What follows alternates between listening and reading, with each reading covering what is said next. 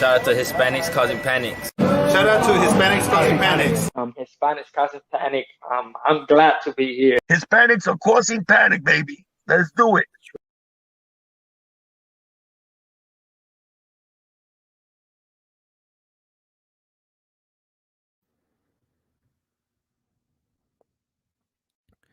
What's going on, everybody? How's everybody doing out there? Funky Boxing of HCP. Let me do a quick sound check. Give me 1 second.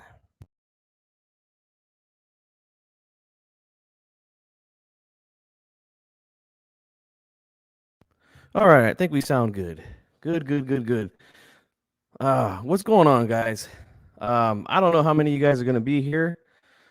This is not a regular show like on the network. This is just some live boxing talk. I do have a couple of things, as you can see in the title, the history of HCP. We'll talk about that a little bit.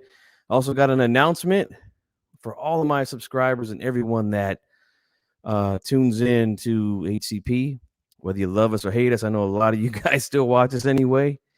So there will be an announcement. And then after that, I'm just going to go ahead and open it up to anybody that wants to come on and talk boxing, man. I'm going to be here for a while.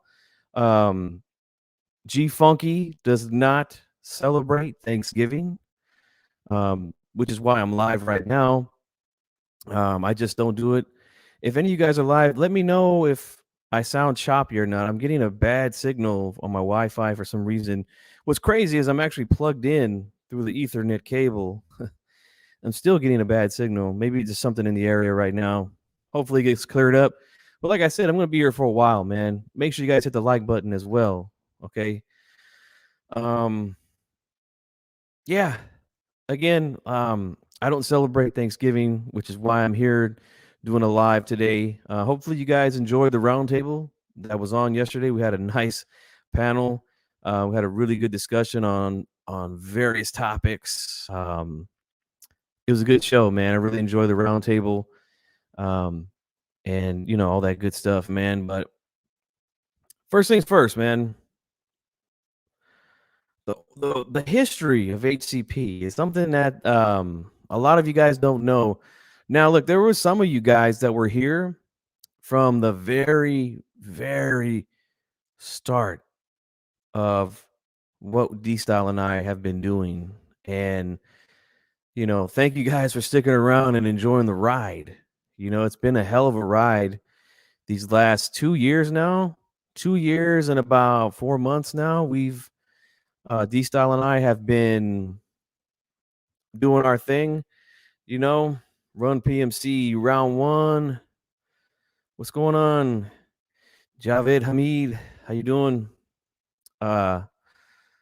Yeah, so what I want to do is I want to talk about this. Now, I've been on YouTube for 10 years talking boxing with you guys. I've done little videos here and there about other sports and other topics. JC, what's up, bro? But most of the time, 99.9% of the time, it's been boxing. Okay. And I started my channel because it was hard for me to get good boxing talk anywhere else outside of YouTube. Tony Boswell, he's been here from the beginning of HCP. Hey, man, much respect to you as well, brother. I appreciate everything that you do, supporting us, man. That's a real one right there, man. But yeah, 10 years. I think I hopped on YouTube like around 2009 was when I discovered it. And I was able to see that people were doing videos on sports. One of the first sports channels that I ran across was a guy named Bruce Blitz. I'm not sure how many of you guys are familiar with Bruce Blitz, but he covered all sports, mostly NBA though. He's doing a lot of NBA talk when I first came on YouTube. I did cover boxing, and through him, I discovered blood boxing because he was like, man, this guy right here is the best when it comes to talking boxing on YouTube. And I'm like, let me check this dude out, man. So, I was like hooked, man. I started listening to Blood's videos. Then, I stumbled across quite a few other people that were here at the time. as time went on, I discovered a lot of people, man. But D Style was one of them from the very beginning. My boy 916 Chris was also around at the time. Rest in peace to him. Compa Sakura, what's up, man? Um, yeah, he was the first one that I knew of out of my city to do YouTube videos, talk boxing. Him and I, we talked through comments, never did any shows together. It was not like it was today, like where we had StreamYard, you could send links and stuff like that. It was one of those things where you make a video and you watch people's videos and you can make response videos, stuff like that. And it was just it was fun back then, man. Everything was fresh. I believe he was in a car accident. Is how he passed away. It was sudden. Um, but yeah, he was a cool dude, man. And him and I, we would just talk through the comments. He would comment on my videos. I would comment on his videos. Same thing with D Style. Like I made a response video to him. We had interacted a little bit before in the comment sections. But he made a video. I'm not sure if it was him at the beginning or if it was Mr. Boxing Today. One of them, I think it might have been Mr. Boxing Today, who did a video about his fanboy stage when he was like a teenager watching boxing. And then D Style made a video, and then I made a video response to it. That's right. Rest in peace, man.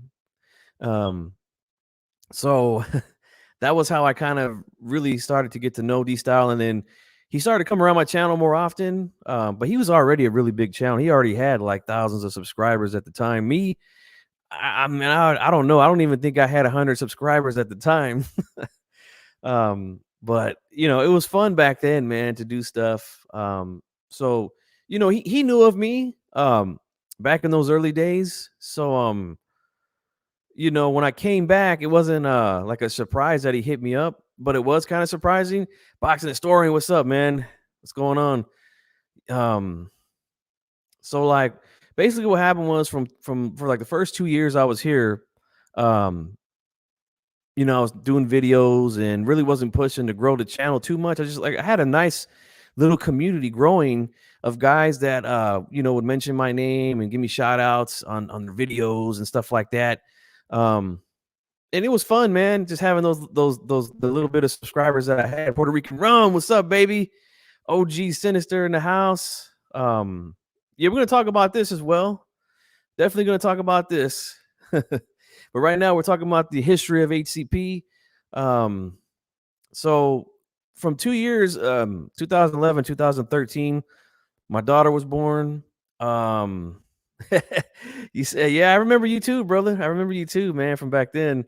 But in May of 2013, I became a father. So YouTube took a back seat. YouTube took a back seat. As a lot of my daughter, she has special needs. So there was a lot going on in my personal life. So I put YouTube aside. Pounds, what's going on, man? HCP is guerra. Yeah, that's right, man. Let's see. I remember when things was just fun back then. It was like the wild, wild west. Exactly, man. Good times though, man. But yeah, my daughter was born, and I had to do the father thing, and this shit went in the back seat.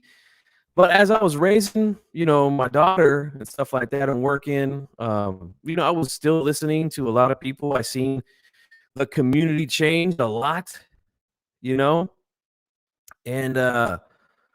every now and then I would do a video, but it wasn't consistent in that 3-year gap that I was gone.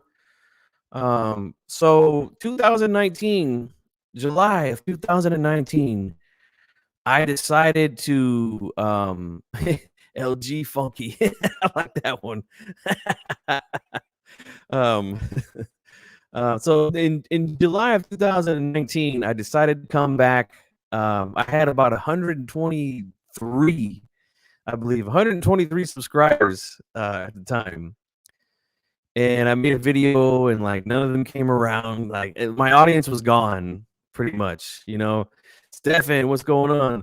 The only guy that I remember from back then, besides D Style, that was subscribed to my channel was Psycho Boxing fan who comes around every now and then. He's been around my channel for a long time, man. But yeah, came back, made an announcement that I was coming back. Nobody watched the video. Then you got like 7 views, something like that. It was like, no, fuck, you're back, you know, like. So yeah, I did a play-by-play. It was what I called it back then. On Ray Vargas versus Kameda, the Japonese who lives in Mexico. I think he's married to a Mexican woman. That's a fight that was on, so I said, "Fuck it, I'm gonna go live. I'm gonna call that fight and see what happens." So I go ahead and do that. So let me share the screen with you guys. I'm gonna show you guys something real quick. Check this out. This is fun, man. This is gonna be fun for a little bit. But here we go right here. All right, as you can see at the bottom of the screen, right? Date was, I think, July 13th or something like that. 2019, right there. Look at the camera. Look at that. Just a regular webcam on my laptop. I mean, we've upgraded a lot since then. But you know, I just came back and I was like, fuck it, let's just go live. I had the headphones on, like. So you know, it was fun doing that. I didn't really get a whole lot of people watching that night, but it was fun, man. But here's what I want to show you guys. Check this out. Here's where the origins of HCP started. Right, I roll down into the comment section and I get this guy right here jamming me up. Hopefully you guys can see that. Let me make it a full screen. All right, hopefully you guys can see what that says right there, but it says from D Style Boxing 2 years ago. It says, "Hey bro, let me know if you want to join me on my Tuesday live stream," right? And back then it was Google Hangouts. It was Google Hangouts, and let me see if I can zoom in. Maybe I could zoom this thing in. Hold on. Yes, I can. Nice. Cool. There we go. You can see that now, right? So I'm gonna go ahead and just, you know. So he invites me to do the show with him. And you know, I'm like, hey, what time? And he gives me the time, and I'm like, hey, I'm down, brother. You know, and I gave him my email, and that's how it got started, man.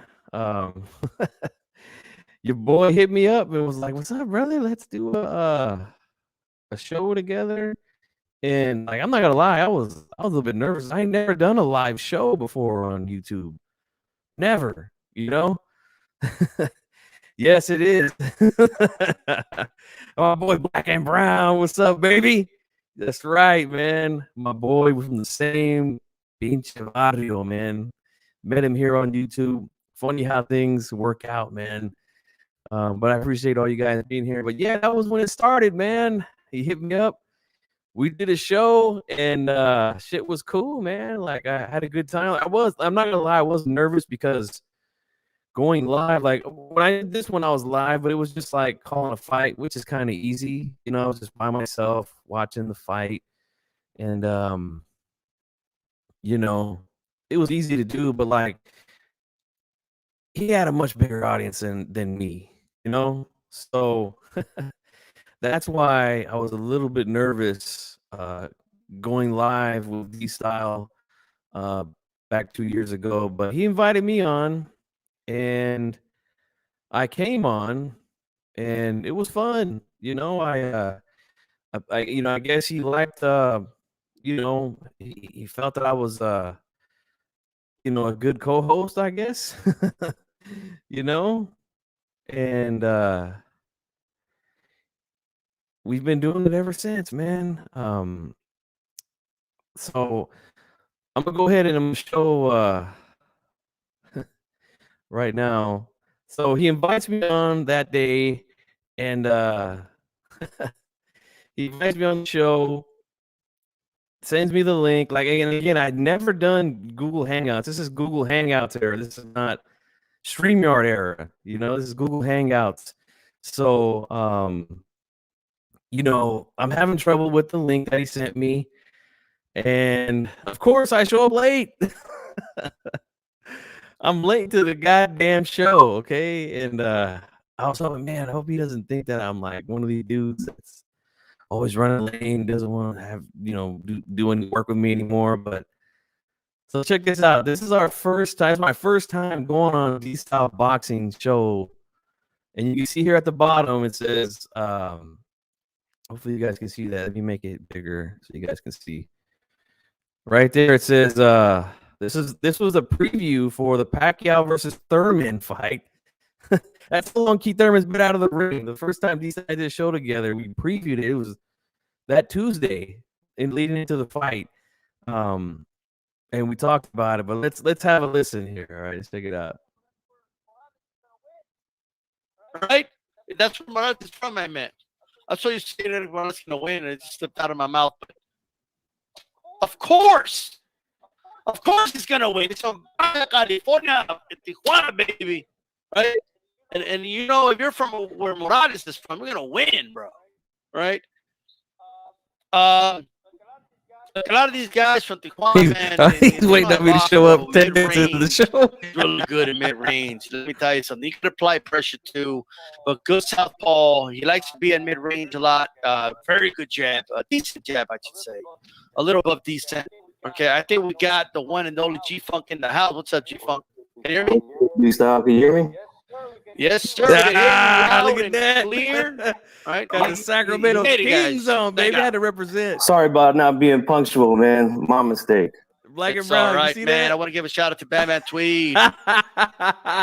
Hey, I was going on to a big channel for the first time, man. I had to let people know where I'm from. You know what I'm saying? I had the Sacramento Kings jersey on, the hat. Bruce Goes, what's up, man? What's happening, brother? So yeah, that was the first time we we did a show. It was fun. Of course, I showed up late. But it was good times, man.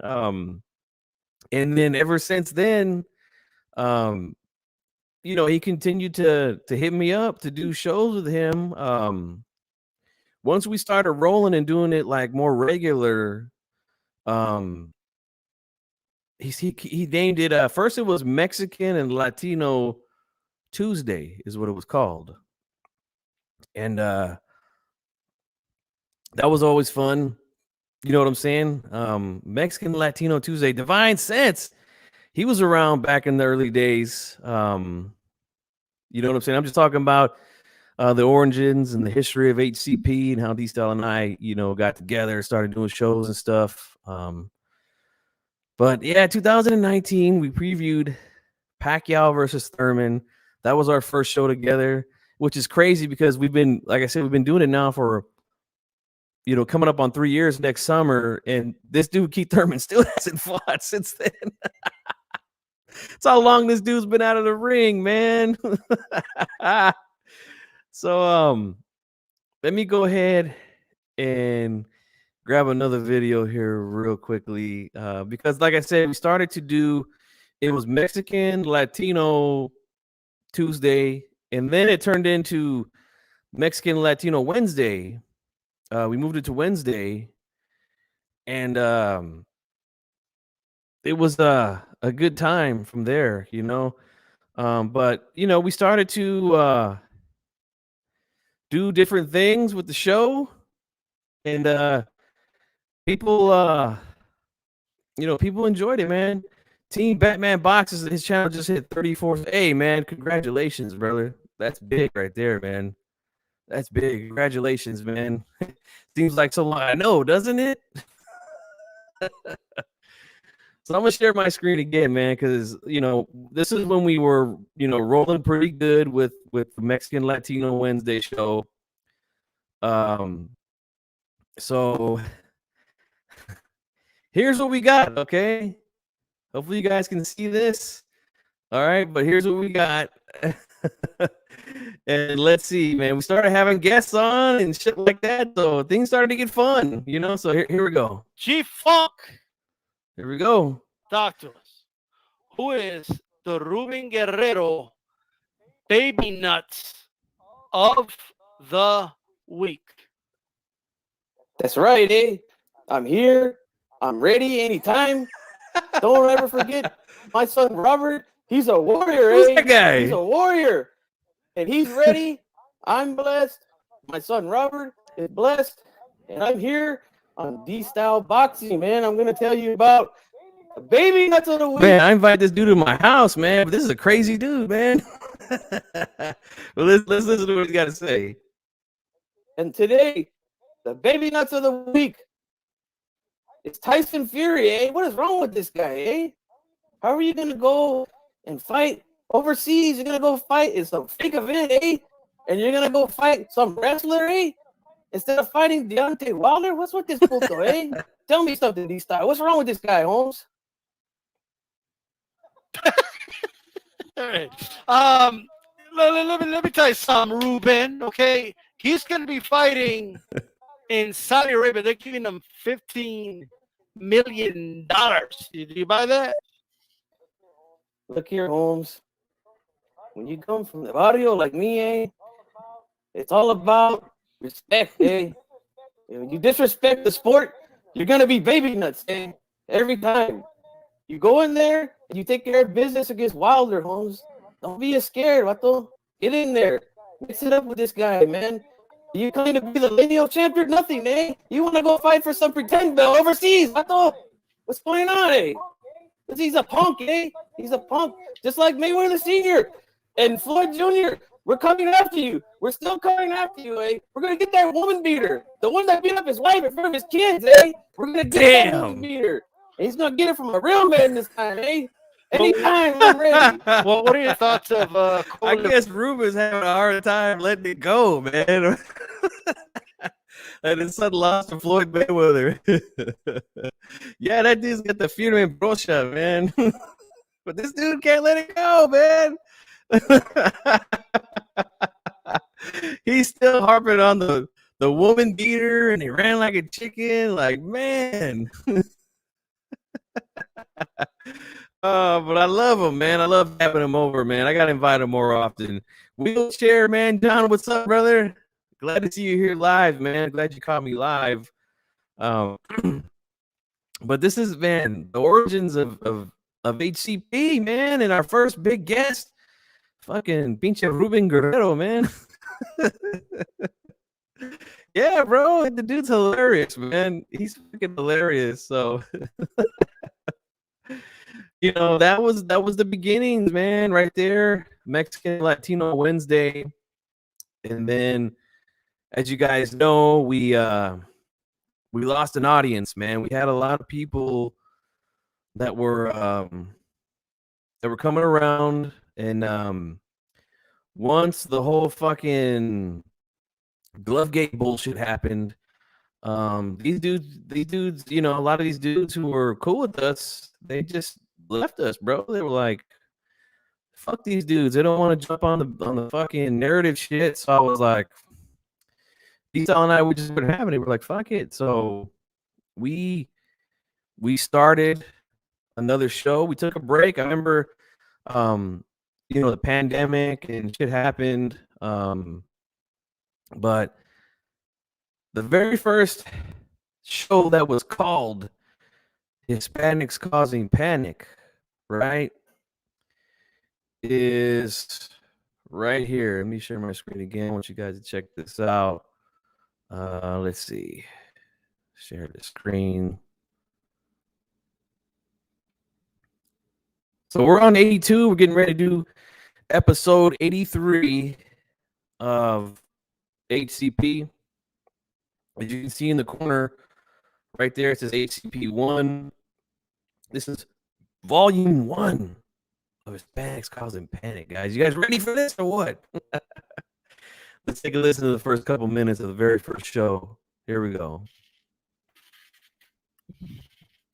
Muchas gracias. Thanks for those joining me live And to those that be joining me on archive, I've been joined by the one, the only Chief Funk.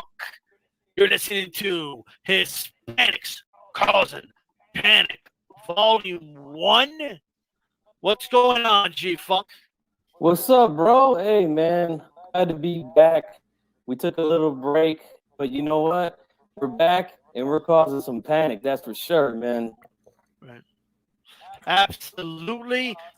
Mexican Latino Wednesday is now behind us. We had a great run with that, but now it's time to take it to the next level. You know what I'm talking about? We're the Hispanics. That's facts, Stefan. Panic around this shit. You know Yeah, what I'm talking right, about? man. That's right. You know what I'm saying? We're the only ones holding it down for the Hispanics here on YouTube, man, in the boxing. Uh-oh. Oh, So let's do okay. oh. What's going on? Hey, let me tell you something, hey. Did G-Funk get out of here, hey? Get out of here, Holmes, all right? I got to talk with this guy right here real quick, hey? All right, so what you see right here is I'm being interrupted by Ruben again, okay? He just couldn't help himself. We're starting a new show, okay? And he wanted to make himself a part of the show, okay? Now, there's this crazy theory going around YouTube that this guy right here, you see on the screen, let me make it a little bit bigger. But this guy right here is me.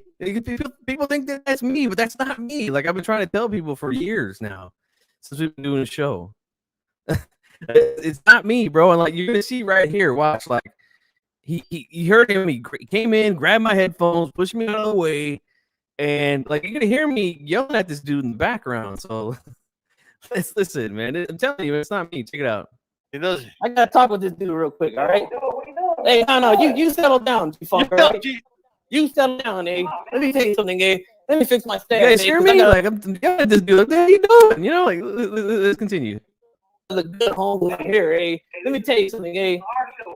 No, this is my show, eh? We're the real. My son Robert and I, we're the real Hispanics calling panic, eh? He and my son, eh? We did 4 divisions, eh? 4 divisions we moved up, eh? And we became champions, eh? We're the real. And Juan Lascano, you stole my name, eh? You're no Hispanic causing panic, eh? That's what they call me. I was in the Pinta, Holmes. I was in the barrio in the streets, eh? They called me that one, eh? That was me, Holmes. You know what I'm saying? G-Style, you know what? G-Style and G-Funk, you guys are the baby nuts this week, eh? Hey, you two are the baby nuts this week, okay? You two. You hear me yelling at the dude? You hear me? Out. Let me tell you something. First of all, you tell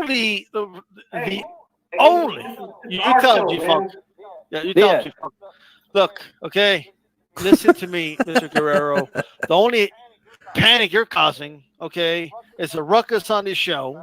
All right, and your son, the only thing panic he's causing, okay, is the networks. Okay, when the ratings go down, and nobody wants to see his ass on TV because he hasn't been good in 10 years. G-Funk, you calm down, G-Funk. You calm down, G-Funk, all right? You calm down, eh? He's telling me to tell you something, eh? You don't want to talk about my son like that, eh? You see, guys, like we got to stop that crazy theory that's going around that's me. Pretending to be Ruben, like that's Ruben, bro, right there. Like that's not me. Division champion, 4 divisions, man, 4 divisions, all right, bro. 10 years ago, we just beat Berto. We moved up 2 divisions, beat Berto, and you see the beating we put on that dude from Turkey, eh? The Aydin, whatever his name is. Everybody's bro. Everybody is beating up Andre Berto. Everybody. Okay. What are you talking about? Nobody put a beating on him he like went up he did, eh? Andre Berto like half a decade ago. Okay. And Chicken Mayweather, he ran from us, eh? He ran. And he's not a real man. He's a woman beater, eh? And I'm going to tell you, G-Funk, you be quiet, eh? I'm almost done here, eh? All right? D-Style, it's going to be you and me again, eh? I'm telling you, eh? We're the real Spanish causing panic, eh? He and my son, eh? He and my son, eh? That's right. You're the Hispanic causing annoyance. Who you are? Okay. Let me tell you something. I hear G-Funk in the background telling you what's up. It's our show. Okay, that's number 1. Okay, but let me just say this to you right now. Okay, Ruben Guerrero. The only reason you're here, okay, the only reason anybody cares is for you to give us your baby nuts of the week. So who is it Mr. Guerrero, who's your baby nuts of the week? Is it just some other random fighter out there? Andy Ruiz? You know, who is it? I want to know who the baby nuts of the week is. It Chisora? Is it a boxer out there somewhere? Some boxing scribe? Who is this?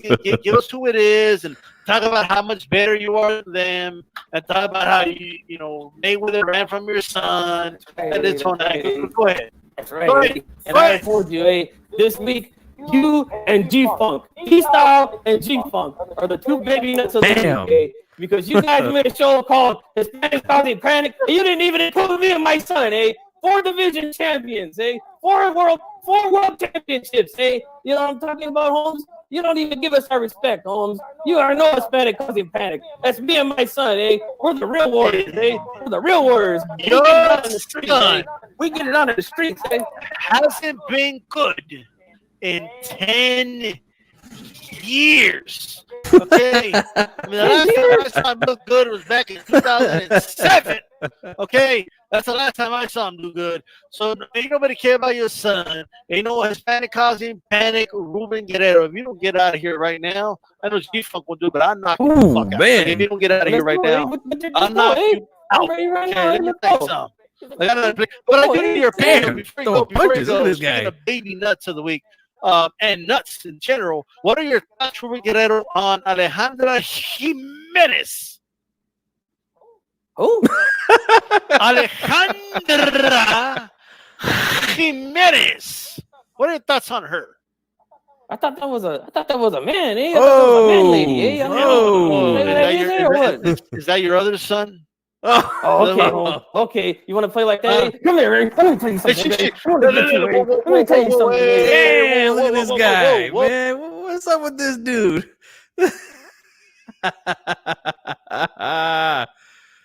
Man, what a ride it's been, guys.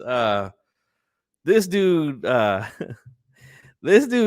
he definitely caused some panic. Like, I gotta give it to him, you know, like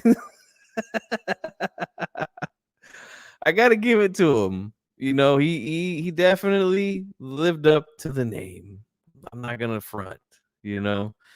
But yeah, those are the origins, man, of HCP, you know. But here's another thing I want to show you guys right here, man, because we you know, we were doing the show. We did, you know, 5 shows or 4 shows, I believe. And we went ahead and, you know, we started to invite guests on to come on and talk with us and, you know, kind of spread the word about HCP. Yeah, he definitely was out of control. All right. No, I don't think it is.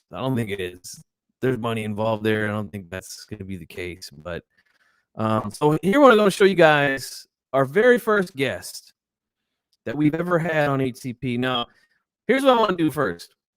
For all you guys that are out there watching, I don't know if you guys remember, but somebody that we work with, somebody that we mention a lot, take a guess at who do you think was the very first third guest on HCP?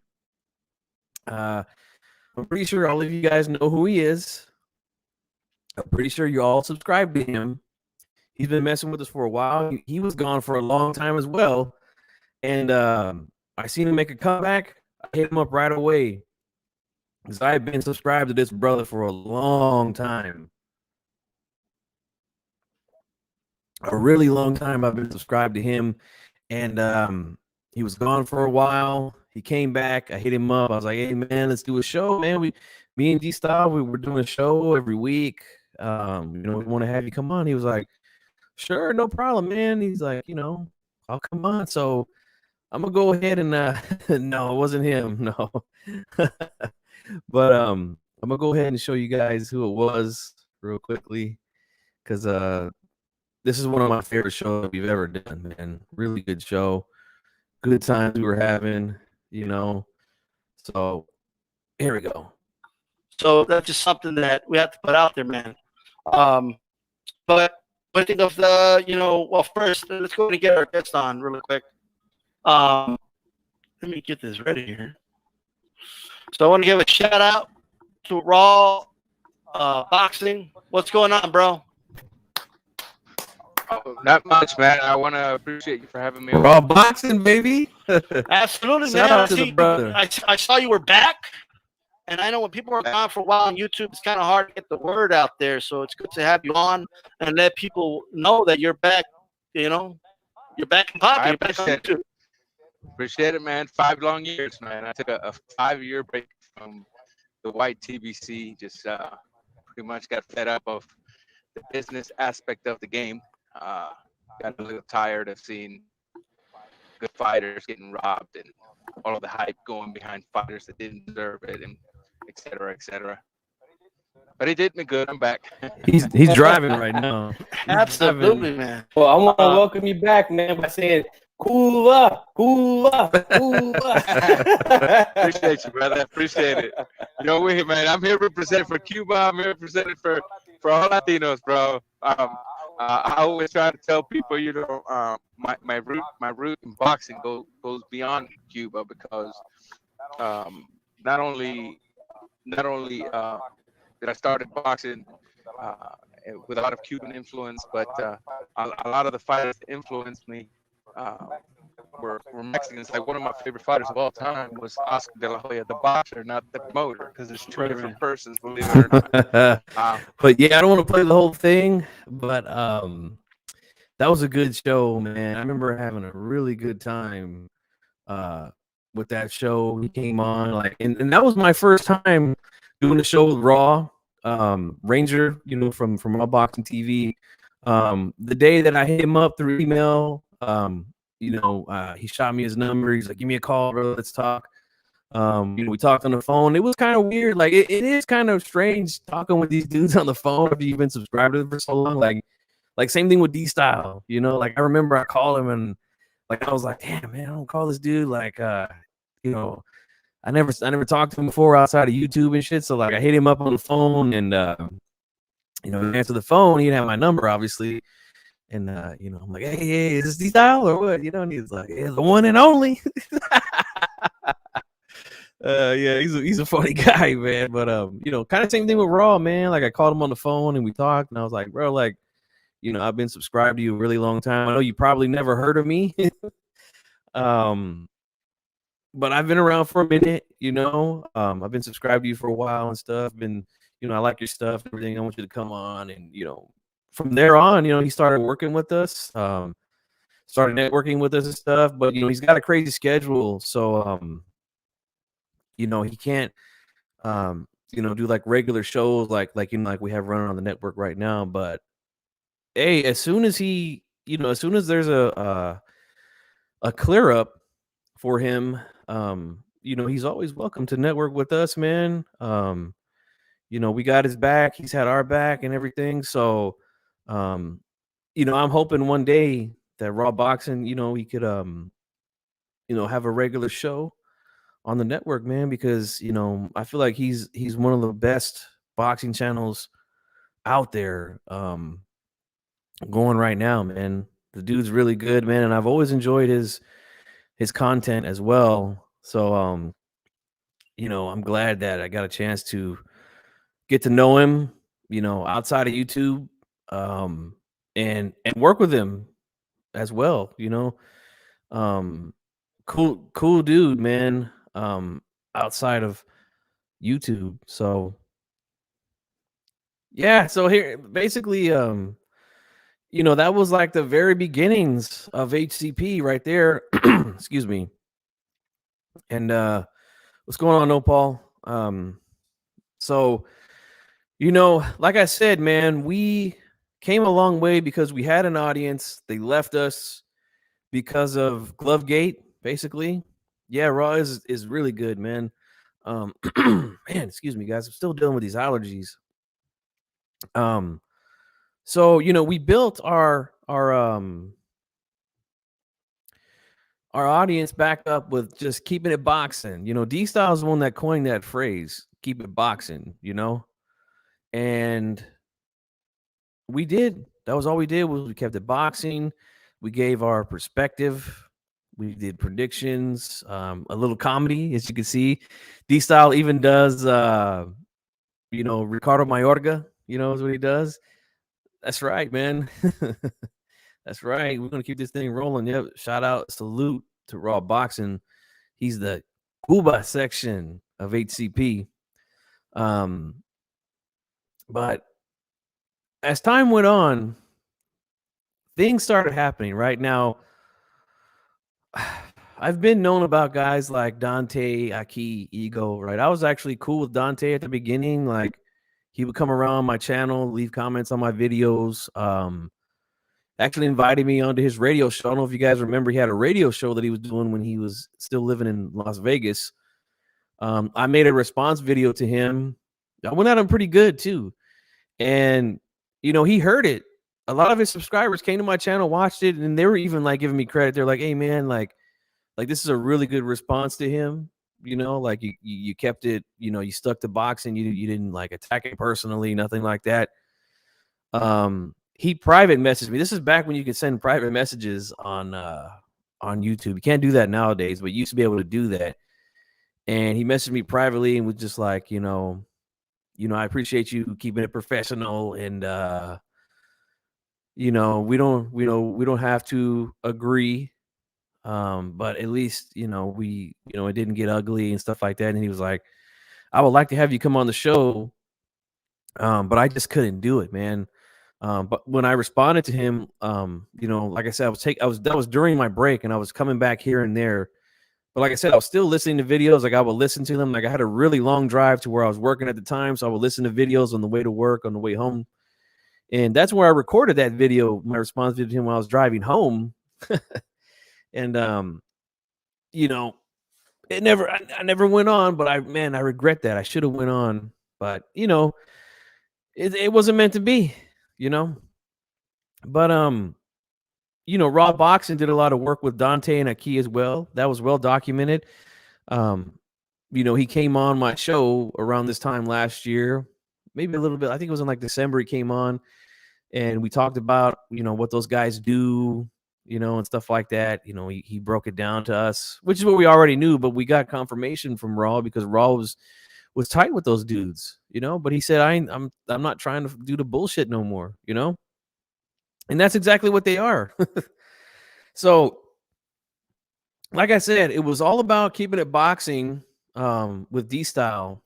And, I told him, I said, look, man, I got a niche, brother. Like, this motherfucker, Aki, like, his videos, like, they just rub me the wrong way, man. And, like, I'm dying to go at this kid. I'm going for his head, And, he was like, man, let's just keep doing what we're doing. We'll be all right, And I'm like, all right. So basically what happened was, last year on Thanksgiving, and I think I'm going to make this an annual thing, man. I'm going to go live every Thanksgiving and just talk boxing with you guys. But that was the very first time that I decided to go after Aki, Oh, we're going to get there in a minute, brother. We're going to get there in a minute, but I appreciate you being here. I was home by myself. Like I said, I don't celebrate Thanksgiving, so I was home by myself, and I said, fuck it, I'm going to go live. I'm going to go at this dude's head, And he put out a video that annoyed the fuck out of me, And it just drew the line for me. And I was like, you know what? He talks a lot of bullshit about, how Mexican fighters are afraid of African-American fighters. Like, he'll say it all the time with Canelo, which we know is all bullshit. And I've battled those narratives, which is where the HCP's war comes from. All right. I started the war, with this dude, with the narratives and shit. Went at his ass. Even called into a show. Like, I wasn't playing with this dude. And I knew calling into his show, he was going to have the upper hand. Obviously, his audience. He has the phone line. He kept muting me while we were going back and forth. I kept getting my comments deleted in the chat. But there were some people there, man. I brought a lot of people with me, and I don't know how a lot of these guys knew that I was live because I didn't tell anybody. The only person I told was D-Style. I told him, I said, look, this motherfucker is live. I'm gonna call and do a show right now. I'm gonna go at him, right? Yes, he is. Kaka TV is very delusional. Yes. No, he's an Arab. I think his family is from Yemen, if I'm not mistaken. Yeah, Kaka TV is definitely right. I'm sure a lot of you guys remember that that night if you were there, but Black and Brown, Major Key Boxing, my boy Guido was there, D Style, a few other guys. Like there was I don't know how they knew what was going on, but they was there, and I kept putting my area code in the chat. This motherfucker had me on hold for 45 minutes. Didn't want to pick up the phone, but yeah, man, like I went at this dude really, really hard, man, and I just couldn't help myself, man. I just couldn't. Like again, D Style was telling me to hold off on it at the time, but I just couldn't keep my mouth shut anymore, man. I just couldn't. So let's watch a little bit of this, man. This is when I decided to go at this fucking weirdo about this stupid Glovegate bullshit, So here we go. You guys can see that screen? All right, cool. Let me do it like this. Turn the volume. Here we go. You guys see that title there? Let me make it full. Look at that. That title says breaking news, right? Breaking news. Deontay Wilder wins tampered glove case versus Tyson Fury. They're claiming that, I guess, this thing went to court. You see the title of that fucking video? Did you hear the title of that video? Unbelievable, man. And people believe this. Like, this is why I decided to go to war with these motherfuckers. Like, this shit's got to stop. Deontay Wilder wins tampered glove case versus Tyson Fury for cheating for criminal attempt. Unbelievable. This is way before the third fight even happened. The date that I did this again was last year on Thanksgiving when I made this video. This dude is claiming that the shit went to court and Wilder won the case and like you got to be fucking kidding me,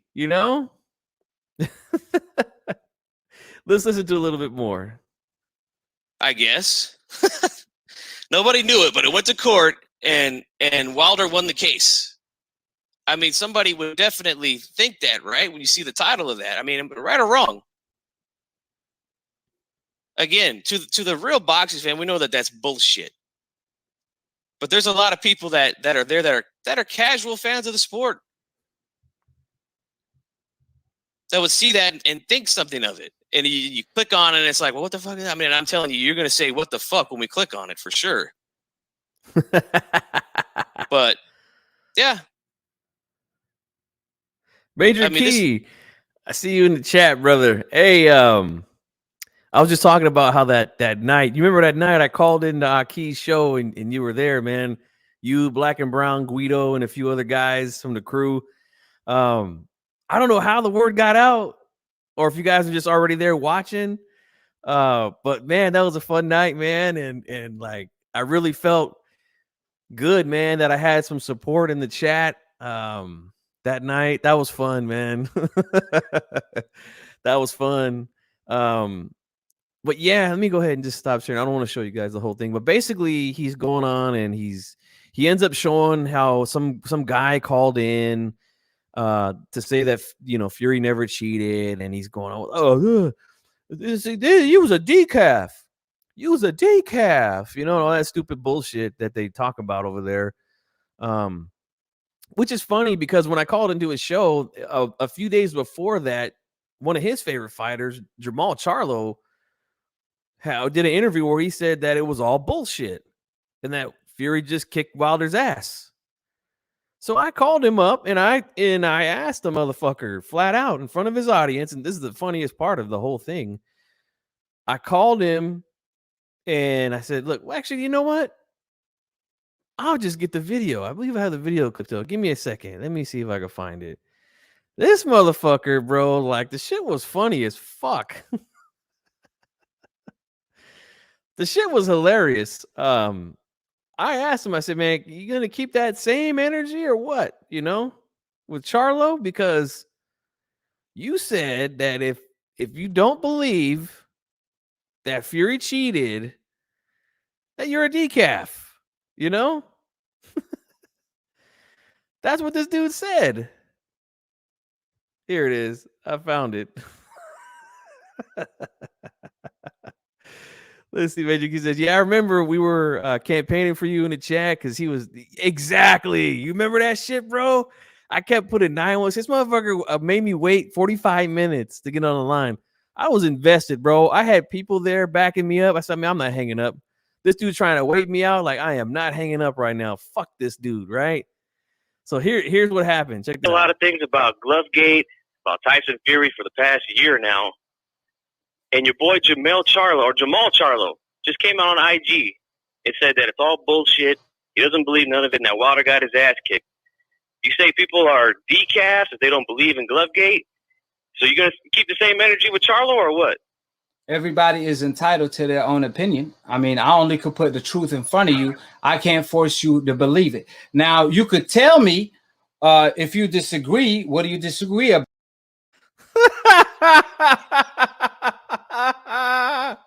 Did you hear that? He didn't know what to say, man. He was stuck, bro. There was about 500 people or so watching him that night, and the motherfucker didn't know what to say. Like, he ain't keep that same energy, you know? Why you ain't gonna call Charlo a decaf? All right.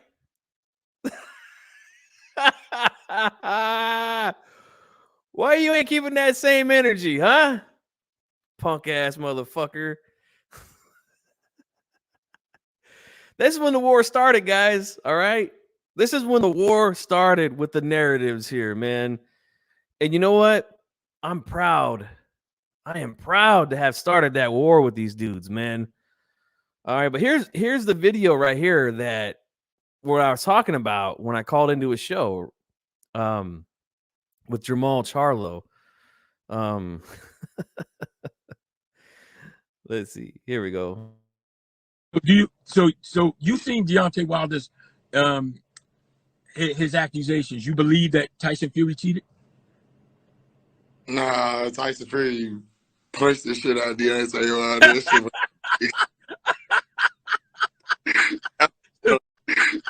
no cheat. You know what I'm saying? Like, nah, he beat his ass. Cool. This is the guy that Dante, Aki, Ego were saying that they were backing him 100%, saying that Canelo was scared to fight him. You don't want to fight no black fighters, right? Spotlight, what's going on, man? My boy Remy, what a sucker. Akaka TV, exactly. The $2 super chat, brother. I appreciate you, man. I appreciate you. See, Akaka, the face of bad photoshopping. I just asked the motherfucker, all you got to do is just call Charlo a decaf and everything would have been cool. But he couldn't do that in front of his audience because you push nonstop narratives, man. And you were invested in it. You couldn't fucking, you couldn't go against the shit. You're married to the narratives now, you know? Motherfucker's married to the narratives and he doesn't have a choice but to stick to it, even when his favorite fucking fighters don't believe the shit either, you know? That was a fun night, man. Let me tell you. I had a fucking great time.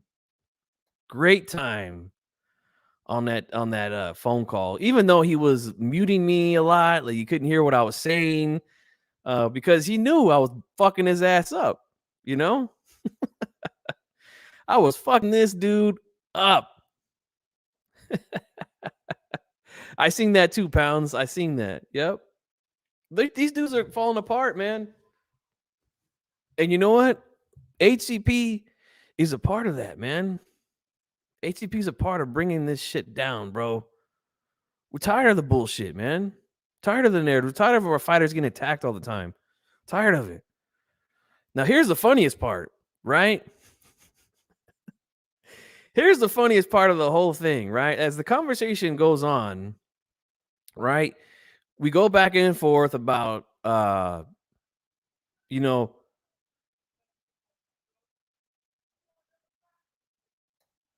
all the claims that these guys were talking about with Wilder and how he had a dent. Remember the whole dent? The man's got a dent in his skull, you know? So I don't know how this guy or any of his followers can believe that fucking a man can walk around for over a year and some change with a fractured skull. Okay. Now, look, this is a few months before. This is like right at around the time that they had that first press conference for the third fight. Like, did you see a dent in this guy's head? And that's the left side because they claimed that it was the right glove that was loaded and had no horsehair. And it was pounding away on this guy's head and he had a dent. There's no fucking dent there, right? We all know that. So when I asked his punk ass about it, all right, well, I asked his ass about it. Listen to this. Answer my question. Can you answer my question? Where did it go? The dent's still here. The dent's still on his head. The dent's still on his head. Duh. The dent's still on his head. Bro. The dent's still there. Duh. What a fucking loser this guy is.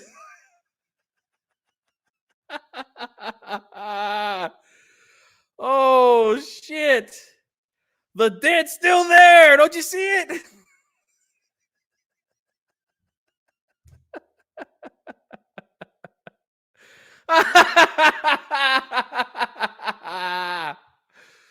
That's hilarious, man. That is hilarious. Holy shit. But hey, when you're married to the narratives, you have to stick with them, okay? You have to. The GOAT Mario P says a lot of these YouTube weirdos pushing narratives, it seems to me they're afraid their favorite fighter is losing, so in order to convince themselves, they consistently dilute themselves to feel better. I'm here, baby. All right, I don't do Thanksgiving, man, but I appreciate you being here, brother. I do. Oh, and he drops the $4.99 super chat. Happy Thanksgiving. Viva los Dodgers. Oh, come on. And los 49ers. Okay. Okay. I appreciate you, brother. I do, man. You know, I appreciate the support that you guys give us, man. Till this day, that dent is still there. All right.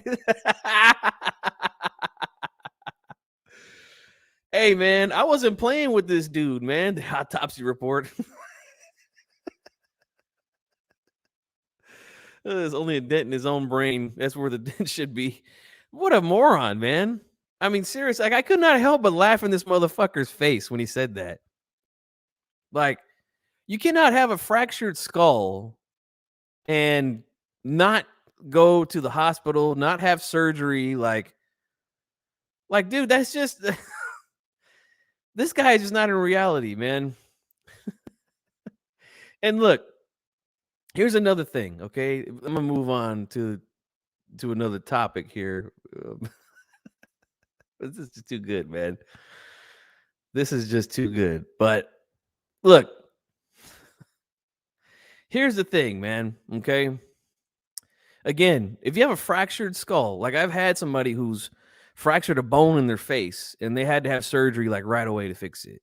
Like they're talking about this guy had a hole in his skull, you know, and it healed itself, you know, self-healing skull, I guess Wilder has. But look, here's what you do, man, to debunk stupid shit like this, okay? Now, if the man had a fractured skull, like that's a serious thing, okay? So here's what JD's was asked about Wilder's injuries after the fight. Now, this is immediately after the fight where he's getting examined by the doctors and all that shit, right? So listen to what JD's had to say. Anyone else right here? Jay, what is Jay, what is the extent of Deontay's injuries, if any? He had a small cut inside the ear, may have affected his equilibrium, and so he's just going to get a couple of stitches there. That's really the extent of it. It was a tough, grueling fight with a tough, grueling fighter. And Small cut in the ear. That was it. A small cut in the ear. Now, you would think if a motherfucker had a dent in his skull, like they would catch that, right?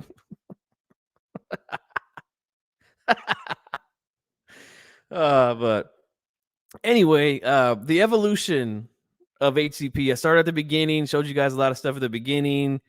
I showed you last year, I decided to go to war with these motherfuckers, man. That's why you see the logo that you see on your screen right now. HCP is war. All right. And I'm proud. I'm proud to be a part of that. I'm proud to debunk narratives out there, false ones, against all these fighters. You know, you guys know I protect fighters, man. Like I don't like when these guys call fighters ducks. Like, I just don't think fighters are afraid to fight each other. I don't. I know there's a lot of people that disagree with me when I say that, but I don't believe that. I don't. You know, personally attacking fighters, I'm not into that as well. Unfortunately for Deontay Wilder, he jumped on the narrative train. So, you know, he co-signed all that bullshit. And, you know, we were told that after the third fight, all the real evidence is going to come out. You know, the real evidence. Well, the third fight happened. Wilder got beat up, knocked out again, like you guys wanted him to go out on his shield. And we still haven't heard shit. So, so much for that. Okay. But like I said, man, that's what HCP was built on, man. Keeping it boxing and going to war with narratives against our fighters, man. Jeff, what's happening, man? Good to see you here. But that's really all I wanted to talk about as far as like the history of boxing. Now I'm going to get into my announcement. This is going to be really quick, and then I'm going to just go ahead and put a link out there for anybody that wants to come on and talk about anything as far as boxing goes, you know. But all right, here's the deal, okay? This Monday night show that I'm going to do, 9 Eastern, 6 Pacific, you know, like we always do here on gfunkyboxing. HCP is war every Monday night. Might be my last show for quite some time. You know, it's getting harder and harder for me to free up time. I'm doing 3 shows a week, you know, one here. I do the podcast with D-Style Boxing on his show, on his channel.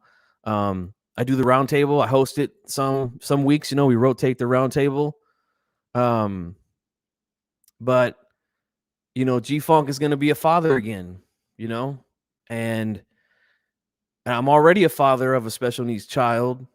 And it's getting to the point now, obviously, as the pregnancy goes further and further along, you know, it's getting much harder for my wife to do things. So dad's got to take over, you know?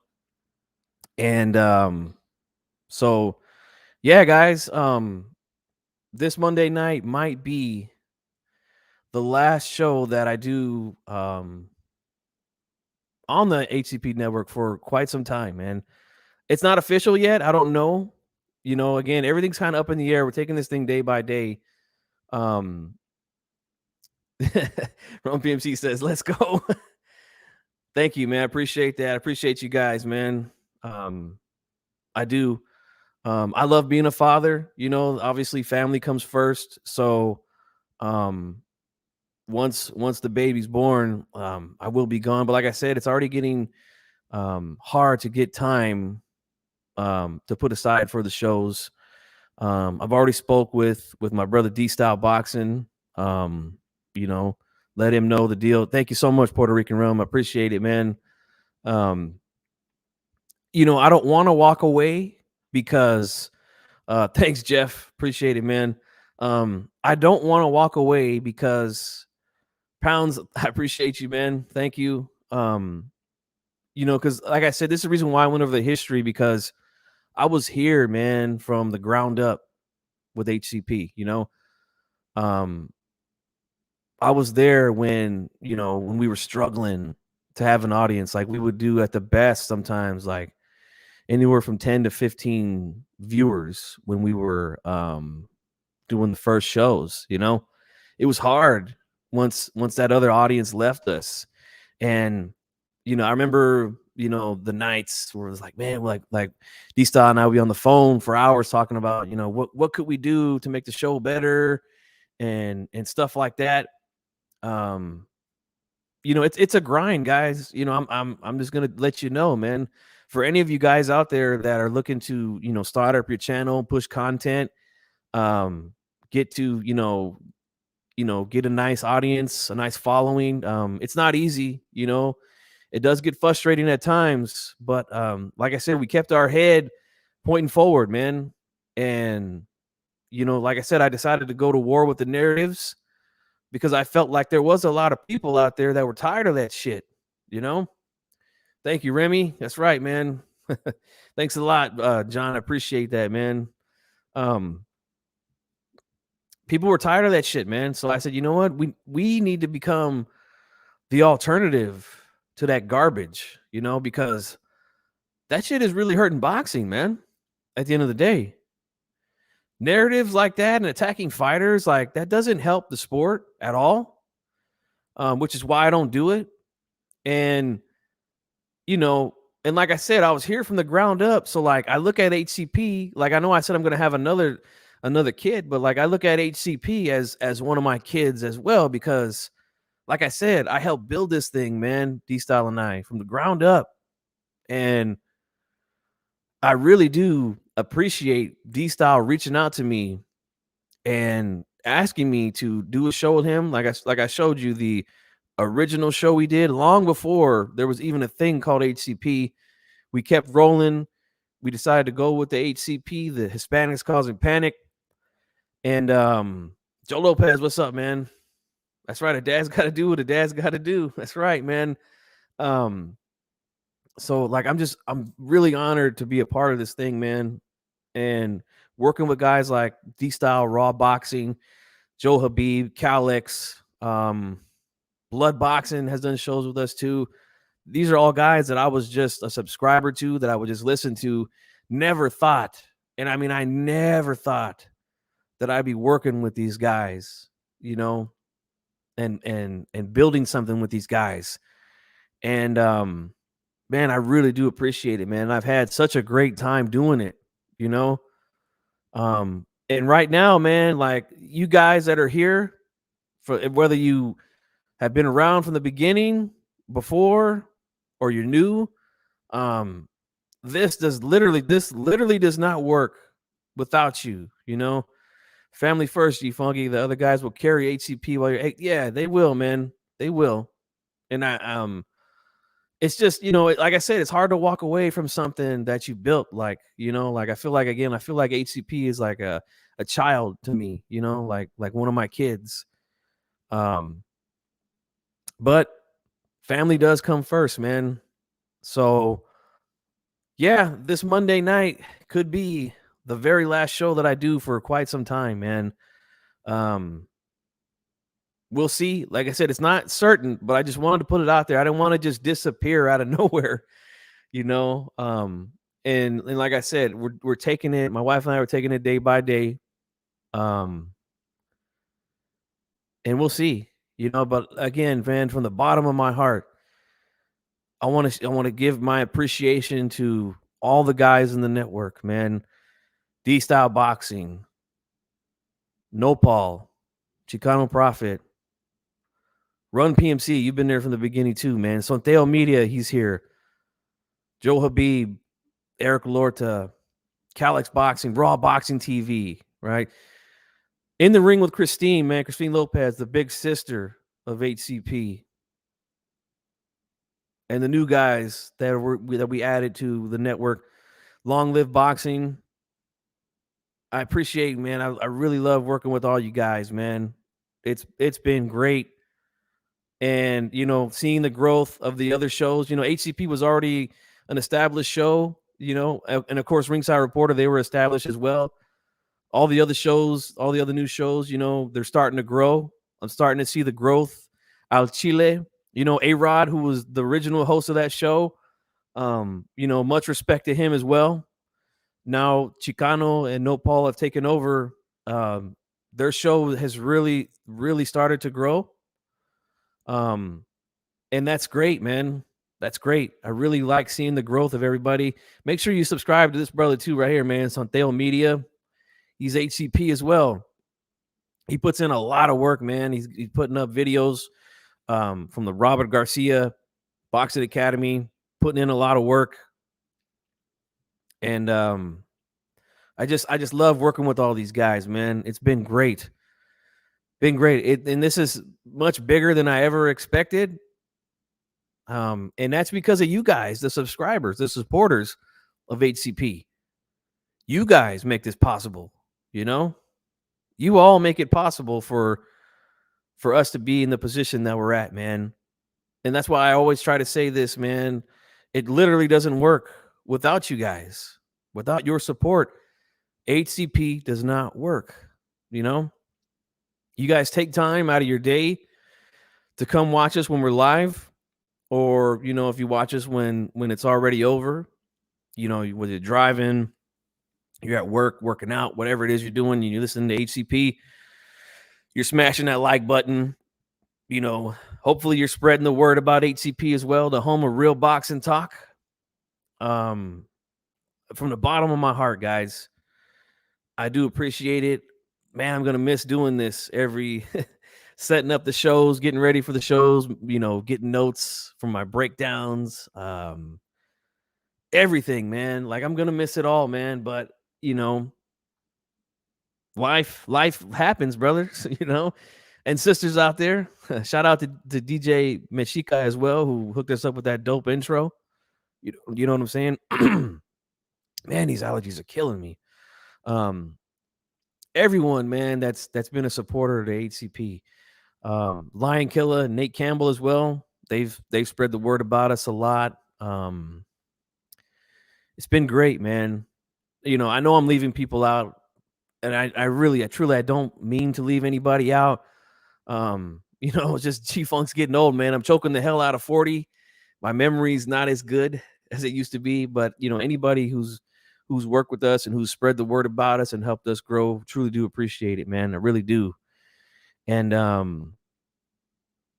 yeah, man, that's that. I appreciate everybody who's helped us grow. So I'm gonna just go ahead, man. I'm gonna put a link out there, man, for anybody that wants to come on and talk boxing. You talk about anything you want, man. Anything concerning boxing, whether it be fights coming up, fights that just happened, fights in the past, as long as it's boxing related, I'm cool with it. Joe Lopez says, I listened to HCP when I was locked up. Hey, hopefully we got you through some of those nights, bro. You know what I'm saying? Yeah, man, appreciate you being here, Joseph Torres. Yeah, man, it's been a hell of a ride, man. I love it. And I'm looking forward to see what comes from all this, man. You dig? Let me get this clown out of here. What's this guy talking about, man? Like, come on, bro. Like, I'm gonna just give you a warning right now, man. Like, keep it boxing, okay? That's what we're here to do. Talk boxing. None of that other stupid weird shit. I already gave my prediction for that on the HCP podcast. On on the HCP podcast with D Style on Tuesday. So you can check that out. I don't feel like that fight is a good enough fight for me to just make a separate video about. Like, I try to do my prediction breakdowns on fights that I feel are like really good fights, or like fights that are close to like 50-50, Well, I feel like Teofimo should beat him easy, you know? So yeah. I feel like the Figueroa and Fulton fight is a much better fight, you know? Much better fight. I'm looking forward to that one more. You know, if Teofimo wins, which I think he will, hopefully something good happens out of that. You know, this fight has been held up for a long time, you know? Holy shit. Everything all right over there, bro? Man. You know, it's all good. I'm gonna be here for a minute, man. You know, I'm gonna just be hanging around, man. So I'm gonna do. Let's see. The Goat Mario P says, Cambosa's tattoos and Chola look has me convinced he beats the. That's hilarious, man. 92 at KU. Brandon Figueroa's sister will be there. That's a must watch. Hey, man. Hey. I'm a married man, okay? I hear what you're saying, but I'm a married man. All right. But yeah, I'm just trying to do as much work as I can before I take my break. And, you know, hopefully you guys continue to support HCP while I'm gone. I know there might be some of you that are like, thank God this motherfucker's leaving. I can't stand him, you know? Some of you guys don't like me anymore. And hey, that's cool. Like, I understand I'm not for everybody, man. I get it, you know? But at the end of the day, you know, I've never attacked fighters like that. And, you know, I don't push narratives or any bullshit like that. So, hey, I'm here to talk boxing, man. That's it. If you can't handle a boxing opinion, then I don't know what to tell you. My boy Chauncey here says, if by any chance Kambosos beats Tio, would you say that would be a bigger upset? Oh yeah, I think so. Yeah, I would definitely say it's a bigger upset for sure. Let's see. OG Sinister watching Figueroa and Fulton is the fight I'm watching. Me too, man. You know, yeah, man. I might be gone for a little bit. Monday might be the last show. You know, my wife and I are expecting another child, so you know, it's time for me to do the family thing, bro. Got to walk away for a little bit. Not sure how long, but we'll see. You know. Let's see. Jeff here says, "Hope Fimo makes a statement win with Kambosos. That layoff and all the drama. A statement KO will be good for." No, I agree, man. I think he's frustrated, man. I think he's gonna take out some frustrations on Kambosos. You know. Let's see. Puerto Rican Rum says, "Damn, I has a feeling you were leaving, but I was hoping the announcement was something else." That's all good, bro. You know, I'll be back. You know, I just like I said, man, I gotta, you know, this is gonna be my second kid, so you know, I gotta be there and be there for the wife and everything. Yeah, I appreciate you, Chinese Yoda. Thanks, appreciate that. Will we catch? We'll catch that time. What do you say? Well, maybe. You know, we'll see. I'm not sure. It's just one of those things, man. Like parenting, you know, it doesn't come with a handbook, bro. Like it's just all, you know, it's just, you know, there's no way to know. So that's why, you know, I just got to be there for my wife and for my daughter, you know, my 8-year-old daughter. So, you know, time to take a little break and do the family thing, man. Thank you, man. Appreciate that, bro. Again, man, anybody wants to jump on, man, and talk, we can go ahead, man. Maybe I'll just talk about something else since nobody wants to jump on. You dig what I'm saying? Let's see. Remy here says Akaka. He's quoting Akaka. Teofimo is going to purposely lose his belts on the scale to avoid him. Did he really say that? That definitely sounds like something he would say, you know. Yeah, that would be fun, huh? Just to pop in every now and then.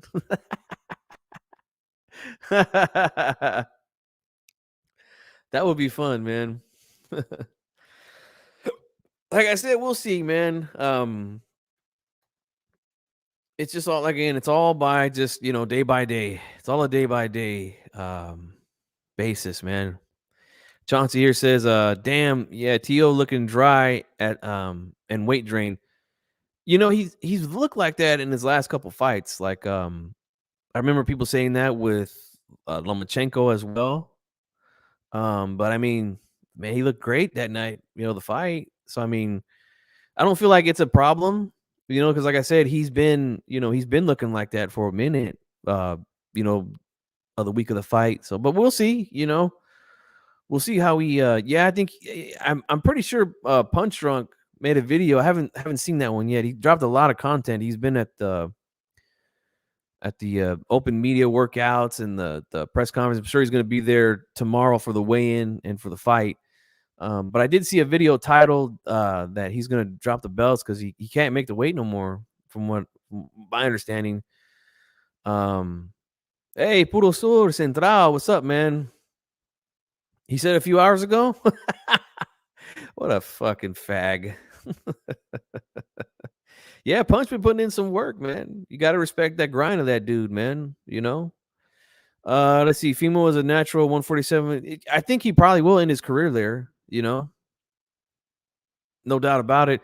I think that's a question I asked his dad when we had him on for that episode. And I think he did say something like 154 or even 160 might be where they end up eventually, Sorry, I had to get a drink of water. But yeah, I think he's gonna win, man. But I feel like let me know what you guys think about the Fulton Figueroa fight. Like, how do you see that one going? Like, I think that's a really close fight, man. It's like to me, it's like a 55-45 thing. Pretty close fight, man. But I'm taking Fulton. He showed me that he's tough in his last fight with Leo, and I actually picked Leo to beat him. I did. I thought he was just going to be too much. The pressure was going to get to him. But it turns out that, he's a tough son bitch, man. Tougher than I thought. So I got to give him credit for that. I was wrong on that one. You think it's a 50-50? Okay. Sinister says he's got Fulton. Yeah, me too, man. But I think it's a really good fight, man. I think it's a really good fight. He says 47. Damn, now I'm thinking of a fight between Tio and Boots or Tio and Virgil in the future. Yeah, if these guys stay there, maybe in a couple years. Damn, those are good fights. Those are really good fights. Yeah, and as far as what he wants to do, he's it sounds like they want to fight Josh Taylor. But Josh Taylor seems like he wants to move up to fight Terrence Crawford, which, I think is a really good fight too. So like, I ain't gonna be mad if he moves up to 147 and decides to challenge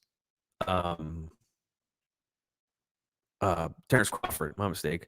Had a little glitch in the matrix there for a second. You got Fulton too. Okay. Let's see. Teal versus Taylor is a good one right now. Yeah, man. I think that's a really good fight at 140 pounds. We'll see how Devin looks against JoJo. I mean, hopefully you guys watched that interview we did with Kid Austin, Floyd Schofield. He's in camp right now with JoJo Diaz. He's sparring JoJo Diaz.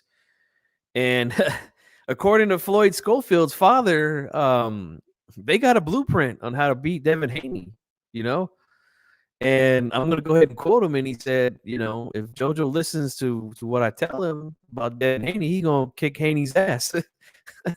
That's what he said. So we'll see, man. I think that's a really good fight too. We know Haney can box. Doesn't carry a whole lot of power in his punches. But you don't have to be a power puncher to win fights. You just don't. But that is kind of concerning. Like if you don't have good pop at 135,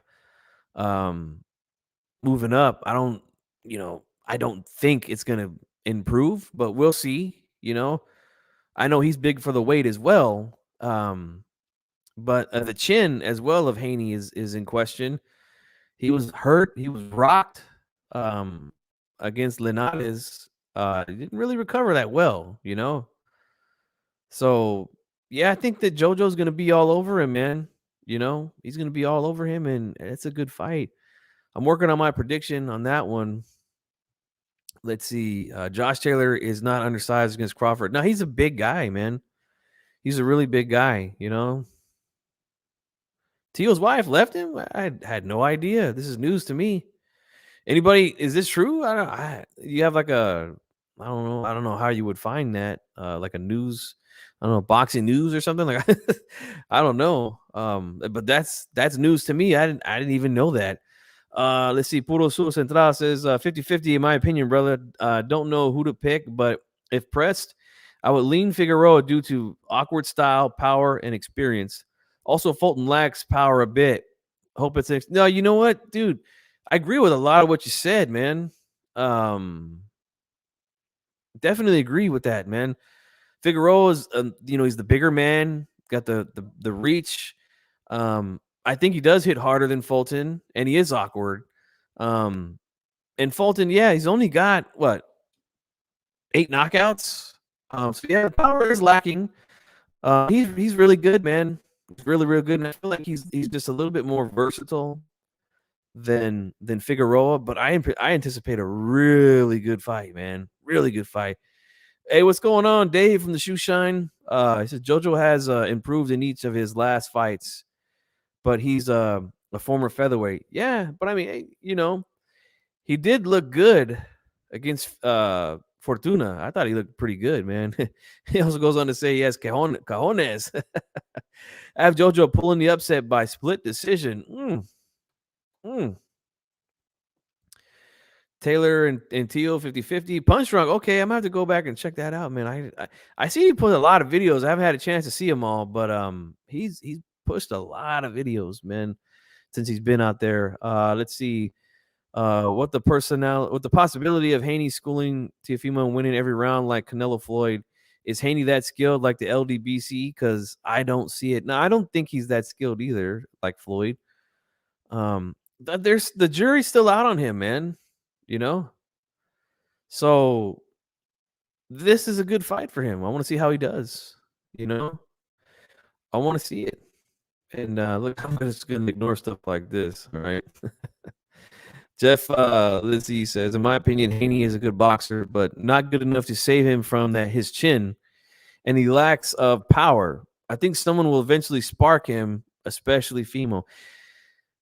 Well, that's the thing, man. Like, is he going to be able to avoid getting hit all night in that fight? Like, I don't think so. I think Teofimo is just as skilled as he is, just as fast as he is, but hits a lot harder. You know, and we know Teofimo can take a punch. You know, he took punches from Richard Comey, who's a good puncher. Nakatani's got good power. You know, we saw what he did to what's that? The Puerto Rican brother's name, Verdejo. Came back in that fight. Obviously, we know Lomachenko, has got some good pop. Was able to hit Teofimo in that fight, and I didn't see him in any trouble, like he was getting ready to go down or something like that. So. I just don't think he can avoid getting hit with something big all night long. Marion Brown, what's up, man? I said Haney's a beast. Just got a weak chin. Teal versus Tank is a real fight. That's another good fight too, but Mayweather only wants to work with PBC, so what can you do? Let's see. Yeah, I only found out the other day when he said about on a video of it being a tough year. Oh, okay, yeah. Honestly, I had no idea, man. I had no idea. But that sucks, man. I know they just had a kid and everything, so wow, that's got to be tough. Let's see. Teal and Tank beat everyone at 35. Loma too small for the elite at 35. Garcia, too many holes in his game and unmotivated. Yeah, I think there's definitely some work with Ryan that he needs to do to take that next step. But we'll see. He's got to get his ass back in the ring, though, man. I mean, it's gonna be. We're coming up on a year for him, and there's no fight announced, nothing for him. Damn, look, Steele's family was right all along about her. Damn, I'm just finding out about all this, you know. Maybe he'll take it out on Cambosis, you know, take out his frustration on him. You know what I'm saying? She left the day of the birth. Holy shit! Wow, that's fucking crazy. Yeah, I agree. The body work was nice in that fight. A lot of people want to ignore that, you know. He hurt Lomachenko to the body too. You know, Loma tried to act like he hit him in the balls and shit, but it was clearly on the border of the belt line, which the referee did say was good. So there was no need to, give Loma a break there at the end of that round. Like, he was clearly hurt. Might have been dropped. You know, if the referee didn't jump in and act like Lomachenko got hit in the dick or something. You know, like that shit was borderline. You know. They see, got to listen to your family. I mean, that's a tough situation to be in, man. I don't know if you're married or not, 92 AKU, but it's different. You know, it's much different when you're married. You know, that's all I'm gonna say. I'm not gonna get too deep, but you know, they were married and they had a child together, so it's not an easy thing to just up and leave. You dig what I'm saying? But you know, I still think he's good enough to get the win here against Cambosis. Look, George, I got a lot of respect for George, man. He during this whole thing with Triller and shit, you know, he stuck it out, man. I imagine it's got to be tough for him, you know, having to wait and start camp and end camp because they don't know when the fight's gonna happen. So, you know, I got to give him credit, man. You know, for sticking it out. You know, he's gonna get his opportunity, and he's earned it too. You know, like that's the thing that a lot of people that don't like Teofimo are mad at him for taking this fight. But look, Cambosis earned the fight. He worked his way up the ranks in the IBF, and he became the mandatory. So, you know, for everybody that wants undisputed really bad at 135 pounds, like, let's say the Haney fight happens next, like it won't be for undisputed if he doesn't fight Cambosis. Like, they'll strip him. Like, we know the IBF is very strict on that. So look, you just got to get this guy out of the way, and like, you know, then we can see the other fights. Let's see here. Teofimo needs a fight 3 to 4 times next year to make up for the. No, I think he said he wants to fight 3 times next year. We'll see. I think that's great. Like, you know, you guys heard me praise Canelo for doing that, man, for being really active this year. That's the old school days, man. You know, Chavez, my favorite fighter of all time, was very active when he was fighting. See, I'm picking Figueroa because I'm biased. We're both from Rio Grande Valley area in South Texas, but it should be a good fight. No, I mean, that's understandable. And like, I think he's got a really good shot at winning, man. I do. I think he's got a really good shot at winning. And yeah, good fight. I'm really looking forward to it. Feel the same way about Isaac Cruz. Glad he's getting a shot. Yeah, you know, he earned his way as well. You know, since all that shit happened with Raleigh, he was the next guy up and he got his shot, you know. The GOAT. Now, I wouldn't go that far. But you know, he is definitely a great fighter, no doubt. But I wouldn't call him the greatest of all time. But yeah, I guess we could talk a little bit about Isaac Cruz. Look, I've seen some training videos from him. He's looking really fast, really sharp, throws with a lot of power. What I like about him is, you know, I think he's going to press Tank. Now, I don't know if he's strong enough to push Tank back. You you know, they might be able to stand like right in the pocket, toe to toe, if Tank wants to fight that way. But that's going to be his game plan. Like he doesn't take a step back. You know, he comes forward, looks to knock you out. I mean, look, he jumped all over Diego Magdaleno when they fought. Knocked him out in one round, dropped him twice, knocked him out in one round, and he looks to take your head off, man. So, you know, Tank, you know, he's got to be careful. I think he's got to be, you know, responsible defensively, and he's got to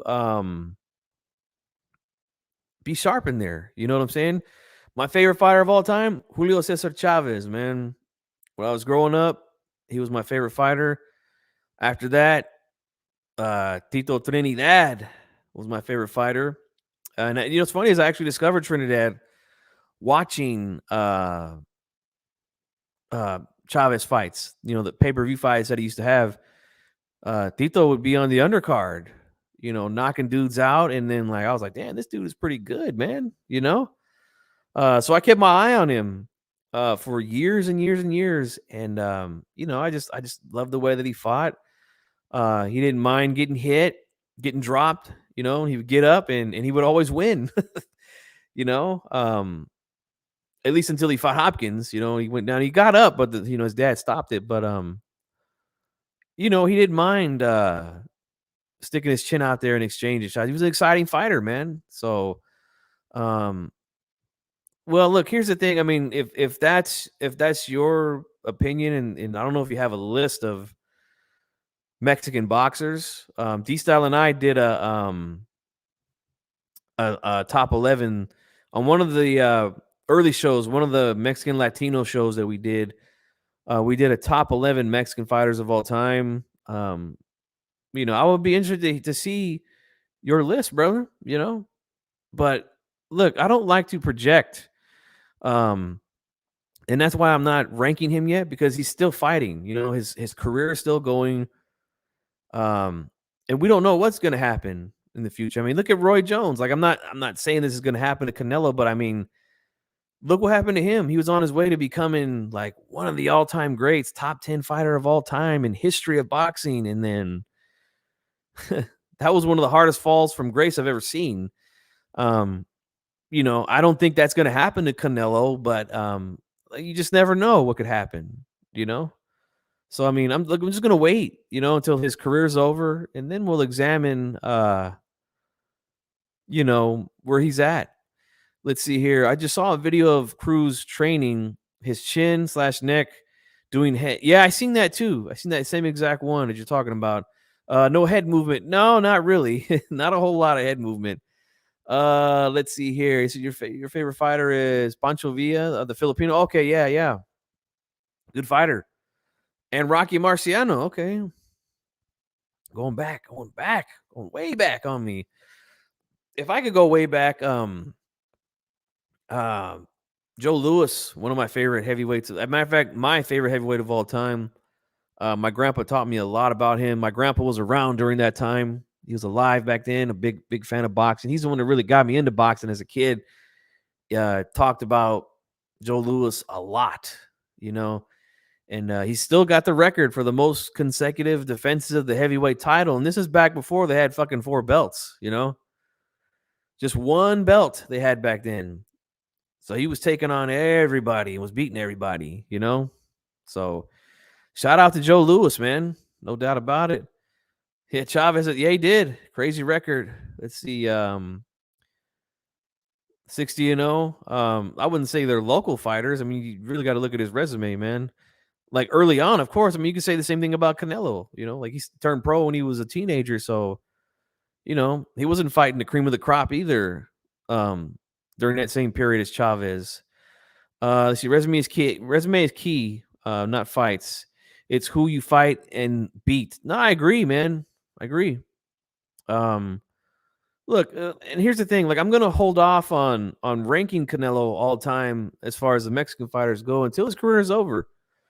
You know, we'll see who he fights. We'll see how his wins, some of his best wins, age, and stuff like that. You know, like there's still a lot to be determined with Canelo, but you know he's doing great right now. Absolutely, he's doing great. Let's see, Facts G Funky, not gonna decide his place in time to. Yep, I'm right there with you, man. Marion Brown, Roy Jones, still one of my favorite fighters. Me too, man. I was a big Roy Jones. That dude was entertaining as hell when he fought. You know, one of my favorite fights of all time is a 1-round fight with him and Montel Ice Griffin. You know, the rematch that is. Roy was disqualified in the first fight for hitting Montel Griffin while he went down to a knee. The referee disqualified him, and that was officially the first loss on Roy's career was a DQ because he hit the guy when he was down. So he lost his belt. They had an immediate rematch, and Jones took this dude out in one fucking round. Came out throwing bombs right away. The very first exchange they had, he hit Griffin with a left hook, and Griffin went stumbling across the ring backwards. If the ropes weren't there, the dude would have ended up in the exit of the arena there. Like he was just falling backwards. You know, gets up, you know, and Jones hits him with another left hook towards the end of the round, and Griffin just could not make it to his feet in time, and that was it, man. But that was one of the best fights, one of my favorite fights from Roy Jones Jr. Let's see, my boy Puerto Rican Rum, Chavez, Sanchez, Lopez, Olivares, Morales, Barrera, Chiquita Gonzalez, Ando, Zerate, Chucho Castillo. Wow, what a name there. Those are all great fighters, man. That's a nice list, bro. That's a really nice list, man. Really nice list. Olivares is a guy that a lot of people don't know about. But you should definitely look into his career. Like, he's considered to be the best bantamweight of all time. You know, and D-Style and I agreed because a lot of the old school dudes in boxing tell us, you know, Ruben Olivares was el gran campeón mexicano, you know, before Chavez, you know, in our opinion. But that was what they called Chavez anytime he was introduced before a big fight, you know. El gran campeón mexicano, Julio Cesar Chavez. Oh, man. Gives me chills just doing that, you know, like those big fights back then, man. That's right. Olivares, man, was the guy, you know, like he's top 3. I think he should be top 3 on everybody's list, man. But again, it's your list, you know. You can put whoever you want on there at the end of the day, but I feel like these fighters you just named right here, man, these are really good fighters, brother. Obviously, you know, Salvador Sanchez, Ricardo Lopez, El Finito. Jesus Christ, that's a good ass list, man. I've always been a big fan of Chiquita Gonzalez. His fights with Michael Carball, who's another fighter that I was a big fan of back in the day. But he was a Chicano, you know, so we didn't put him on the list. Our list was, you know, fighters from Mexico. Zarate, another good fighter, underrated. Chucho Castillo, that's a name that you don't hear that often, man. But a good list there, man. Really good list. You know, you could even add, if you want, you know, Pepino Cuevas. I don't know if I would put a Bazooka Limon, Rafael. I don't know if I would put him on. But he's a name that was, you know, back in like the 70s and the early 80s. He had really good fights with Bobby Chacon, who's, you know, from Northern California. They had one of their best, I think it was their 4th fight, was here in my hometown, Sacramento. But before we even had Arco Arena, was the Memorial Auditorium downtown here in Sacramento. That fight was on ABC Worldwide Sports. Good fight, man. Good fight. An historic fight here for my city. Yeah, watch that one, guys. If you have free time, you know, check that fight out. Really good fight. Let's see. Respect to Canelo for fighting 4 times. And yeah, absolutely, man. I love that. I love that. You know. Let's see. Lupe Pintor. Yeah, Lupe Pintor, another guy who can be on the list. Wilfredo Gomez is one of the greatest fights ever and gets no credit or no respect for some reason. Yep. And let me tell you something in Puerto Rican realm about Wilfredo Gomez. When they were building up the fight for him in Salvador, that's one of my all-time favorite fights to watch. My dad was in his early 20s, and him and his friends and my tios and shit, like they were all like either in the early 20s or like late 20s. When they talk about that fight, man, like that fight right there was like the fight for them. Obviously for, Mexico contra Puerto Rico, big rivalry in boxing.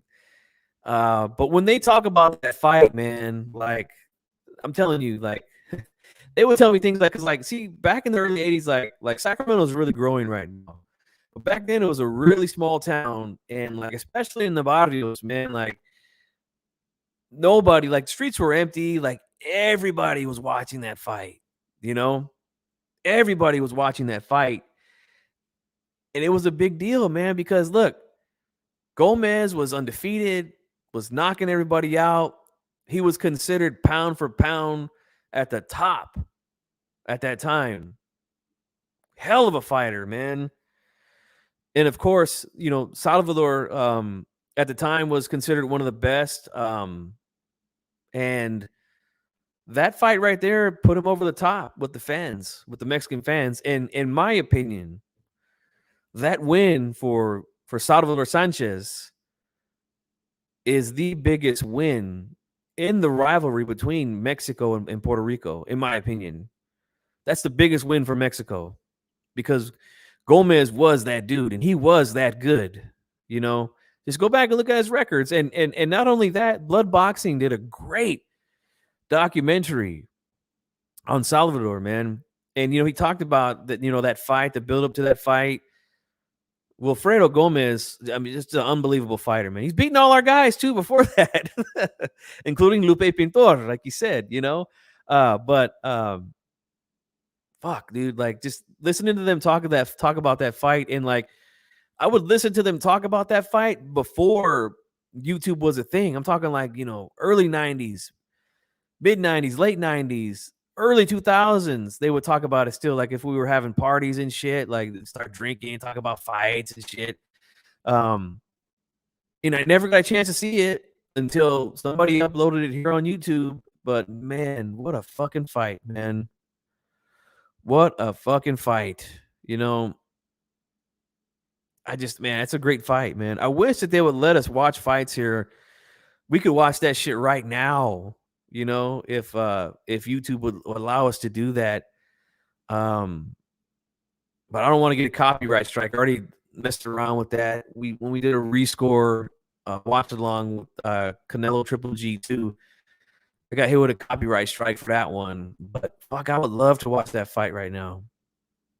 Hey, I mean, if you guys want, we could do that, but I can't show it on the screen, but we could watch it together. I could just turn my phone on, watch it from my phone while I'm live with you guys. I don't know if any of you guys are able to do it. Like, you would need another device, but if you want, let me know. Fuck it. Like I said, I ain't got nothing to do. Like, I don't celebrate Thanksgiving. Like, I'm not eating no turkey, none of that. So like, I'm free, I'm free as fuck. Puerto Rican rum, in my opinion, the best Puerto Rico versus Mexico fight from a competitive standpoint are Gomez versus Pintor, Chavez versus Laporte. Ooh. Brother, you breaking out the big guns, bro. You breaking out the big guns on me, man. Ooh. Greatest American versus Mexican fight. Oh, that's a good question, man. That's a really good question. As far as you mean like American, you mean like a Mexican American, like a Chicano versus a Someone from Mexico? Is that what you're asking me? Marion Brown? Clear that up for me, brother, if you can. Let's see. Chavez versus Laporte, a great fight. Chavez went to Madison Square Garden in front of a Puerto Rican heavy crowd and went to war. Absolutely, man. Absolutely. You know what else is one of my favorite fights that I think is really under the radar when it comes to Mexico versus Puerto Rico? And let me know what you think about this Puerto Rican rum. This is one of the best fights that I've seen in that rivalry. And it happened within the last 10 years. I think I got to check the date on it, but I think it wasn't within the last, it might be 10 years ago. And I remember it was my dad's birthday. He had all his buddies over, all of them big boxing fans. The fight was on. You know, we've been drinking. We're all a little bit buzzed, and this fight was a hell of a fight. And it was in Puerto Rico. The fight took place. It was the rematch for Juan Manuel Lopez and Orlando Salido. The rematch. Woo, man, let me tell you.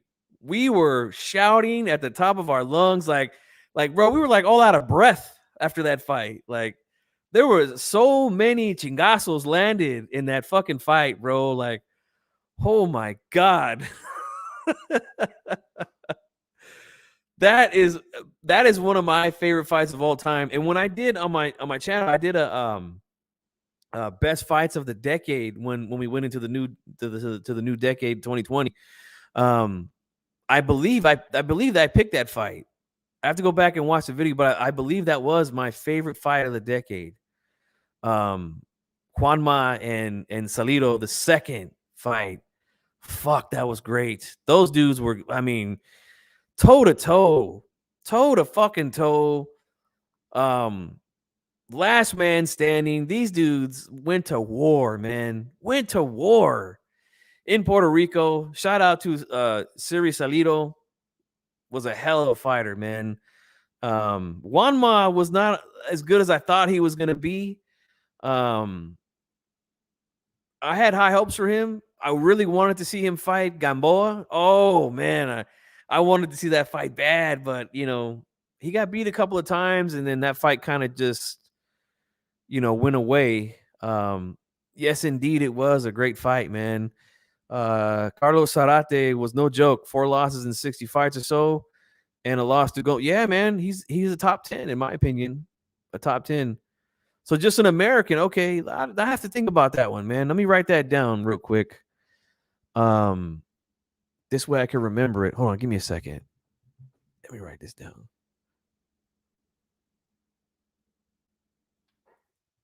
Best fight. I'm gonna make this a topic, man, on one of my shows when we have a slow week in boxing. And if I'm, you know, when I come back, that's a good topic there, man. Wrote it down here on my notepad, so I don't forget, because I will forget.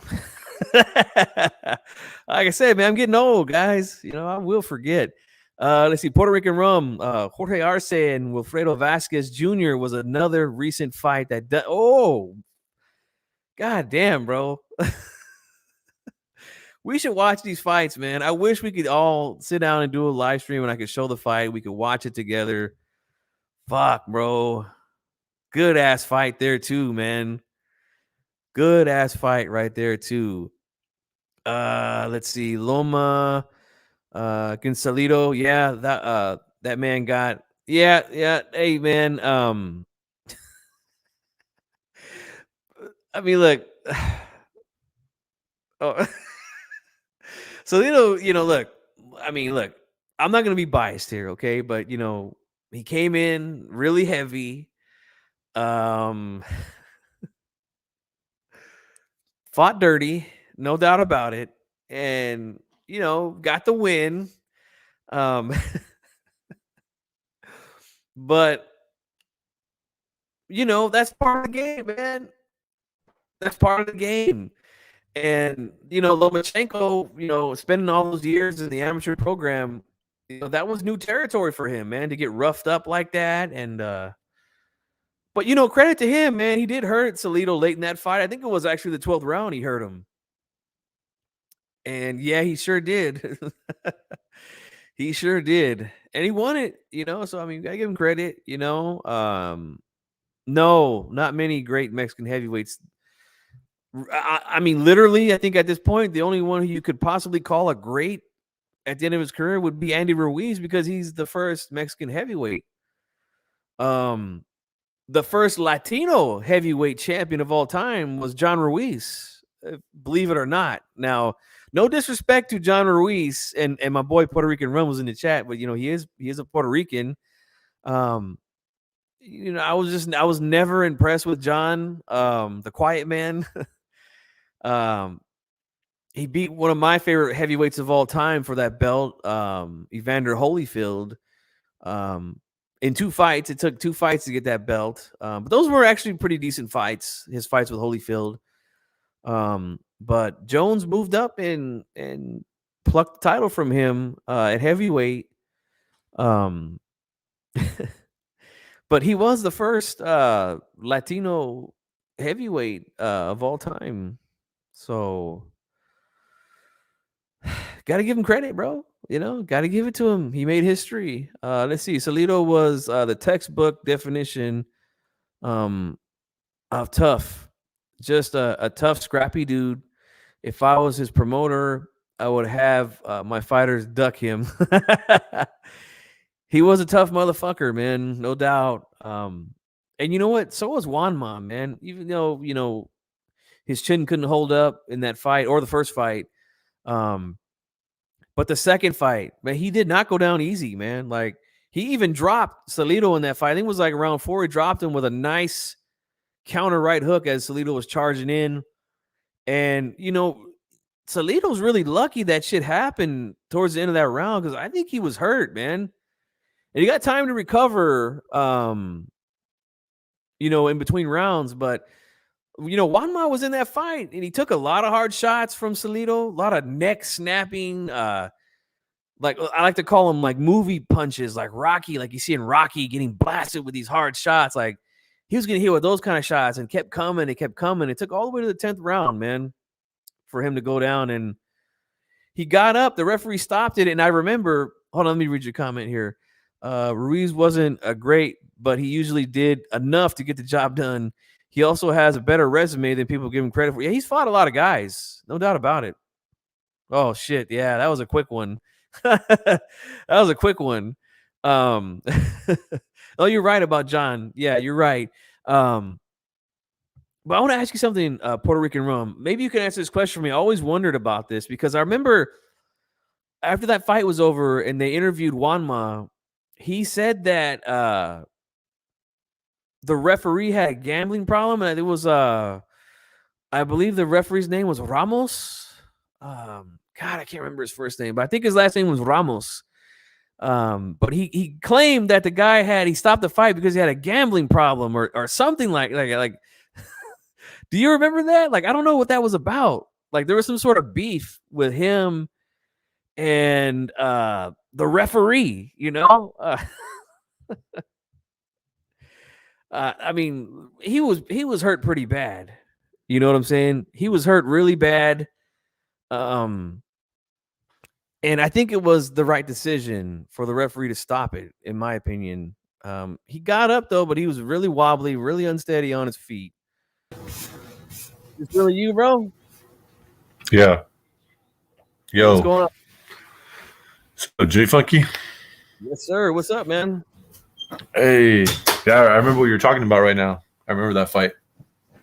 Yeah, the rematch with Salido and Lopez in Puerto Rico. Yeah. Yeah, that was his excuse was that the referee had a gambling problem, remember? He made bets. Yeah. I remember that. And that's like the glove game from the LDBC, like back then. He was part of it.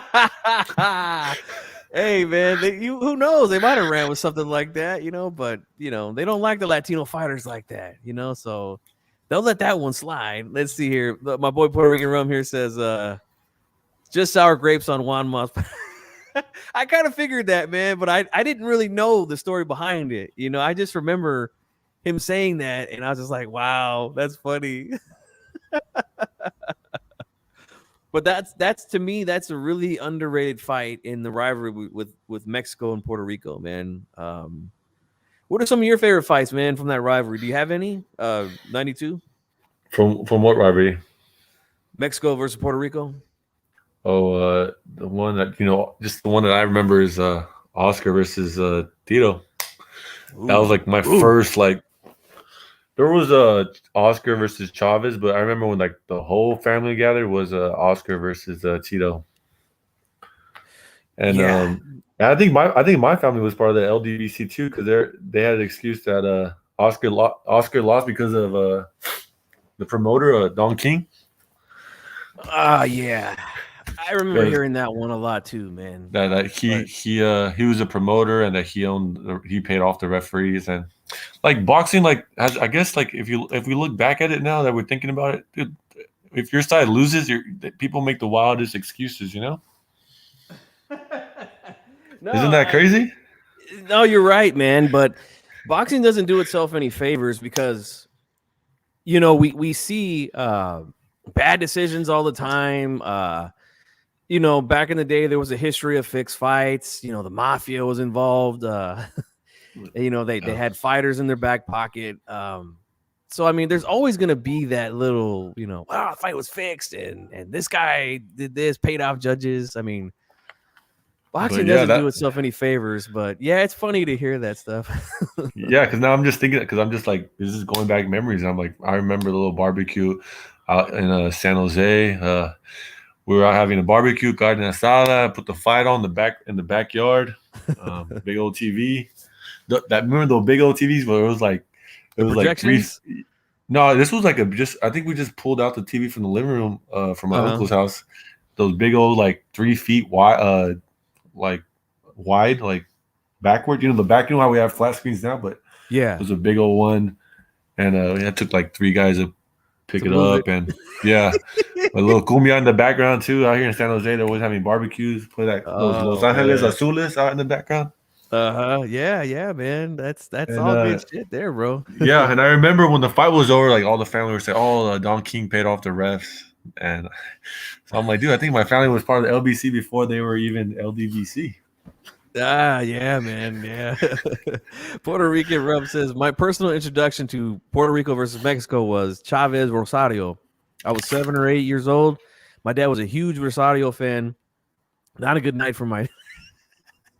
Hey, yeah, man. But you know what? Rosario was a fucking good fighter, dude. Like that dude had a punch.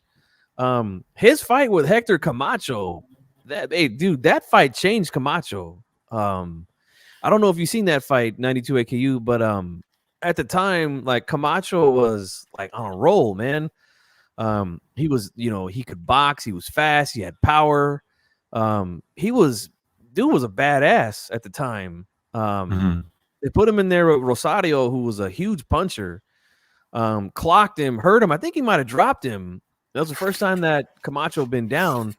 And from that point on, Camacho himself said, "Look, I wasn't the same guy. Like I fought differently after that. Like yeah, he became more defensive, right? Yep, he sure did. Didn't want to let the hands go as much. I mean, he was still a hell of a fighter, though. Like Camacho's very underrated, in my opinion, man. People look at the antics and stuff like that, and like the way he lived his life outside. I mean, look, he made decisions. I felt like he made some bad decisions, but as far as his in the ring abilities and the dude could fight, man. Especially when he was early in his career, like the dude looked untouchable, bro.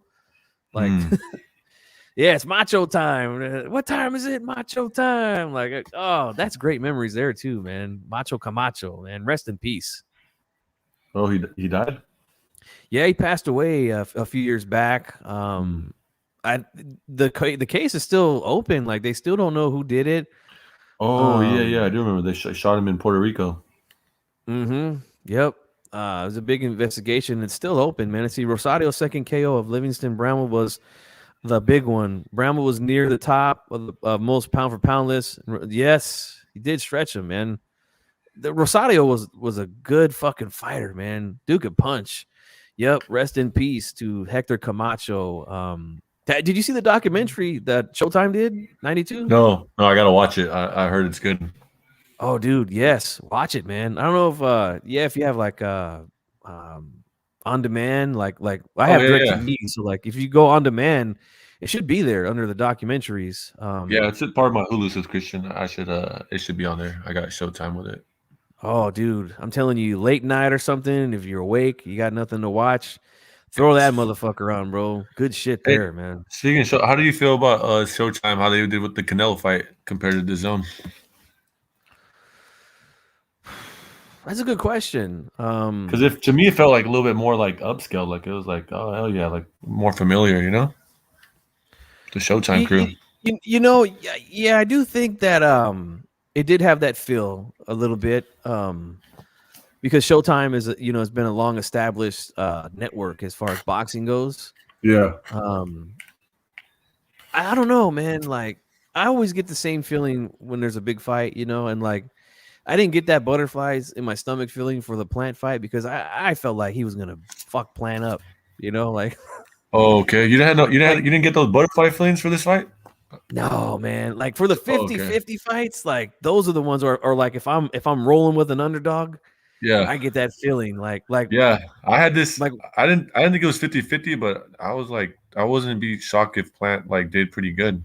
Which he did. So I was pretty I think they did well early for sure. I kind of expected that though. But I think the last couple of fights that I had that nervous feeling in my stomach, definitely Lomachenko versus Lopez, because Yeah. Beastal and I, we stuck our necks out on that one. A lot of people disagreed with us. So we had a lot riding on that one. And he was a big Yeah. underdog. He was a plus 500. Holy shit. Yeah. Oh no, 400. My mistake, not 500. Okay. 400. And and also the Valdez Burchelt, I stuck my neck out for that one as well. So those are fights that I had some butterflies for sure. You know what I'm saying? Puro, what's up, bro? What's going on, guys? What's going on? Good, man. Good. Thanks for joining in, man. Oh no, thanks for having me, bro. I saw you Hey, were is that on, and I was like, Paez? fuck it, let me join in. Yeah, that's Maramero, yeah. I love that dude, man. Yeah, no, he's one of my favorites, bro. He's one of my favorites. Yeah, he was entertaining. Got the taquache haircut. Yeah, I know, right? Taquache cut. Yes, sir. Yes, sir. My grandpa would call him payaso, He came in dressed as a clown one time. Shit. Yes, he did. He sure did. Dude, who is this guy? Who is this guy? Who's he? His name is Jorge Paez, Maramero. Oh, okay. When did he fight? He fought the 80s and 90s. He was like in the lower weight classes. Maybe junior welterweight or welterweight, one of the two. Yep. Most of the time he was like lightweight, super lightweight, welterweight, and those weight classes. I think he ended his career at super welterweight, I think. Possibly. If I'm not mistaken. Possibly. Yeah, but you know what? Back in the day when Tony the Tiger Lopez was the world champion from Sacramento, he had a fight with Jorge Paez here, Arco Arena. Bro, that place was packed, bro. Yeah, sold out. Fighter, fucking unbelievable fight too, man. Paez, even though he did joke around a lot in the ring, was a hell of a fighter. Lopez pulled it out. But man, Paez was always a good fight, man. Yeah, he was a great fighter. Underrated in my opinion. Not a lot of people talk about it when they talk about the Mexican greats. He looks like the Mexican version of Marcos Mardana when he had the rat tail. Yeah, a little bit, huh? Yeah, he comes from a family of circus performers. That's right. Shit. Yep, that's right. That's true. That's why he's a showman. Dude, this guy would be a superstar, right? If he fought today. Oh man, he certainly would. The social media era, they would love Paez, bro. They would love him right now. Definitely ahead of his time, right? Absolutely, man. And the guy could fight, like with push the antics and all that to the side, and the haircuts and the outfits. But the dude could move. He could box. He had good hands and good power, man. Like the dude could fight. No facts, bro. You got all that. He was the whole package, man. Yep. Man, that was a great fight. You know what's funny? I'm gonna set up my. I moved into this place here about a year ago, and I'm still kind of unpacking a lot of my shit in the garage. But like, I think I have that fight on tape on VHS. Oh, really? Nice. I think so because it was a big fight here. Like my dad and his friends, they knew Sal Lopez, who was Tony's bigger brother, who was a fighter as well. So when Tony was coming through the ranks, he became world champion. Like it was a big deal here in the city, and especially for like my dad and his homeboys and shit. So Right. he recorded that fight on TV, and he was there live for that one, but recorded it at home. Like, back in the day, he used to set the timer on the VCR and shit. Yeah, I remember the timer on the VCR. That shit was cool. Yeah. Excuse me. Yeah, and they taped that one, so I got it still somewhere, man. So I'm gonna hook up my VCR, my TV out here, so maybe I could play some of those old fights, man, one of these days in the background, and maybe fucking YouTube won't give me a YouTube copyright strike. Copyright strike, right? Yep. Because I already got one, man, when we did a rescore on the Canelo Triple G rematch. Oh, really? That sucks. Dude, we went. I mean, 3 even rounds. if you say that fair use shit, that the most people, put that disclaimer, they still give it to you. Yeah, Oh, it's man, true, that man. It's true. sucks. We got 3 rounds into the fight, and the next thing you know, the live was cut. And I was like, And this was just commentary on the fight. Yeah, well, we put it on the small screen, and then we were D-Style and I were scoring the fight with the people watching and shit, and then they took it down, man. But like we used to do this thing where we would do a watch along where I would post a link to the video that we're gonna watch on YouTube in the chat. People would click on it. Now you gotta have another device, obviously. And then we would just watch it together. Like I would count down like 5, 4, 3, 2, 1, hit play now, boom, and then we'd watch it all together. We'd score it together. Like it was fun, man. We got to get back to doing that. Yeah, I did a rescore with on Lady Shan's channel, the Floyd Castillo 1 fight, and we all had the fight on our own devices, and we just scored it watching the fight. How did you score that fight? I scored it the same as I scored it back in the day when I first saw it, 114, 112 for Castillo. Yep. Nice. I had it the same. I felt Castillo won that first fight. Yeah. And I was telling them on the panel too. It's actually a very, very, very difficult fight to score.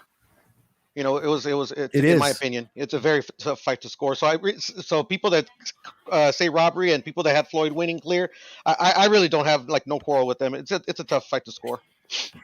It certainly is, man. I remember watching that shit live. It was on my birthday, and nice. I thought I was gonna get a nice birthday gift, bro, because I was like, "Dad, he won this shit, bro. He won it." And they said Floyd won. I was like, fuck, yeah, right. No, I still remember I was watching it with my dad, and he's like, "Yeah, man, they robbed him." I initially thought it was a robbery, but it was really, really close. Yep. No, I was the same way. I was young. I think I turned 16. Because that fight was in 2000. So in 2000, shit, I was 18 or 19, something like that. So yeah, I was young. Myself. I was a young man, but I was still a huge boxing fan, bro. And I wanted to see that motherfucker go down because he beat Diego Corrales, man. That's I know. I knew you wanted him to lose bad, but oh man, that's to me that's still one of the Floyd's like masterpieces against Diego, man. Oh, I know. Yeah. R.I.P. to Diego, man. Oh yes, sir. One of my favorite. He was a huge favorite going into that fight too. No, he was. Yep. Let's see here. Puerto Rican Rum says, "Do you guys remember Fight Night from Inglewood Forum? That's how I got exposed to a lot of '90s Mexican fighters. Yeah, there was a lot of Mexicanos that fought there at the Forum in Los Angeles. Also at the Grand Olympic. Yeah, Barrera made a name for himself there. Quite a few people too, man. Good shit there, man. Really good shit. Yes, sir. Yep. Paez, bro, the legend, man. Maromero Paez, yep. Bro, we should talk about him more often, man. Maybe I got. I'm gonna write his name down so I don't forget. Maybe do what D-Style does, the Fighter of the Week or Fighter. What's it called again? Guys, I don't know if you guys were around when the early stages of HCP. But we used to do this thing. Fighter Appreciation Week. Yeah, you remember that? Yeah. That's when I got in. I'm new. That's when I subbed. Yeah, D-Style would do this thing where the week before the fight or the week before the show, he would put a list of 4 fighters, retired fighters, and let the subscribers vote on which fighter we should do an appreciation week on. And it was always fun, man. It was always fun doing it because we'd go back and we'd watch some of the old fights, and then we talk about it and like. I think we should bring it back, man. Oh yeah, that's how I subscribed. Dude, that was like the coolest thing I've ever seen. I was like, dude, it's literally appreciation of these guys we watch, Yep. The algorithm put me onto you guys. Seriously, because I barely started with the YouTube like when the pandemic hit. Because before I was on YouTube and I would watch little videos here and there, but I didn't know you guys were like this deep. Yeah, man, we've been pushing for a little bit, man. What's going on, Coach Malachi from New Media Boxing today? I'm just chilling, bro. I'm just chilling, Hey, Pounds, this is one of my all-time favorite, and I have him in my top 10 list. Mexican fighters, Humberto Chiquita Gonzalez, man, great fighter from Mexico. Fighter. Was trained by Nacho, a legendary trainer out of Mexico. Had great fights with Michael Carbajal, Little Hands of Stone. Fuck, bro, there's some badass fights, bro. Those dudes, oh my god. Hey, speaking of, I have a question because I wasn't around didn't follow boxing in the 90s or at least early 90s. Was Chavez ever like a pound for pound like number one? Yep. He was number one back in his heyday. Yep. Like for how long? Up until he got beat, I think by Randall was when he probably lost that position. And then he was definitely number one because also Tyson, was in jail, went to prison. And then Don King kind of focused. He was putting Chavez's cards, and Chavez was the main event on pay-per-view with Don King. Obviously he's not going to put him over Tyson. Tyson is a huge megastar. So that's commercially. I was like wondering like critically, like was he like most people had him pound for pound number one? Yeah, I can remember. Yes. Yeah. Oh, okay. He had a lot of good wins. He went on an 89-0 streak before he lost. Some people felt that he lost to Whitaker. I at the time of that fight. Yeah, at the time of the fight, I was like, "Fuck no, he didn't lose." Yeah, it was a tough pill to swallow, but I thought he clearly lost. Unfortunately, I was sad. I was sad. I got older and I rewatched it and I said, "Nah, man, Sweet Pea won that one." Yeah, but when I was younger, man, I was a fanboy, bro. I was a fanboy, so I was like, "Fuck that, he didn't lose." So I still am. Shit. Puerto Rican Rub says Chavez was number one, like 89 to 94. Yep, he was the dude, man. He was the dude, especially when he beat Meldrick Taylor, because Meldrick Taylor was also top at the time, And he was going out with Talia, so that has to give him extra points right there. Like, come on now. I do remember that shit, dude. I remember, man. Yeah. It wasn't a win; it was a draw. It was a draw. Just want to make sure it was officially a draw, but I felt Whitaker won it when I went back and rescored it. As I got older, had to come. What about that Meldrick Taylor one where like he gets up with like 4 seconds to go and they knock him out? That was a nuts fight. I still remember it. Very little. I remember it. It happened in 1990, so I was like 8, but I still remember it. Yeah, that was a nuts fight. God, that was, you talk about drama, man. The end of that fight. Oh my God. That was kind of fishy. And that's the fight that I always like to use when I talk about cutting off the ring on guys is an investment. It's not something that you always see pay off right away, especially when you're in there with an elite fighter like Meldrick Taylor was at the time. It took Chavez a long time to start to wear him down. He was dominated. Chavez was. Yeah, he was definitely winning. Like the first 9 rounds, you could probably give Chavez maybe like 2 at best.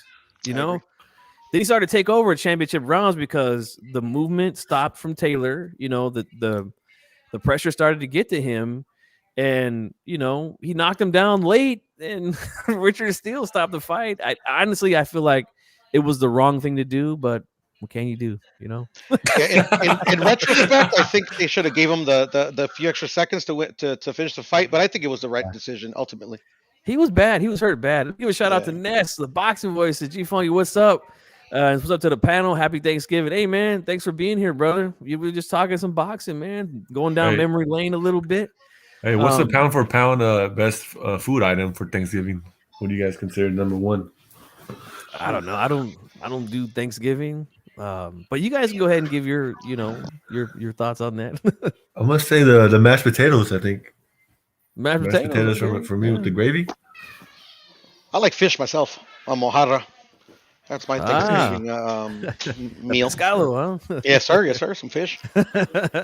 Nice. Hey, it's good for you too, man. But that picture right there, man. Like, as the middle rounds ended and it got into like the championship rounds, like you started to see Taylor's face swell up like that, And you're right, Puerto Rican, the body punching was getting to him. It was an investment. Again, the cutting off the ring. making him move more than he wanted to. It slowed him down, man, in those championship rounds. He took a beating, man. Like, I remember hearing former ringside doctor, Dr. Flip Omansky in Nevada. He talked about this on the Legendary Nights with HBO. When he said that Taylor's face was grotesquely swollen. He had a facial fracture, and he was urinating pure blood after that fight. Pure blood, he said, from those body shots. I mean, he was taking a beating, man, but he was winning the fight. I have to say he was winning the fight, but he took a beating, man. It was not an easy night for him, Yeah, and that Legendary Nights is a great. Sorry, bro. The Legendary Nights was a great documentary, by the way. Sorry about that. Go ahead. Oh yes, dude. Those documentaries, that was some of the best work HBO had done, man. In my opinion, they did a lot of fights too. 10 of them. Yeah, that's the one where they show like Taylor. He says that from that point on, his career kind of like his life like went downhill. Yeah, man. Yeah. He wasn't the same. Slowly, he got his title back, but yeah, he wasn't the same. Yep. Chavez knocked him out in the rematch, which was another good fight as well. I agree. But on that undercard, I don't know if you remember this, Puro, but on that undercard that night is how I discovered Felix Trinidad. He fought Yori Boy. Yeah, I remember. In a good fight. It was only, I think, 3 or 4 rounds. It was a really good fight. Trinidad gets dropped early. I remember. It gets up and had one of the most vicious KOs I've ever seen on Yori Boy Campos. I was like, holy shit. Like, ever since then, I became a fan, No, Tito was one of my favorite fighters to watch. Most definitely. Yep. He was a guy like that. That had an impact on me on my boxing, watching boxing, because like I seen it, like they were mixing it up. Good fight. He goes down. I'm like, oh shit! Like it looks like he might be finished. But then like a couple rounds later, boom, land something vicious on Yori Boy, and that was it. He was ragdolled against the ropes. And I was just like, you know what? I'm gonna keep my eye on this dude from here on out. And I followed him. He fought on a lot of Chavez's undercards. To start, yeah, I remember.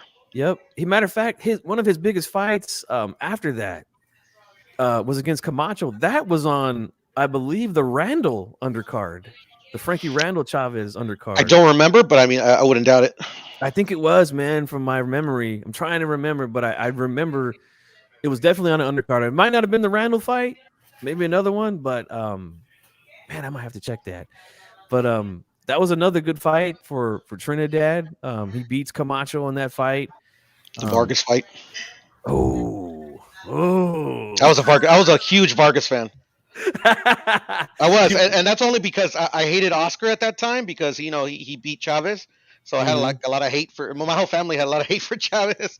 I mean, for De La Hoya when he beat him. And that's kind of why I was a Vargas fan. But Vargas was a very good fighter. It was a bit too early to put him against Tito, in my opinion.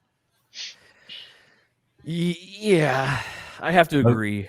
I mean, but he did good though in that fight. He did very good. I agree. Yes, he did. Yes, he did. He almost didn't he knock him down twice or once? Once. Yep. And the 7th, I believe. And actually, I thought he turned the tide, and then Trinidad landed a nasty body shot, and after that, he sapped all of his energy away. In my opinion, it was a little low, but yeah, right, right?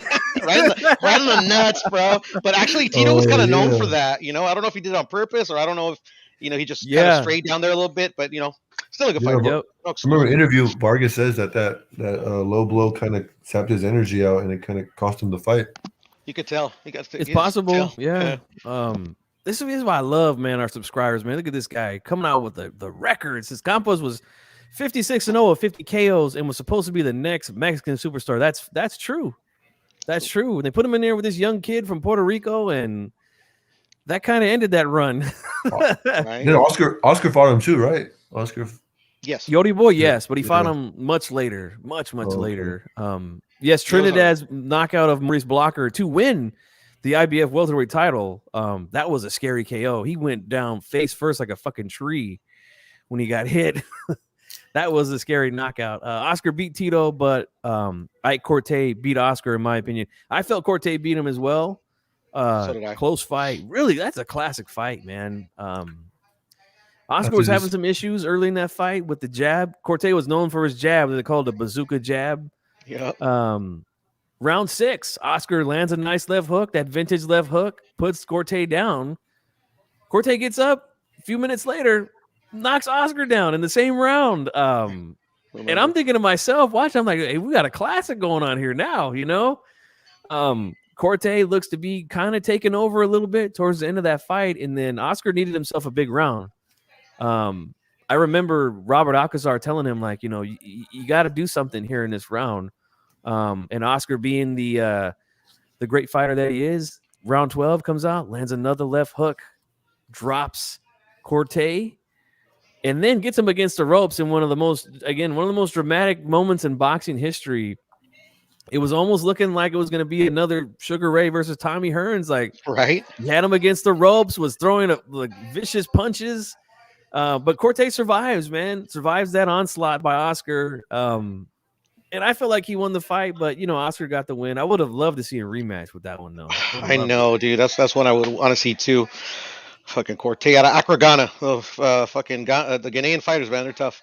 They're tough, man. They're really good too. You know, what were your thoughts on that one? Do you remember watching that one, 92 AKU? Yeah, no, most definitely. Go ahead. I didn't watch it live, but I rewatched it. I was like a year ago watching Oscar fights, and dude, he's a beast, man. Like, I think he beats everyone at 147 right now.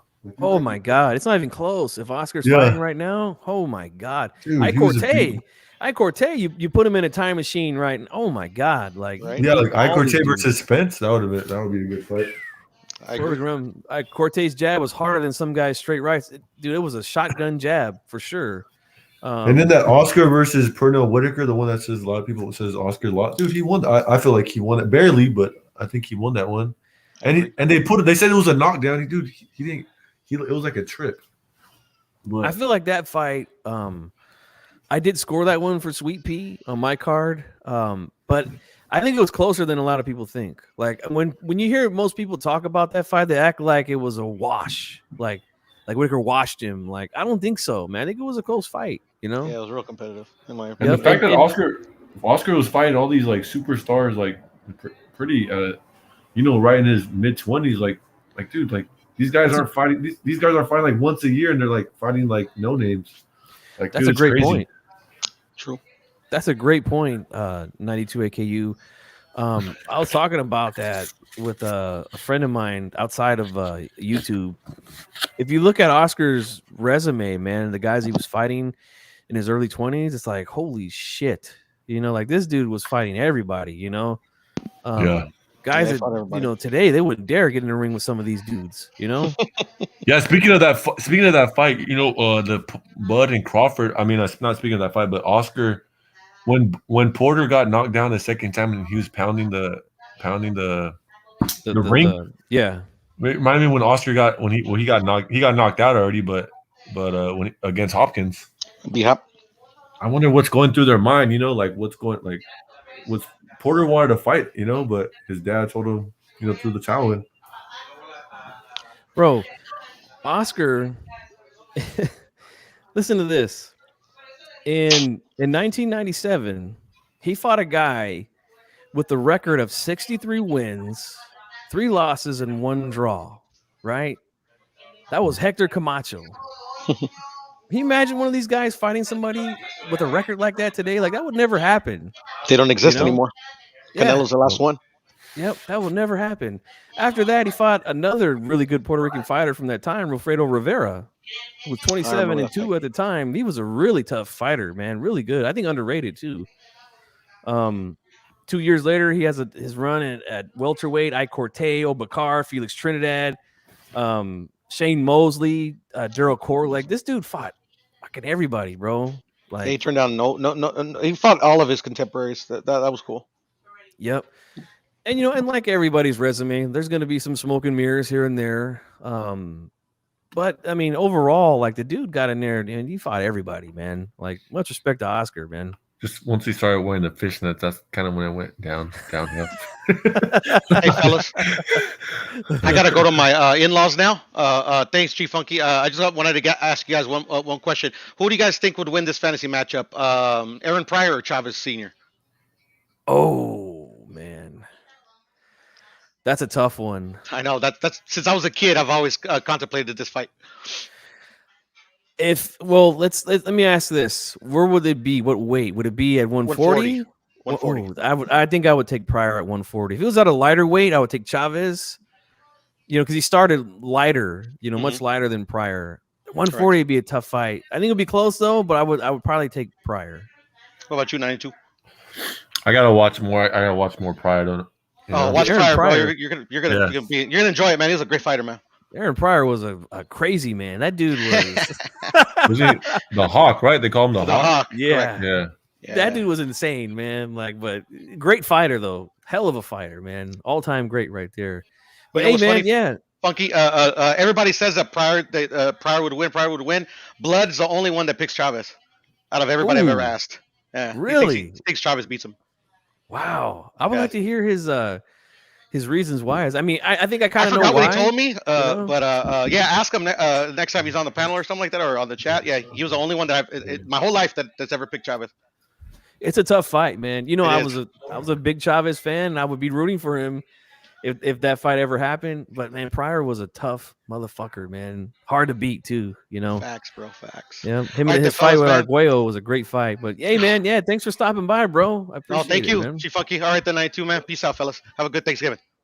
All right, brother. Take care, man. Let's see. Jeff says I remember rooting for Tito, but was pissed that they gave it to him. He didn't win, in my opinion. It's one of those fights, man, that will be controversial forever. That's another fight we got to do a rescore on. But that fight right there for me, Troy Graham says Chavez walks down and pressures Pryor into a late TKO. I could definitely see that, but I could definitely see Pryor doing his thing as well, man. Pryor was a motherfucker, man. That dude was a tough fight for anybody, tough fight for anybody, especially at 140, because Chavez again came up in weight, like he was towards the end of his career when he was getting into like the 140s and the 147s. Let's see here. 90s boxing was awesome. ABC, Wide World of Sports, NBC, HBO, USA, Tuesday Night Fights. Oh yes, those are great. Showtime, ESPN, dude, exactly. I miss those Friday night fights, like all that shit, man. That was all good shit. I remember watching a lot of boxing on ABC, Wide World of Sports with my grandfather. Like I spent a lot of time over there at my grandparents' house on the weekend, and my grandpa was a big boxing fan, and he would we would watch fights all the time when I was there. It's like, yeah, that's a lot of great memories there, I think as a fighter, like someone that wasn't afraid to fight top competition was Teofimo Lopez. Yeah, he's the only one that that gambled to fight a top competition at a young age, and it paid off. Yeah, he he was looking to get Loma in the ring for quite some time, and got his hands on him and proved to everybody that he was right and going after him, that he felt like he could beat him. I felt like he could beat him too, which is why I picked him to win that night. I dropped a lot of money on him that night too. Paid off, because he was a big underdog. Same thing with Valdez against Burchelt. Here we go again. another big underdog that I picked and I dropped a lot of money on, man. And you remind me of Al Bundy when he talks about the 3 touchdowns in the State game. Hey man, wait till I pick another big underdog, man. I'm gonna rub that one in everyone's face too. G Funky 3 touchdowns in the state championship game. Oh man, it's funny. It's right here. Jeff Lucida says, I love Tuesday Night Fights on USA Network. Yep. Still can't believe HBO dropped boxing. HBO was the gold standard. No, dude, you're right. The production value was just top notch with HBO. Recently I was up late one night, couldn't fall asleep. So like sometimes when I can't sleep, I'll put on a fight. I watched Andre Ward versus Kovalev, the first fight. Mm-hmm. And yeah, like fight, watching the telecast of HBO for that fight, like I hear what you're saying, Jeff. Like, man, I kind of miss it now. That was really a good fight too. Yes, it was, man. One of the best fights in the last 10 years. Oh yeah, for sure. Controversial as well, but Like it was 2 pound for pound top 5 guys. Yep. Who did you have winning that fight? 92. I think I had it at a draw. Mm. Like because Kovalev knocked him down, but I forgot how I had it. But I saw it as a draw because Ward came out strong at the end, but Kovalev started off strong and he dropped him as well. Yes, he did, man.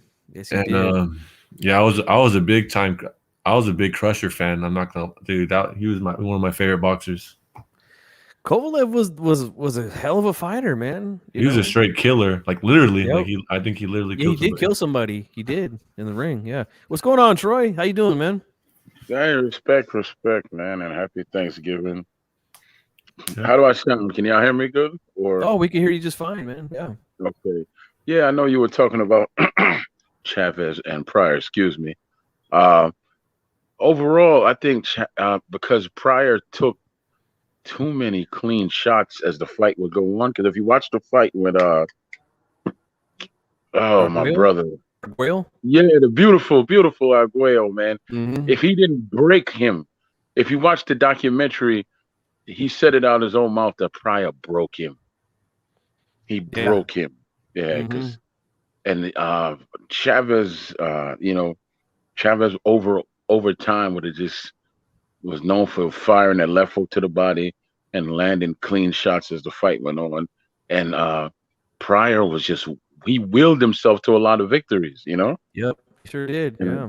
And I don't think he would have been able to sustain that with Chavez because see, it was another man named Roger Mayweather.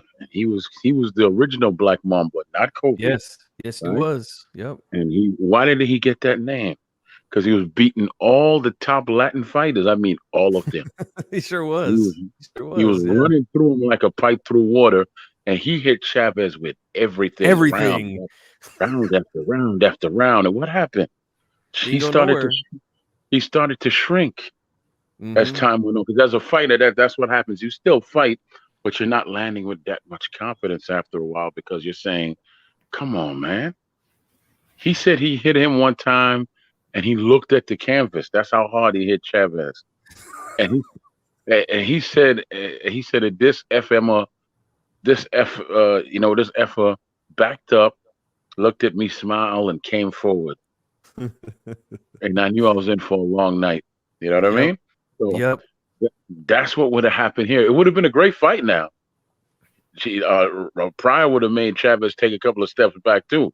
I'm not saying he would have just walked through Pryor. I'm not saying that whatsoever, right? But over time, I think because Pryor's lack of defense and his belief that he could take punches would have been his downfall, right? So he makes some solid points, man.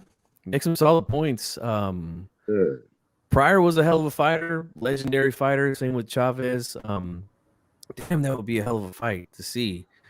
But yeah, I loved hearing Roger Mayweather talk about his fights with Chavez. Like, it just, rest in peace to Roger Mayweather. But I mean, some of the funniest stuff, he's like, I hit that motherfucker with everything I had, and he wouldn't go nowhere. And the motherfucker had a chin. He just kept coming, and I couldn't stop him. And first fight, he got blitzed. It was early, but the second fight was much more competitive. But you could kind of see that pressure was wearing him down, man, as the fight went on. And but yeah, hell of a fighter too, Chop. Oh, you're kind of cutting out, Troy. We can't make out what you're saying.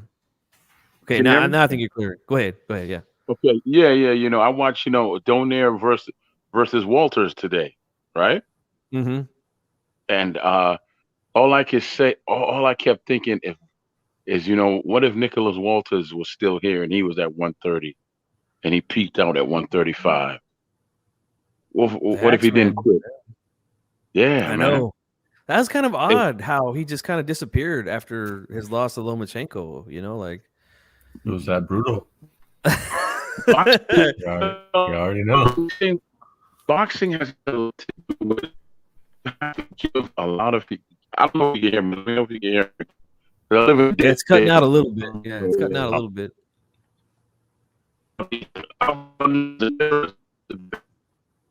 Oh yeah, yeah, it's really bad. It's really bad now, Troy. We can't make out what you're saying. Yeah.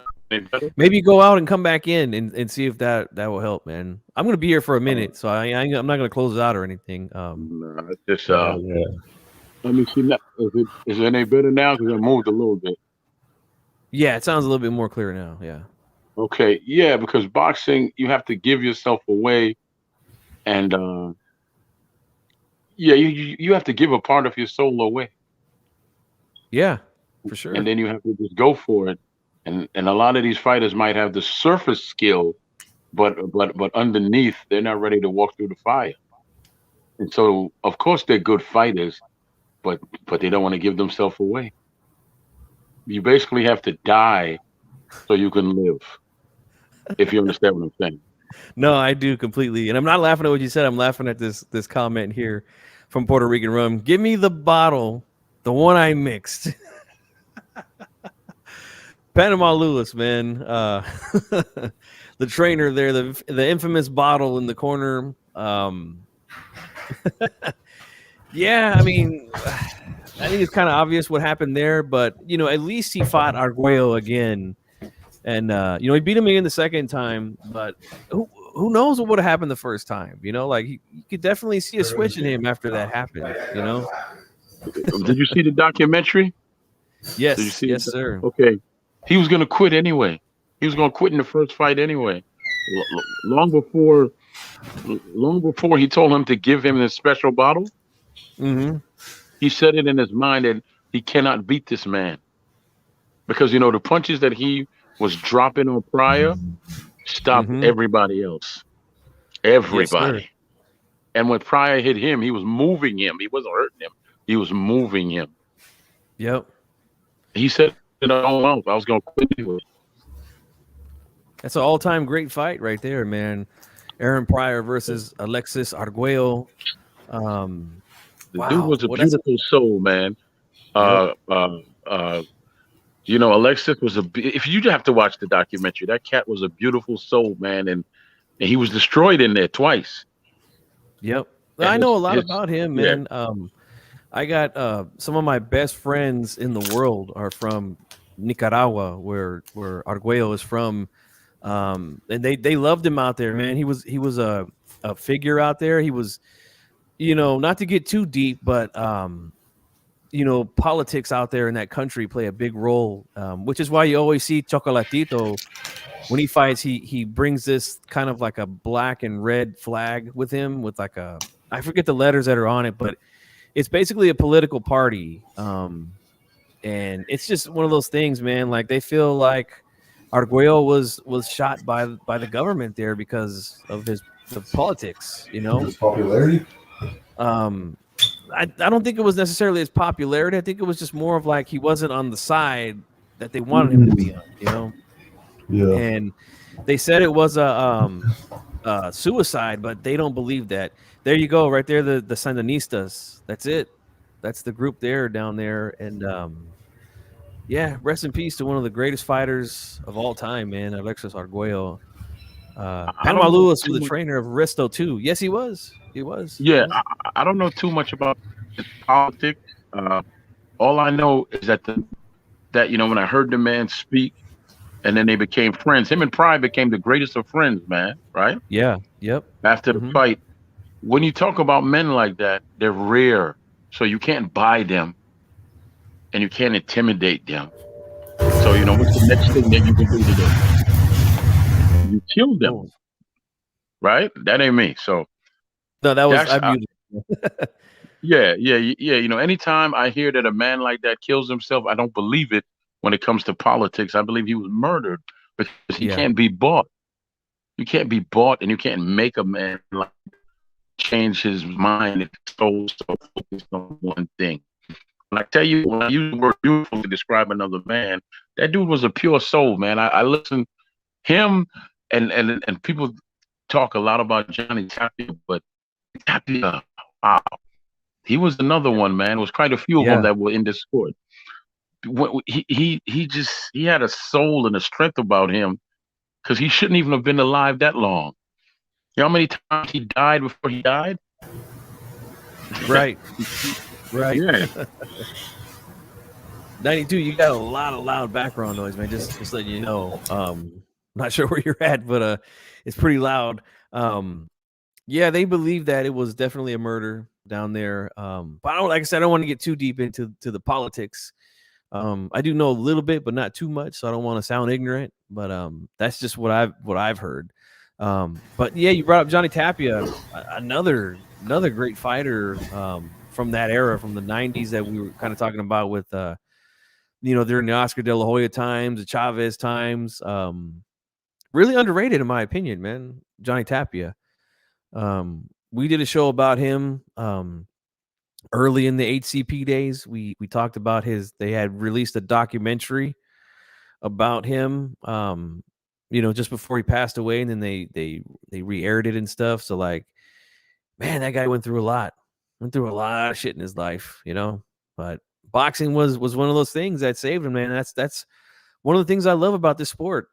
It does a lot of good for people as well. It takes people to a place they probably would have never went to, Facts. His story, just real quick, right? His story is incredible. We'll talk about Tapia now, right? Yes, sir. Because, Johnny Tapia. He saw his mother got grabbed and all that at 7, 8 years old. No one believed it, right? Yep. And he searched for the man who did that. And then when he finally got to him, somebody killed him in jail the day before Johnny was supposed to go see him, right? Johnny never knew who his father was. His friend from next door became his best friend. They called each other brother, right? Yep. That friend's father was his brother. So the whole time, all these years, his father is right next door. He doesn't know that at all. He doesn't know that. Crazy. And then he found a woman to love him, but she had a panic room built into the house because Tapia would go on. He would get into his moods and he would take his drugs and his liquor, and he had to be put away in that room. Very for true, the family man. safety. And But did you say his dad was on his neighbor? Yes. His dad was his best friend's father. Yeah. Oh, okay.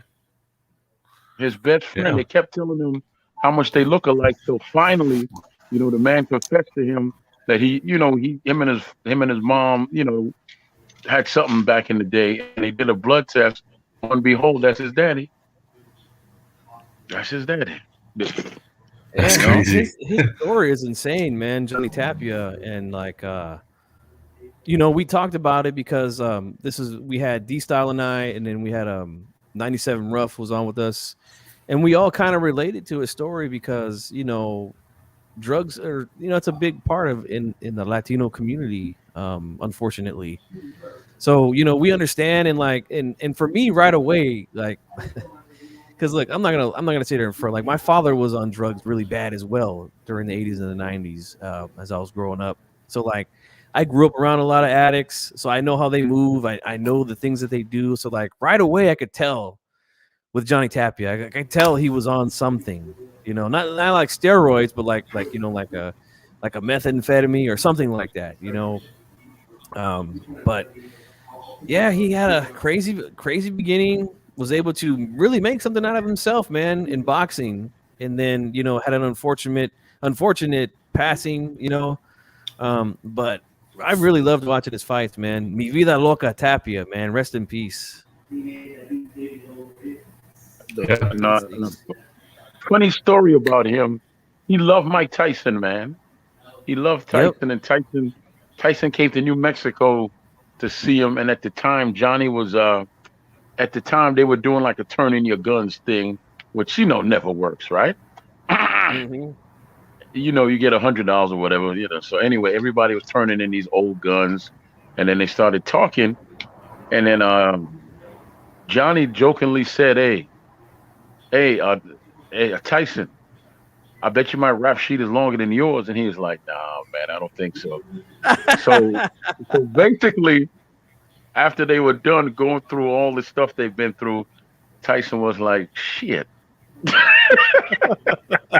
I can't touch you, brother. And then he said to him, "How many times did you die? How many?" Because seriously, you got to watch that documentary. He Yes, would it's great. die. He would die after 2 minutes. You're dead, and then he would come back. Yeah, He man. would die. Yeah. But the dude was such a loving dude that I just took to him. Because if you watch him fight, that was his freedom and that was his passion.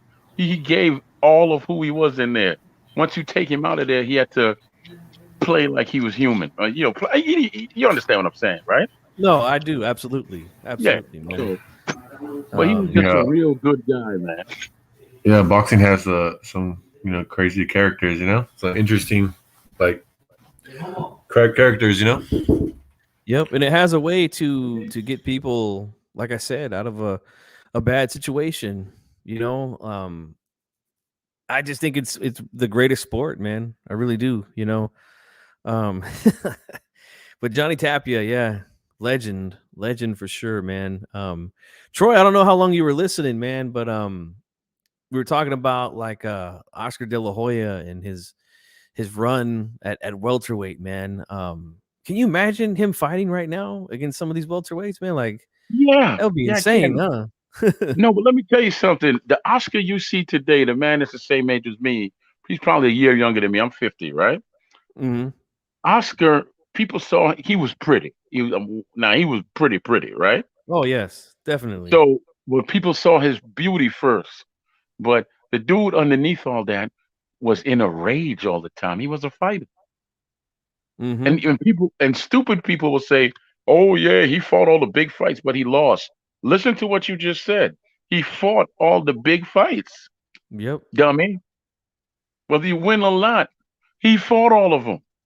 Mm-hmm. He didn't sit around and say, I'm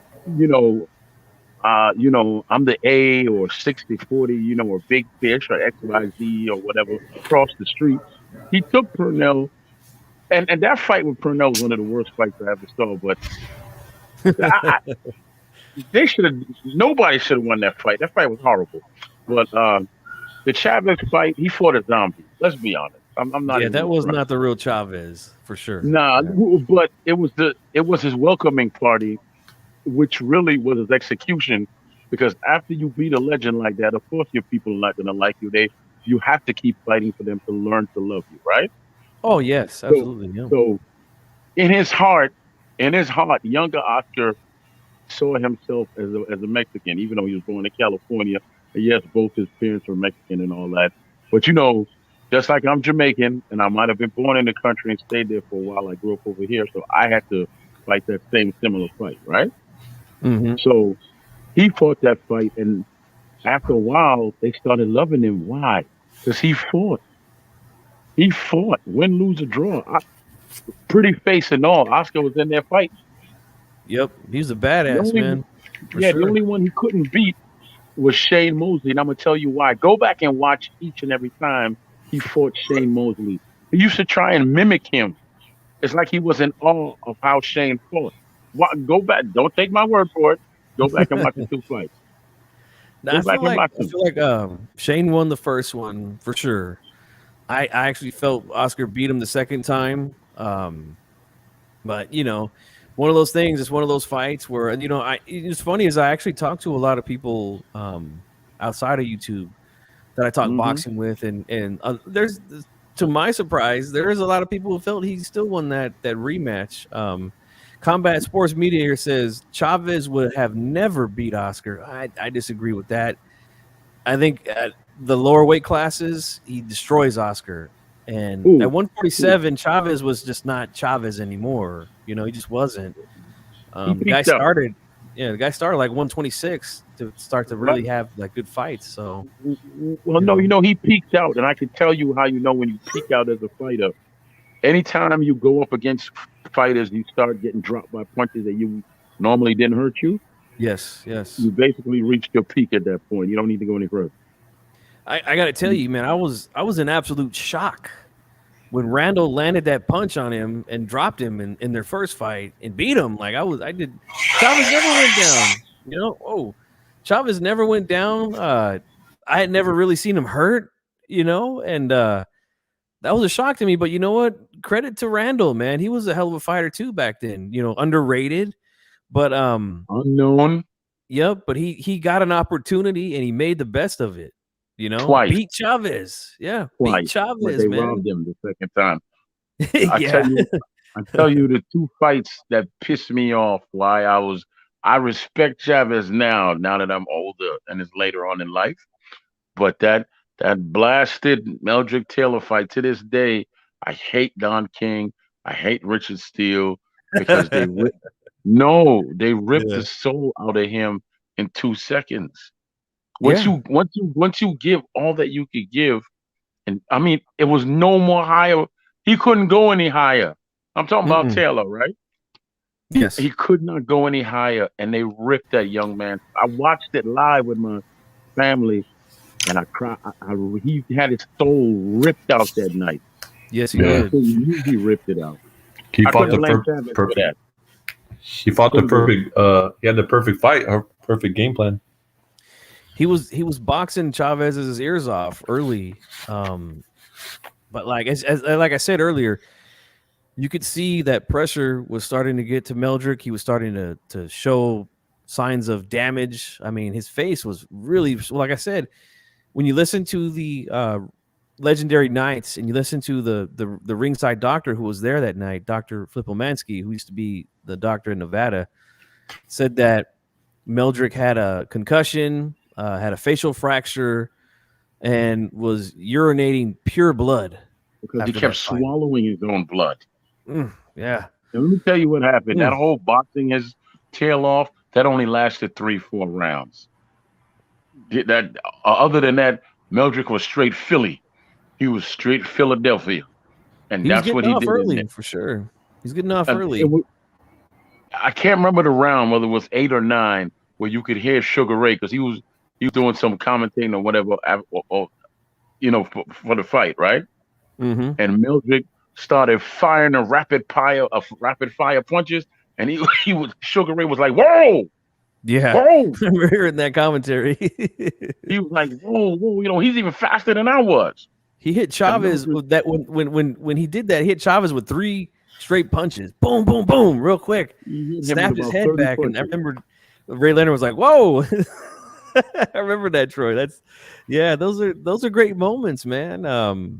In the we fight. Don't have those no more. Yeah. No, man, no. I'm hoping, man, boxing can turn things around at some point. Wait, what don't we have no more? Great moments? Yeah, like great. We've had legendary moments this year. We've had legendary moments this year, and this. Which one do you think is legendary, brother? I'm not arguing with you. I just want to know which one you think. Fury Wilder 3. That shit was pretty cool. Well, you know how I feel about that fight. I personally didn't think it was that good. Like, I felt like it just turned into a beating after round 6. I felt Wilder took a lot of unnecessary punishment, but that's what they wanted. They kept saying, he let him go out on his shield. That they should have never threw in the towel. But he dropped Fury twice. Right. Have you ever seen? But after that, was it really? I ask you this: was it really competitive after that, though? Like, I don't think so. No, it wasn't. But just the fact that you hit a guy so hard, you get him unconscious to the ground. I mean, that. Can you remember the last time someone won a fight where they've gone knocked down twice in one round? No, actually, I can't. and that's not just like some random like undercard fight where you have these 2 young guys or these 2 old guys fighting. This was the champions. This was for the heavyweight championship of the world, lineal. Yeah, no. Look, I'll say this. That's drama. I think the second knockdown was still like a residual effect of the first. Like the punch barely landed, and his legs just still weren't there yet. Right, exactly. That's why he was endangered.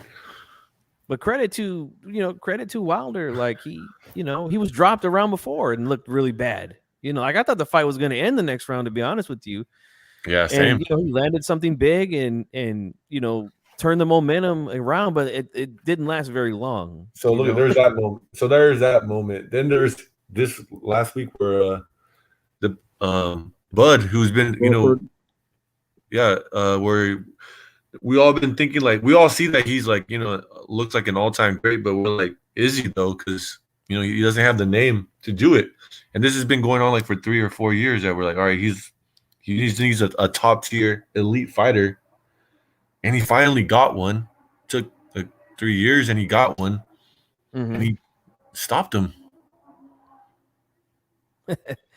Someone who's never been stopped, and someone who's fought. If everybody. He fought everybody to like, and he belonged with Spence and Thurman and Danny Garcia. If he lost to them, he barely lost by them by a round or 2 points, you know, or 2 rounds, I guess. But like he was in every fight, and he got stopped by Bud Crawford. Yeah, I didn't think Bud could stop him because Sean had showed, you know, a really good chin. The times that he had been down, you know, he recovered pretty quickly. So not only had he shown a good chin, but his recovery is really good as well. You know, his pops felt different and decided to stop the fight. And that's one of those weird situations where, you know, you're his trainer, but you're also his father. So like there's that weird line, you know. I think this was just a good. This was like one of my favorite years in boxing because you got like a lot of reaction too, like on Twitter and like just on everyone was talking about. Everyone talked about the Fury fight and Wilder. A lot of people were talking about, you know, Canelo, like calling him King Canelo. Like literally everyone started like before he called himself King Canelo, but you know, his popularity and his like the critics and the fandom and the media and the fans, we've been, you know, giving him his props like these last couple of years, but now it's like an all-time high where you got like other athletes like LeBron and like, you know, everyone's talking. Tom Brady was talking about Canelo, and like dude, like the Canelo reached his all-time high as like, you know, in as far as like popularity, not popularity because like popularity and fandom. I'll say this about Canelo. He's the biggest name right now in combat sports, period, in my opinion. Facts. Like even UFC or whatever else is out there. He's the biggest name right now, no doubt about it. I don't. But you see, like be disputed at all. Like you know, a year ago or 2. When was it when against Kovo 2019 when he had to wait for the Jorge Masvidal Nate Diaz fight? Remember that was horrible. Yeah, but I mean, they wouldn't do that now. They wouldn't wait. He wouldn't wait for nobody now. Yeah. Hell no. So that just shows you like his rise. He's rising. Like he's been rising these last 3 or 4 years, and it hasn't plateaued yet. It keeps going up. Mm-hmm. And even this Plant was not even a big. He's not even a big. No one really, no casual fan knows him. I think he is bigger than Conor McGregor, in my opinion. I think he's the biggest name in combat sports, man, in my opinion. And Canelo did 800. What was it, like 850K? With a superstar name, with Golovkin, with a casual fans know a name, they did like 1 million. And so basically, Canelo by himself did 850K. Yeah, and I mean, look, Mayweather was doing numbers like that against guys that weren't well known. Like when he fought Chino Maidana the first time, that shit did like anywhere from 700 to 800. He called that shit. And well, I didn't like the fight. Like I felt like there was a better competition. The fight ended up being better than I thought. You know, dude, he almost lost that fight. A lot of people felt he did lose that fight. Honestly, he lost that fight. The fight was going to be good. That's why I said that. Like I thought he was going to beat the fuck out of him. You know, I thought Mayweather was just too good. But credit to Chino, man. He came in and, you know, won in a lot of people's eyes. You know, but yeah, he was like just basically what I'm saying is that Canelo did, you know, according to the numbers, you know, anywhere around 800,000 for Plant. A no name. Again, nobody knows who the fuck Plant is. I'm sorry, like he's just not well known amongst casuals. But if there was another big name out there, like he'd be doing millions. I think just about every time. Yeah, but we just don't have that. We don't have that other star right now that's around his weight class. You know, we just don't. Yeah, we don't. But that was a moment, and even Ryan Garcia earlier this year when he got dropped, like a lot of people were talking about that, and he got the knockout. I mean, dude, I think this is a good year for boxing. I think that might be true, Joe Lopez. You know who would know that? Hopefully, he's still here. Run PMC would know. He would definitely know that. But I do think that there was some talk about Lara being Floyd's mandatory at 154 pounds when he had one of those belts up there. I do remember hearing something like that. But I can't be positive. I know Run PMC will remember that shit though. That dude is like an encyclopedia, like let's see here. We got a comment. Maidana beat Floyd 9-3. Ooh, man. That's a wide scorecard. No other stars because none of these guys make their own names fighting each other. No, you're right, man. You're absolutely right. HLD, what's going on, man? Big supporter of of HCP. Appreciate you being here, man. Let's see. Ring Magazine reported 135K for Crawford pay-per-view numbers. Kevin Ioli reported one night. Yeah, there's always a little give and take. So probably something in the middle. Like yeah, there's always a little bit of give and take with the numbers. Like, so is 150 good? Let's do the math. 150. Mm-hmm. And look, here's what I don't understand, man. Is like, dude, 10 million is pretty good. 10 million bucks.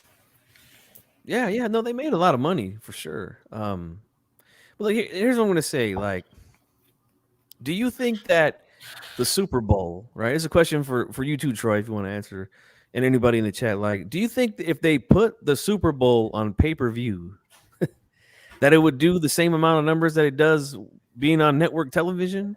Like, no, of course not. I gotta be honest with you. Like I don't watch football anymore because we're doing the shows and I want to stay married, so like I can't watch all the other sports and then watch every fight every weekend and then do a show on Monday, Tuesday, and Thursday. Like I'm trying to stay married, okay? But I tell you this: if my team was, I would only buy the pay-per-view if my team was in the Super Bowl. If there's any other time, I would not buy that shit. But that's just me. But what would you do, 92? It's my favorite. I don't even buy the fights of my favorite fighters.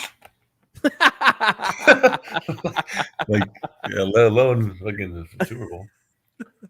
Troy, I don't know if you watch football or not, but would you purchase the Super Bowl if it was on pay-per-view, even if it wasn't your team playing? I don't even watch it for free. Like, football takes too long for me. Yeah, I don't know if Troy's there anymore. Looks like he might have switched devices. Let me see, but let me just make sure because. Yeah, but this Crawford versus, I saw a fight, but I didn't pay for it. I just put it like that, No, I was right there with you. I mean, and I planned to. Here's the funny thing: like, I planned on doing that for the Canelo Plant fight because I felt like this fight, Crawford and Porter, was a better matchup, and if I'm going to pay for one, that would be the one I paid for this month. But I didn't get my rig set up to row my boat. So I ended up purchasing the Canelo fight and did that with this one. But it would have been the other way around if I already had it set up, Yeah, honestly, that I did pay. I chipped in to pay for the Canelo. It was just me and my other cousin, and to pay for the Canelo Plant fight because I thought it was worth it. That what they got me was that Showtime little those little 24/7 things that kind of got me. Yeah, the all accesses. Yeah. Those can definitely get you pumped, man. Combat Sports Media says the Super Bowl will be killed within 10 years if it was pay-per-view. I agree. Puerto Rican Rum, boxing needs good fights back on free TV. Mayweather versus Pacquiao could have done Super Bowl. Oh my God, you're absolutely right. And that's something that I've been talking about for a really long time. If you want to make stars in the game, you got to expose them. And putting them on pay-per-view or on apps where a lot of people can't find it, like you're just hiding potential stars, Like that's why I was really glad that Lopez versus Loma was on ESPN because people watched it, A lot of people watched it. Yeah, you're right. It's just that T.O. just didn't carry that momentum. He just kind of. No, you're right. Unfortunately, he's been out of the ring over a year. So that's why I think he's going to do something special here Saturday. Let me take that back. I don't want to say special because, look, I think he's going to beat Kambosos pretty easy. And I don't want to disrespect Kambosos because he earned his shot. But I just don't think he's good enough to beat Teofimo. I just don't think he's on that level. HLD says Super Bowl would get 15 million pay-per-view minimum worldwide today. It nearly gets 100 million. Yeah, it does. 100 million viewers on free TV. And guess what? Every single NFL game is on free TV. Like, that's how you become the biggest sport in the country, by exposing shit, you know. They just can't, because the boxers they're inflated purses, so they can't. The networks don't see the ratings to pay them, and the fighters aren't gonna get paid less. So they got to go pay-per-view where everyone wins. Like, the networks don't lose that much money, and the fighters get their money, but they just basically suck the money from the hardcore fans.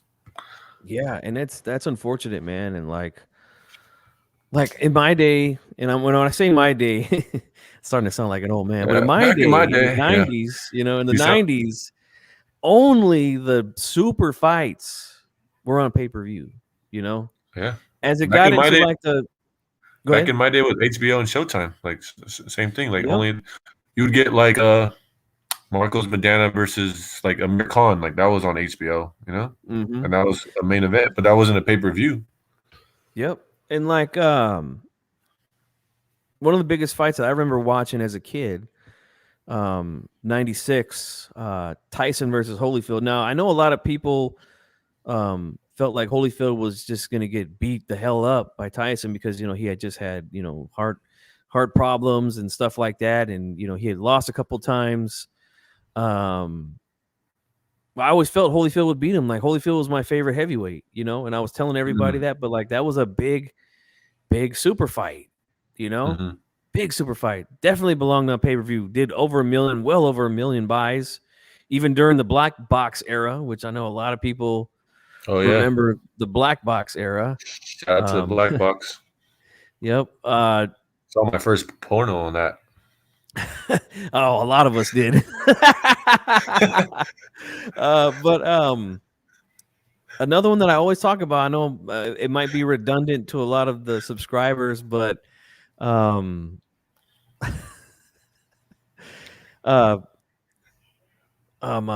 I lost my train of thought. Sorry, man. I seen Troy pop up in the back. De La Hoya Trinidad. I'm sorry. Super fight. That was the first fight right there. That was my first super fight. Yeah, facts. And they did it right. You know, they did it right because they put those two guys on a collision course. You know, like, you've seen it coming a mile away. They both continued to win. They both continued to look dominant, and then boom, they put it on pay-per-view, and it broke the record for pay-per-view when it came on. Now, the fight obviously didn't live up to expectations, but it broke the record. And it was a welterweight fight. It wasn't a heavyweight fight. Before that, it was all heavyweight fights. Anticipation. That's called anticipation. Yep. That's what causes it. Man. It's called Welcome back, marinating. Troy, and welcome aboard, man. My boy, Run PMC. What's going on, man? Hey, what's going on, guys? We just talking boxing, brother. But I want to ask you a question. Joe Lopez asked a question earlier about was Erislandy Lara mandatory for one of Floyd's belts at 154 pounds? I'm sure he was for the WBA at one point, but then because Floyd was getting he got voluntary defenses against Maidana, but I'm not sure if Lara at the time was a mandatory or not. But I'm sure he was because he ended up getting that belt.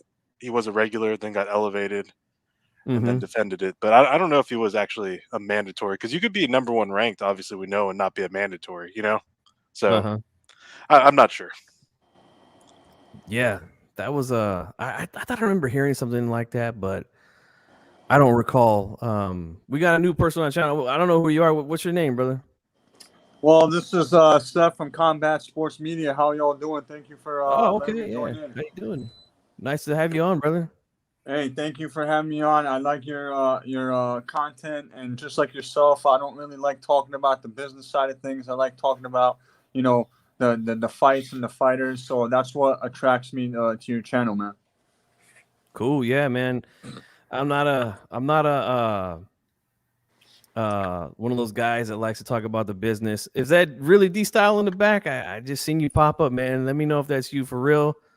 Give me a little wave in the back. For real, for real. All right, that's my brother right there. Let me get him on. No, I'm right there with you, man. I'm not one of those guys that likes to talk about that type of shit, you know. Although sometimes we kind of have to, you know, in certain situations. Right, because it affects the kind of fights that we get. Exactly. Ooh, wait, boxing. hey guys, can I push back on that point? Go ahead. I think boxing, dude, 90% of it. Why am I not surprised? Go ahead. Yeah. Well, I gotta call people out, you know? Like, dude, 90% of boxing is boxing, the business negotiations to the pay-per-view, the who's gonna fight who. That's like just how these guys only fight twice a year, so of course we're just gonna talk about the other stuff. Yeah, that's a good point. I actually want to talk about T.O. real quick, the fight coming up with T.O., right? Go ahead. I don't think it's going to be as easy as what you believe because, number one, he hasn't fought in over a year. So he has that ring rust. Number two, I think his father is really – I think it's time for him to leave his father and move on. I mean, he not as a father and as part of his boxing career. Trainer. Yeah, trainer. That's exactly what I mean. Thank you. Yes. It's time for him to put his father out of his way and just start being what he's supposed to be, shining like the sun. Because he could be much higher or much better without his father. Did you see the last video with his daddy? Yeah, I seen there was a it's embarrassing or something like that. It wasn't no scuffle. He got handled. His father got handled, and the father turned to the son and told him to make sure that you kick his ass, talking about Cambosis, and you kick the trainer ass too. I got 3 sons. None of them are fighting my battles. No, I mean, I hear you, man. Stop. Come on, none of them go fight my. Come on, man. I mean, look. I know there's a lot of people that feel, you know, that have strong opinions on Teofimo Senior. And you know, look, is he loud and obnoxious sometimes? Absolutely. But like, as far as them working together in the ring, I mean, I don't think they should change. I mean, I feel like I do. If it ain't broke, don't fix it. Like, It is broke. But it's broke. It's broke. Can I say something regarding this topic? Because I actually have something to say. All right. Go ahead. Troy, I don't blame you for thinking the way you're thinking because let's face it, a lot of the times, you know, you just put yourself in Teofimo's situation, and if your dad was acting the way he's acting, like he'd just be straight up embarrassing for you, and it just makes it harder for you to concentrate on what's important. However, I personally do know people that have been in the gym with Teofimo Senior and have seen him work. And these are people whose opinions I respect greatly. And according to them, the guy is the real deal when it comes to training. The guy really knows what he's doing as far as boxing is concerned. So maybe getting rid of him completely, I don't know if that's a good idea. Again, I don't blame you for thinking that. But I just wanted to point that out, that when it does come to the work in the gym, the guy is the real deal. Well, yeah, because I can tell you what I'm seeing because I grew up in the house with an addict and there was some drinking involved as well. I see a functioning drunk. Right. Yeah, I do too. I don't know. I just think he's an animated guy. You know, I look at the results in the ring. Yeah, I mean, I don't know. I don't know if that's true or not, but looks like the guy dropped off. But I mean, look, the results in the ring, I mean, we can't argue with them at this point, you know, at least at this point right now, we can't. Which is why I always say, like, when we hear these legendary stories of sparring about him getting beat up by guys like Ryo and Devin Haney, like, we don't know if that's true or not, but what we do know is true is that the motherfucker looks great in the ring when it's really a real fight, you know? So does Porter, but people want to fire his father all the time. Who, Sean Porter? Well, I mean, you know, he didn't have quite the success as Teofimo did in his division. I mean, he won the belt a couple times. He's a 2-time champion. Yeah, 2-time champion. But, you know, Teofimo beat a guy who was considered by a lot of people to be the number one at the time. And what else has it? See, here's the difference. Teofimo's only done one thing which has been done through all of boxing already. Sean has fought everybody and was a 2-time champion, and people were saying the same thing about him. Oh, he get rid of his father. No, what I'm saying is until his father could get himself together 100%, hey, get him some help, and you get a very good, solid trainer who understands when my father comes back, you're going to be the advisor, right? I just need you to. I just need you to be here. That was his last fight. His last fight was a Lomachenko fight, right? Yeah, but that, I mean, honestly, it's been over a year and the youngster hasn't fought. COVID. I don't want to hear that no more. I don't. Well, I mean, I gotta hear it every time. Like you go to the store, you gotta go to the store. You're gonna hear it when they put your mask on. So it's still the real thing. Yeah, unfortunately, it is. I'll be honest with you, I'm a little sick and tired of it. I'm ready for this pandemic to end, but it's still a real thing, man. And it's unfortunate what happened after that Lomachenko fight. He couldn't build on momentum because Triller moved the fight date originally. Then he gets COVID. And then the zone thing, or not the zone, the Thriller thing. Thriller, yeah. They should have just did the fucking fight on the original date, man. Like, Started from pride. It started from pride with Lomachenko for not getting a rematch clause. It started from pride with Theo and them for not giving him his him a rematch as well. Well, there was no rematch it's clause. pride. That's why. No, I get that. I get. I get that. But listen. This is the way I'm thinking. There's no rematch clause, so who has control? Then you do. Fight him again and prove that. Look, I beat you once. I could do it again, because he was running his mouth saying that he didn't beat him. So shut him up and beat him, and then you can fight the Haney's and knock Ryan out and make him go model somewhere, and then you can move up. And you and Joshua can have a conversation. And you and Joshua can fight. And then after that, you call Tank out. Really quick, so because Cambodas is the mandatory in the IBF, you know what I mean? So now this fight obviously has taken too damn long to get done. I agree with that. But I mean, Triller was having buyer's remorse, if we're honest, and was trying to get out of, like, nobody asked Triller to bid, but they did, right?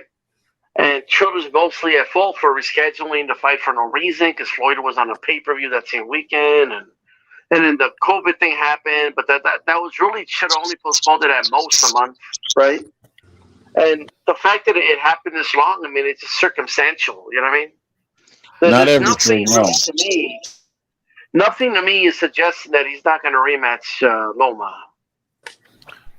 He said it out his father said it. They're not gonna give him a rematch, so there's really nothing more left to say, isn't it? Yeah, but they his father has said at multiple occasions that they will, other occasions that they won't. So it is what it is, right? But they did sign a long-term contract with Top Rank, so I'm pretty sure Top Rank, if he stays at lightweight, are gonna want that fight.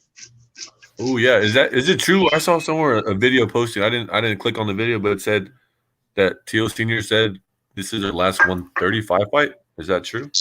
That boy walks around at probably 165, man. He's too big for 130 right now, 135. He needs to move up. Yeah, that guy was like 170 pounds when he's not fighting. Real talk. So his dad did say that. So this is their last fight. That's confirmed from his dad? Yeah, well, he did say that. Yeah, I think he did say it, but again, like D-Style said, his father said, yeah, a lot of things, a lot of times that don't come to fruition. But like a fight's gonna happen next month. I think it's inevitable though that they're probably gonna end up moving up. I personally think so. What do you think, Run PMC? Yeah, I think, I mean, if you can't make the weight, you can't make the weight, but it's unfortunate what happened to him the past year. I mean, some of it's in your control, some of it's not. But if he wants to move up, just move up. You need to make a big fight. It can't be any of these like little fights, especially if you think you're like one of the best pound for pound, then you need to only fight guys pound for pound. You can't go backwards or stall. So if he has to move up, then he better get a good 140, at least like a Jose Ramirez level, at least. Ramirez, Cepeda, Barbosa, Josh Taylor. Those are all top ranked guys at 140. Her Grace. Well, what about the guy, Pro Grace, whatever his name is? Pro Grace? If they make it with Probellum, because he's with Probellum now, the Richard Schaefer's new promotion. So if they can make it happen, they can make it happen. Those are all great fights too, man. I would love to see all those fights. Yeah, we'll see. He's got to get past Kambosos, man. Like that IBF mandatory. He's gonna get past him, but he's gonna be tougher than what you all are thinking. A whole lot tougher than what you all are thinking. I mean, but also keep in mind, Troy. Like, I agree with you. There's definitely ring rust there. He's been off for a year, but so has Kambosos. So they'll both be shaking off some rust, and I think by the time they both do, I just think Teofimo is just much better. But look, I respect Kambosos, man. I do. Honestly, I think overtraining is going to be more of a factor than ring rust or anything else in this fight. That's a good point too. Yeah. And these guys have been training, especially Kambosos, man. That guy just loves to fucking train. Like he's the kind of fighter where when you train him, you really got to watch him and hold him back sometimes because he'll train every fucking day at 100% if you let him. Teofimo, on the other hand, I don't think he's going to have as much of a problem as far as overtraining is concerned because his dad really knows what he's doing and he makes sure he doesn't. However, the kid he's been freaking dieting on and off for the past year, and I think that's going to be Teofimo's major concern as far as I'm concerned is he's been cutting weight in and out, up and down with his weight for the past year. And to me, Kambosos is a little more natural at lightweight. So with Kambosos, it's the overtraining that I'm worried about, and with Teo, it's the dieting, I making weight part that I'm worried about. And to me, it makes the fight a little more intriguing than it was, to be honest with you, because during the summertime, I didn't even care about this fight, to be honest with you. But now I'm actually kind of, and there's a little more intrigue to it because of all the delays and stuff. So are you predicting that Kambosos does good in this fight? No. Honestly, I don't. It's hard for me to say that, but I think there's definitely more of a chance for him to do good in this fight. That's for sure. As opposed to 6 months ago, I thought he was just going to lose by knockout in 2-3 rounds. But by now, do you still strongly, if you had to guess what the outcome was, you're still going to say knockout, right? For sure, 100%. Okay. Look at this account, guys. Check this out. TVE Makabu. Obviously a troll here, and it says Teo barely won against Lomachenko. No, I disagree with that. I agree with that. You know, Loma should just put in the rematch clause just in case. It doesn't hurt. Well, right. You know, let me say this and get my Wilder point off since y'all mentioned Wilder and Fury. That fight was nowadays that's a great heavyweight fight, right? It is, but in all reality, there's a couple of things that most people miss. Number one, Wilder was dead after the 7th round. Gone. He was going on instinct. And if you watch when he dropped Fury, was it the first or second time? I think it was the second time. Fury had the look of shock in his eyes. Why? He's been knocked down by this man before. He shouldn't be. Oh, having trouble hearing you. You're cutting out, Troy. We can't hear you. Okay.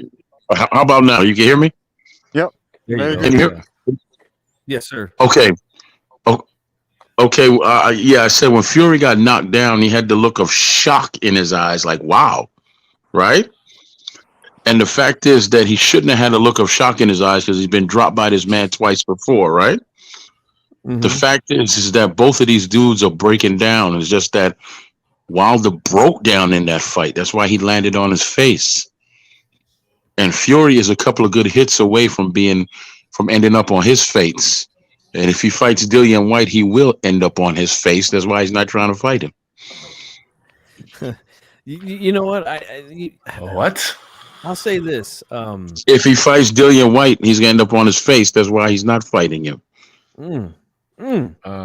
Troy going with Dillian White. I find that hard to believe. I think it's a good fight. I do think it's a good fight. I haven't really thought about who I think would win, but I think it's a good matchup. But I'll say this about after the 5th round of that fight, Wilder Fury 3, I maybe I'm tripping, and you guys could disagree with me if you want or agree, but I felt like just about every single round, there was moments where he was hurt, wobbled, just didn't look steady on his legs, like just about every single round. And I feel like it was just unnecessary, man. unnecessary to take that kind of punishment, but that's what You they remember the wanted. round before he got knocked out when he hurt Fury? I don't think he hurt him that round. I don't think so. You don't Like think he I hurt went him? back and looked at that punch kind of deflected off Fury's glove, and it looked worse than what it really was. But do you see Fury holding him after he got punched? Yeah, well, I mean, Fury was holding him all night. He was roughing him up, like. Honestly, I didn't see him hurt off that shot. I know what you're talking about though, because there was a few I don't people know. that said that, but I disagree. I think he hurt him. He was bothered by that. Yeah, I think that's why. That's why I think he was in that fight because he, in my opinion, he hurt him. So that's the whole point. That's the whole shot. Is he was kind of done, but he still had a shot to win the fight. And I mean, he went on his shield. Yeah, I just think it was unnecessary, in my opinion. He was hurt several times. Run PMC, go ahead, brother. Yeah, he should have. Looking back on it, it would have been better if Breland just let Fury finish him in the second fight, opposed to have him take the punishment again in the third fight. Like really, because we don't know how he's going to come back after this. Because he trained forever. Like Wilder, if anything, was overtrained for this fight. Just how he looked in the ring, and he was done after like the first 3 rounds because he was throwing every jab with like 100% like intensity, power. Yeah, and it was like, and Fury was just sitting there just waiting for him to die out, and then when Fury got knocked down, he just got caught because Wilder still has the power, and it is heavyweights. So, but I don't know. I mean, it would be an interesting fight. I just want to see Wilder come back. Like I wanted to see him after the second fight. Like no excuses, just come back and improve and get better and see what happens. That's it. I thought he did improve in this fight. Yeah. Dude, he knocked Fury the best. Somebody got some background. One of the greatest heavyweights of all time. He dropped him twice in the same round. Yeah, if you're not speaking, Troy, just if you don't mind, just mute yourself because I think there's some feedback on your end. But you know what's funny? We talked about ring rust with Teofimo and Kambosos, but that fight right there, Wilder Fury 3, those guys were off for what? 20 months, I think. Almost 20 months almost 2 before they years. got in a ring. Well, the thing with ring rust is it's only real if it depends on. It's all about what you're doing on your time off. So, for example, when Oscar De La Hoya took 2.5 years off and then came back and fought Mayorga, he didn't look like he was off. You know what I mean? That was a great performance. Oh yes, yeah. Because you could tell he was in the gym. He didn't just sit on his ass for 2 years. Now, so I believe it's all about what you're doing on your time off. I boxed amateur for years. Some of my greatest performance literally was when I was off for like 4 years. I didn't compete, quote unquote, for 4 years. But I mean, I stayed in the gym. I never stopped boxing, and it was actually one of my better performances. So I really truly believe ring rust is only real if you're not doing anything in between your fights.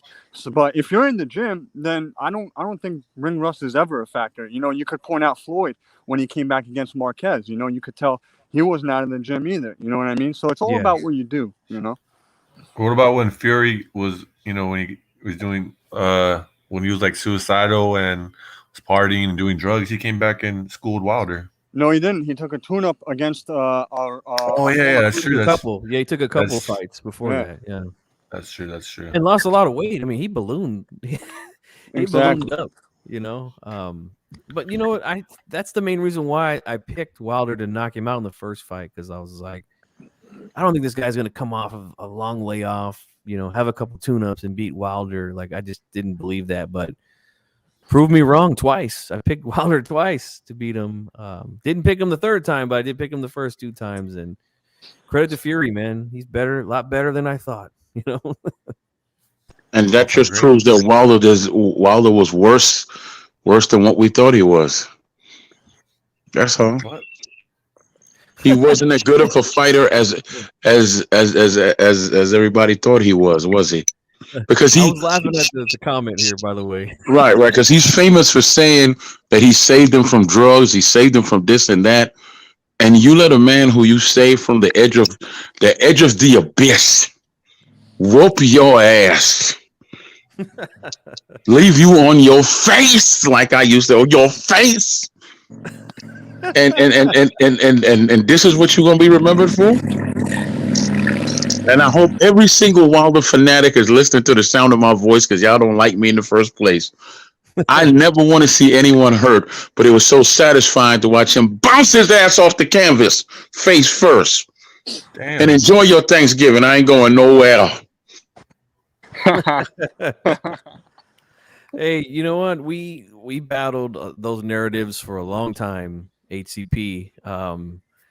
And a lot of shit came out. The real proof is coming out after the third fight, and we'll see when he KOs Fury. But like, I mean, look, we're still waiting to see this real proof that he almost did though. Like, guys, like he almost did. The proof was in the pudding, as Floyd says. It was almost in the pudding. Like you just needed one more second.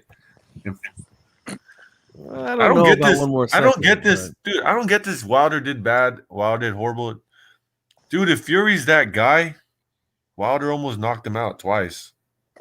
Like, I think Wilder needs to fight someone else to show you exactly how good he is. So he needs. To me, I think it's obvious that Deontay Wilder is a top heavyweight. Now that's what I'm saying. Yeah, I mean, he may not be the most skilled or anything, but his total sum equates to a top 3 heavyweight, top 4 heavyweight. I would definitely take Deontay Wilder over Anthony Joshua in a fight today. Absolutely not. I would. I don't trust Joshua. Are you kidding me? Yeah. And that chin, I expect Deontay Wilder win by knockout in that fight. Wait. Hold on. Let me jump in here. You said Joshua's chin. Joshua has never ended up on his face. He's never ended a fight on his face. Yeah, but he's been down. He's been down. He's been down, and he done what? And he's gotten up. He's done great, but he's gotten up. But I don't like his temperament in his recent fights. I don't think he's confident in himself. Well, I tell you what, I will take his temperament over him being carried out because he got knocked out on his face. On his face. You know what? That's a good point. We don't know how Deontay Wilder's temperament is going to be. But I'm just saying, like, Joshua doesn't seem like a confident fighter to me. And if you're not confident, because he's not. Deontay Wilder's the worst guy to go up against. That's all. How confident is Wilder right now? Well, we don't know. That remains to be seen. Yeah, we don't know. Yeah, we don't know. But he reacted pretty well in the rematch as far as his confidence was concerned. I'll ask this: how confident do you think Joshua will be? Because I don't think he's going to beat Usyk in the rematch. Like, I think his confidence is going to be shot after that. You know, to lose to this guy again. You know, we shall see. We shall see. Yeah, exactly. To be fair, you said that. You said that before the Reese fight, and he beat Reese clearly. Yeah. No, I was wrong about that fight, but I did not expect fucking Ruiz to come in looking like the Goodyear blimp either. You know, the Michelin man. Please don't bring him up. He has no ambition. I don't want to hear nothing more about that boy. He has no ambition. Point. Yeah, he's not worth talking about. Oh no, I think you guys are. Honestly, I think all of you guys are just being too extreme. Like, oh, this guy's done. He's done. This guy, like you. I don't just think gotta Ruiz see the is done. I think the jury is still out. You know. No, not Ruiz, but like Joshua. Wilder's done. Wilder's was horrible this whole time. Joshua's horrible this whole time. Ruiz was like. No, I mean, I just think that. I think they're too extreme. You just gotta watch. We need more of these cross fights so we can start judging and assessing. No, and I analyzing. agree. We need to see more. Different fights like.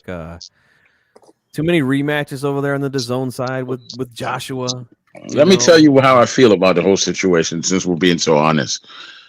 I don't care for Usyk, but if he beats Joshua, that actually is good in my book because I'm a fan of I'm a fan of boxing, but I truly believe that Joshua has the tools when he's confident to beat White. So if he beats him again, if he beats Joshua again and gets him out the way, right? Then White could do his mandatory with Fury, knock him off, and he will knock Usyk out. So you'll knock out both of them all the way, huh, Troy? White beats them all, huh? That's right. Always bet on. Always bet on the black man named White. That's right. That's hilarious. From PMC, what do you think, man? How are Joshua's chances against Usyk in this rematch, man? I don't know. I mean, you see, I don't really like his mindset, like basically going for Ronnie Shields and then Now he's going with Eddie Reynoso. So it seems like he just doesn't have his identity. And that's been like the case in my opinion since after the Ruiz fight. He's just caught between styles. He doesn't know what he's looking for, and I mean, he could still win fights, but I don't think. I mean, it wasn't even close in the Usyk fight, in my opinion. He had like a few good rounds, but it wasn't really close. So yeah, you're right. I think Usyk wins again. Yeah, I Are think you it was a pretty driving? clear. I think it was a pretty clear decision win for Usyk.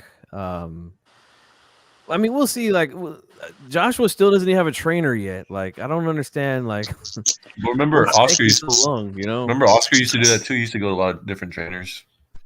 I have a He trainer did, for yeah. him right now. I have the greatest trainer alive for Joshua. AJ. There's actually no other trainer that is more accomplished than the man that I know right now, Who's that? Tommy Brooks. That would be a nice fit with him. Well, you know, the thing with Joshua and this new trainer stuff is nothing more, in my opinion, than just a marketing strategy. For example, you know how like in the old martial arts movies, you know, there's this theme of traveling around the world and learning from great masters and using all the things they taught you and all that bullshit. Well, I think that's exactly what he's doing, just to appease the fans and to just get people talking about him and tune in for his next fight. And sorry for the noise. There's a lot of rain. I'm doing security. I don't know if you guys can hear it, but yeah, Yeah, we hear a little bit. Yeah. I think it's just nothing more than a marketing ploy. You know, that's it. And Bob McCracken is going to be his trainer. Mark my words. I like the travel around the world and learn from the masters. Almost sounds like kung fu back in the day. That sounds like Batman. Exactly. That sounds like Batman. Bro, this guy is a nerd. Joshua is a nerd. I fucking know he watches all that bullshit. He loves Batman. I'm sure of it. He loves Dragon Ball Z. So that's exactly what this guy's doing, man. I'm telling you. And the funniest thing is about this whole situation is that Ronnie Shields actually took it seriously, went around halfway around the world telling everybody that would listen to him that Joshua came into his gym and how excited he is. It's like a little kid at a candy store. He was hilarious. The guy actually thought it was real. You know what I mean? No, he's using Joshua as a marketing tool. Or he could be doing that too. Yeah, he could be doing that. But he looked like he really thought it was going to go down. I agree with this comment. Isn't he filming a reality show? Like it almost seems like that. Like with this weird, bizarre. I don't. That's for a trainer, you know. Yeah, like, I don't know how old everybody is on the panel, but do you all remember this commercial with the owl where he's like, "How many licks does it take to get the center of a Tootsie Pop?" I remember Yeah, that. 1, a 2, crunch, 3. Remember that? So, yeah. Yep, I remember that commercial for sure, man. But I think the heavyweight, we need some new, fresh matchups at heavyweight. Dillian White's coming, man. Yeah. Dillian White coming. He's gonna be undisputed. Man, undisputed. Like I'm gonna remember that, Troy. I'm gonna be gone for a little bit. Please do. A few months. I'm gonna be gone, but I tell you this, man. I will be giving you a tremendous amount of credit. Listen to me clearly about something. I don't see him as Superman. I don't see him as a super talented fighter. I see him as a every man, right? This is White I'm talking about. But he has a will and a drive and a purpose that will not allow him to be broken. Think about it. The man gets put to... Huh? Didn't he get stopped by AJ? Yeah. And then after that, he went on a win streak. He got stopped by... He in a beautiful knockout, beautiful setup by Povetkin. That was beautifully set up and everything. What's the first thing he said when he woke up? He went to Eddie and said, "Give me my rematch." You see what I'm saying? Well, you got buried alive that night, so yeah. And just like me, he's a yardie. He's a Jamaican. So I don't see him as a Superman. I don't think he can. He's this greatly skilled guy. I see all his flaws and all that, but listen to his will and his drive and his purpose. Joshua doesn't have. If Joshua had his will and his drive and his purpose, we wouldn't be having a conversation about Usyk right now, because he would have sent him back to wherever the hell he's from. Exactly, because that's what he would have. That's what he was supposed to do. Someone with the physical traits of Joshua, and even the half-ass skills that he has, him being a real heavyweight, should have fought. He would have fought. He should have fought a physical fight and gotten Usyk the fuck out of there. I totally agree with you. There was not one reason why he should have lost that fight, especially the way he did. Well, AJ's like, I'm not AJ. Usyk's a gold medalist. You know, lineal. You undisputed at cruiserweight. Well, Jan Spinks is a gold medalist. And AJ was a gold medalist too, though. Way back, baby. Well, we don't know how good Usyk is. Oh, now we do. Actually, never mind. Now we know how good he is. Usyk is great. And I just think that Joshua should have went in the ring to blow him out. I think he should have went in there kind of like how he fought Vladimir Klitschko. He should have used his strength, his size, his physicality, his power, and just run him over like a fucking monster truck. But he's clearly not the same fighter he was 6 years ago. Something changed mentally in Anthony Joshua, as far as I can see.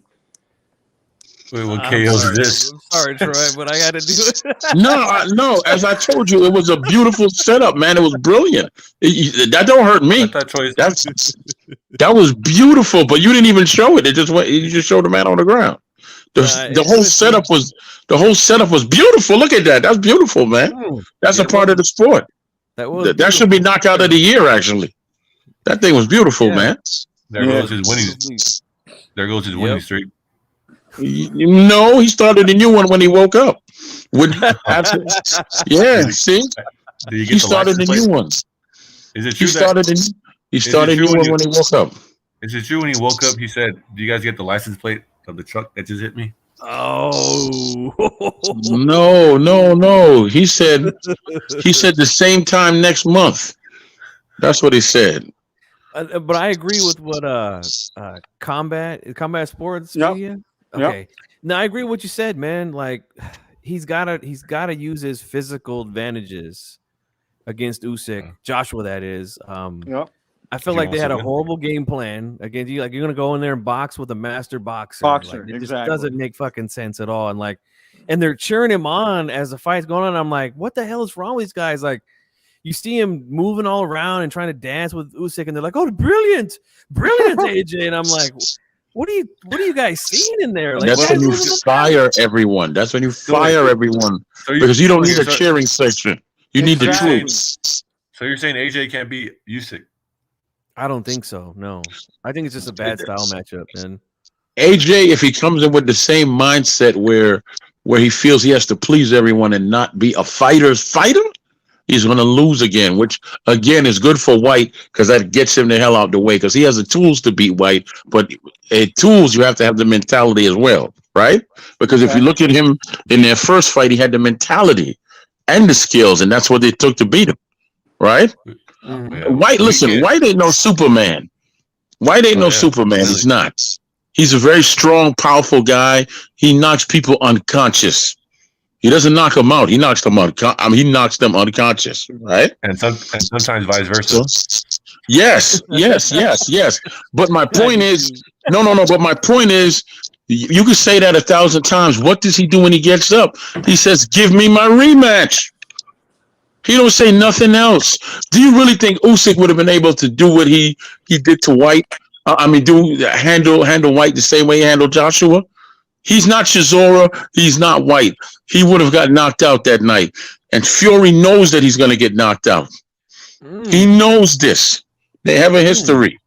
He knows that they have a history. That's why Fury could always say, "I want to fight you," but he'll never fight him. Wilder knew White would have left him on his face before Fury. That's why he never fought him in 3-4 years. He never fought any puncher, but he stayed away from White on purpose. He's a peasant. He's easy work. That's your mouth saying that. Why don't you go in the ring and prove it? Because he knows he would get knocked out. Fighters know fighters. That man is not Superman, but he's a fighter's fighter. And you don't go in it. I wouldn't mind seeing the Fury White fight in the meantime, while Joshua and Usyk, handle their business in another damn rematch. I think it would be an interesting fight to see. I think I would favor I think it'd Fury. be interesting but- too because Fury's breaking down. This be the perfect time for White to catch Fury. He's breaking down. I don't know about all that breaking down stuff, but just for the WBC to keep the very little validity that they have left, I think the fight should happen. Right. I mean, I would definitely favor Fury, but look, I agree with a lot of what you said, Troy. White is there to fight. He's there to hurt guys, and it's a heavyweight. It's the heavyweight game, man. So anything could happen. But I want to get the other guys' opinions. Run PMC. What do you give White's chances, man, against Fury if that fight was to happen? Well, I definitely think he has a shot. I mean, I agree with what Troy said about the mindset. And if Joshua had White's mindset, he would be a way better fighter. Because even when they fought, because Joshua and White fought in the amateurs, and Joshua got sat on his butt hard. They had the videos on YouTube, but against Fury, I don't know. I mean, because it depends what Fury we get too. Because Fury, even for this fight, I don't think he was in that good of shape, honestly. And he's always up and down with whatever. I mean, but he shows up for the big fights. Fury shows up for the big fights. Yeah, but would he view this as a big fight to him? I don't know that. So, ooh, that's a good point. So, yeah. What big fights? What big he's had? Wilder and Klitschko. What big fights you talking about? So he's had four big fights. He's had four big fights. What are the other two? He had four big fights. He had 3 fights with Wilder, and then he had 1 fight with Vladimir. Again, the same 2 people I just named. You said 4, as in 4 different people. Yeah, well, no, I'm not talking about people. I'm talking about fights. In big fights. Yeah. In big fights, he Minutia. You're talking about minutia. I'm talking about people. I'm talking about real people. So basically, he's only had 2 fights, and those are the 2 big fights he showed up for. No, it's not 2 fights because you have to train and get ready for each and you have to train and. Okay, well, the 2 people, brother. The 2 people, because we going back and forth about minutia. The 2 people. Yeah, they're a big fight. They're still big fights because Pacquiao versus Marquez, they fought each other once. I mean, they're the same people, and they're all 4 big fights. You still have to train and get ready for those fights. They're separate fights. That you can't train. You can't have one training camp and do 4 fights. And you have to, Yeah. So it is and not just that. Okay, man, I get it. I want to let Run finish his point because I think he made a good point, man. Would Fury get up for this fight? Because I mean, look, he didn't look the best against Wallin. I mean, he smashed Schwartz, but that guy was really not that good. But go ahead and finish your point, man. Yeah, and I don't think he looked necessarily really good in this past fight either. I mean, he did beat Wilder, but Wilder gassed himself out, and it still took Fury a while and he got knocked down and a while to get him out of there. So I don't know. I mean, it all depends what Fury shows up, and it could be true that he is breaking down because when you abuse your body, even though he's in his early 30s, when you abuse your body and you balloon up over 400 pounds, now you're fighting 140 pounds lighter. That's definitely not good for your body going up and then going down. So we'll see. I mean, I think White has a shot, but if I were to pick one, I'd probably still pick Fury. Me too. Yeah, me too. Not me. I love you, Troy. You stand on your square, brother. Gotta respect that. Hey, Dylan White's not a bad fighter, and Troy is Jamaican, and Dylan White's Jamaican, so I don't blame him. Hey, it's all good, man. What do you think, 92? What do you think? Who would possibly win that fight? You there, 92 AKU? It's clearly Fury. It's not even. I don't have any. Short and sweet from 92 AKU, but you know what? Hey, look, again, if we're waiting for Joshua and Usyk to finish their fucking rematch, why not? Why not? Let's see White and Fury. Why the fuck not? But I want to move on to something else, man. Yo, can you hear me now? Yeah, I can hear you, brother. Oh, okay. Run PMC, man. Anything you want to talk about? I'm down for any topic. We can talk. You guys talk about the fights this weekend coming up already? Yeah, we talked about that a little bit earlier, but go ahead and give your take, man. I'm personally, I'm more interested in seeing the Fulton Figueroa. Right. So give us your thoughts on that, man. What do you think? Yeah. I'm more interested in that fight. I think that's definitely a more significant fight. But I'd probably still record that one and watch the Tio fight first, just so we can get out of the way. But I think it's a pretty even fight. Like I had no idea that I didn't think that what's his name, Figueroa would stop Neri, especially with a me body too. shot. Mhm. But I think Fulton's really good, but Fulton definitely lacks the power. So I think if I were to pick one, I'm leaning towards Fulton, but I wouldn't be surprised if Figueroa would just outwork him and just win rounds off inactivity from Fulton. But for the Teal fight, I think he's going to win. I don't know how. I mean, he talks about how a lot, like in the chat, they're talking about how he has a lot of stuff going on in his personal life, and we remember what happened last time when that was the Nakatani fight. So we Yeah. don't really know what Tio we're going to get. Plus, he's weight drained. You could just tell just the way he looks, and I don't know. It's just like when you're already talking about, I think when you're talking about dropping belts already and moving up, you're sort of looking past Kambosos, who's a live dog. I still think Tio's going to win and stop him, but I mean, I think it possibly could be within 7, but I could see Kambosos just because his heart just taking him through a little more. Okay, yeah. I just recently discovered that all this stuff was going on with Teofimo. With apparently, there's some people earlier in the chat saying that his wife left him, and like I had no idea that happened. So, oh shit, I didn't either. That's fucking huge, man. Because that guy is one of those guys where, like he just got married, and his wife was supposedly like a big part of his life and everything. So hearing that tells me that this fight just got a little more intriguing than I originally thought. Tougher. It's gonna because he's a family man, and underneath all the tough guy, he's a sensitive guy because he is a family man. Yeah. That was news to me, man. I had no idea that happened. But I still think, even with all that, I still think he'll be able to beat Kambosos. I hate saying this about the guy because he earned his way there, but I just don't think he's good enough. I just don't. Well, let me say this about the Figueroa fight real quick, right? Go ahead.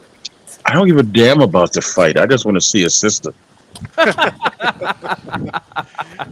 Well, I think a lot of people would agree with you on that. They might not agree with you on the white topic, but they'll agree with you on that. That's for sure, man. Boxing the story. Yeah, we're still here, man. We're still talking boxing. Let's see, getting married in your early 20s. Yeah, unusual. Doesn't last. Yeah, I got married. Hello? At 27. So. Can you hear me? Yes, we can hear you. Can you hear us? Can you hear me? 1 2 1 2. Check 1 2. Yeah. He's in that rainstorm. Yeah, I think maybe the rain took it out. The storm took the signal out of there, but hey, we appreciate him coming on, man. That was, he had some good opinions and a lot of good things to say. So let's see here. There's a comment. Lennox was best, says Kambosos beat Lee Shelby. Lee Shelby would be a problem for most fighters. I feel like that fight was really close, man. And I know you mentioned this the Mickey Bay fight too, Run PMC. That was a close fight too. Yeah, that was close. I thought the knockdown was the difference in that one on Mickey Bay, and that was a really inactive Mickey Bay. Ever since he got that belt by gift when he beat Vasquez, he was really inactive. He lost to Rancis Bartholomew, or I think it was Rancis he lost to. I don't think it was his brother. And then he was just basically inactive since then. He was with Ronjay Rozier for like a month, and then he got in a fight. So, I mean, that was close, but what Kambosos does is he has heart, and he knows how to out-hustle guys. So it's going to be interesting. Like, we'll see if Tio still has the pop, because if he's weight drained, we'll see. But if Kambosos could just out-hustle him, it might be more interesting. Wait, Kambosos beat Mickey Bay? He did. TMT Mickey Bay? Yeah, TMT Mickey Bay. Yep. I always remember Mickey Bay from the John Molina fight. Man, he blew that fight. He blew that fight. The West Covina Gladiator, right? Yeah. Shout out to West Covina. He was on his way to winning a decision. And then he got cocky. Fight. He got cocky. Yeah, that's a boxer we don't he retired, but we don't talk about. But dude, he was in some fun ass fights. Yep. John Matisse when he knocked him down twice. Ooh, dude, that was a fight. And with Matisse and there's another barn burner, if I remember right. he fought like a half a round against DeMarco. Oh yeah. Yeah. But yeah, the Matisse fight's the one I remember the most, where he knocked down Matisse. he fought Ruslan too, and he actually outboxed Ruslan, which is funny to say. John Molina outboxing. Oh yeah, that's his biggest win. That's his Yep. like his underdog one. Dude, that was a good fight. Dude, he's a good boxer, man. Yeah, he was good. I think he's like a sheriff now or something like that. Yeah, I did see that on IG that he was like a sheriff or something. So Dude, John Molina has some of the weirdest fights and wins and losses like that I've ever seen. Like he beat Lundy. I think he beat Lundy too. Hank Lundy back then, like years ago. And he beats Mickey Bay in a fight that he was getting clearly outclassed in. Lands something big, beats him. And then remember his fight with DeMarco? Like he gets knocked out like almost instantly. Like it wasn't even like he was hurt. He just wasn't answering back. It was weird. It looked like a fixed fight. To be honest with you, that shit looked fixed. It was over in like 10 seconds. He didn't even take a knee. You know what I mean? That's what I'm saying. It was weird. Yeah, like he's got some weird shit happening in his career, but that always a tough out though. You know, most of the time. You know. he and like when he was fighting Broner too, it was like, man, Broner wasn't even ready. And then I'm like, he just needs to increase his punch volume. But that was another guy that was just swinging for the fences every time, Molina. Yep. Yeah. Boxing Dialogue here says, I'm more excited for JoJo versus Devin next week. I got JoJo pulling off the upset. I think that's a really good fight too. And I don't know if you guys had seen the interview we did with Kid Austin, Floyd Schofield a couple weeks ago on HCP, the podcast. He's training with JoJo. He's sparring in JoJo's camp. And according to the young Schofield's father, they got the answer. And if JoJo listens, he'll kick Haney's ass. That's what he says. Schofield and Haney have a history in the gym that's been well documented, but I think it's a tremendous matchup for sure, man. What do you think, Run PMC? Yeah, I think it's good. I mean, I'm picking Haney. I think just because JoJo's going to have to get inside, and I don't know if he's going to be able to get inside. But if he can touch the chin, we really don't know. I think it's a 50 fight. I don't know if I could pick one just yet. I'd probably have to watch JoJo's last fight. But I don't know. When JoJo fought, I know the styles are different. But when JoJo fought Gary Russell, he wasn't really making that many adjustments. He was just trying to like outwill Gary Russell, and then the skills took over. But Haney doesn't have that hand speed or style either. And JoJo's isn't. He's in a bigger weight class now, so I'm wondering how he's going to react like that. But JoJo always comes to fight though, so we're just going to see if the chin can hold up for Haney. But I would lean towards Haney. I think JoJo is the guy that beat Trevin Farmer, right? Yeah, he did. Farmer? Yeah, beat Trevin Farmer pretty soundly too. Yeah. And he wore the Kobe jersey, right? In one of the fights. And he got cut early, a really bad cut early. It was on the in that eyelid. fight. On the eyelid. And I was thinking like, damn, JoJo's going to be in trouble here, but he bit down on the mouthpiece and pulled out the win. I thought it was a pretty convincing win as well. Yeah, it was pretty convincing. That wasn't really close because they were saying something was wrong with Farmer's eyes, but that's just boxing. You have to deal with it. Yep. What else you got? You guys think? What do you guys think of this fight? Anybody else can go ahead and chime in. I think that the edge slightly has to go to Devin Haney because he's long and naturally bigger and more athletic, and he's got decent hand speed as well. So just because of those things, I slightly favor Haney. With that said, I expect him to win a controversial, hard-fought decision. I definitely see it tight down the stretch for sure. Exactly. Yep, I definitely see that. 92 AKU, you want to chime in on this one, or are you not excited for this one? I'll be honest, I'm not excited. I'll probably not watch it. I'll watch the highlights of it. I mean, dude, I'm really bad at watching all the fights.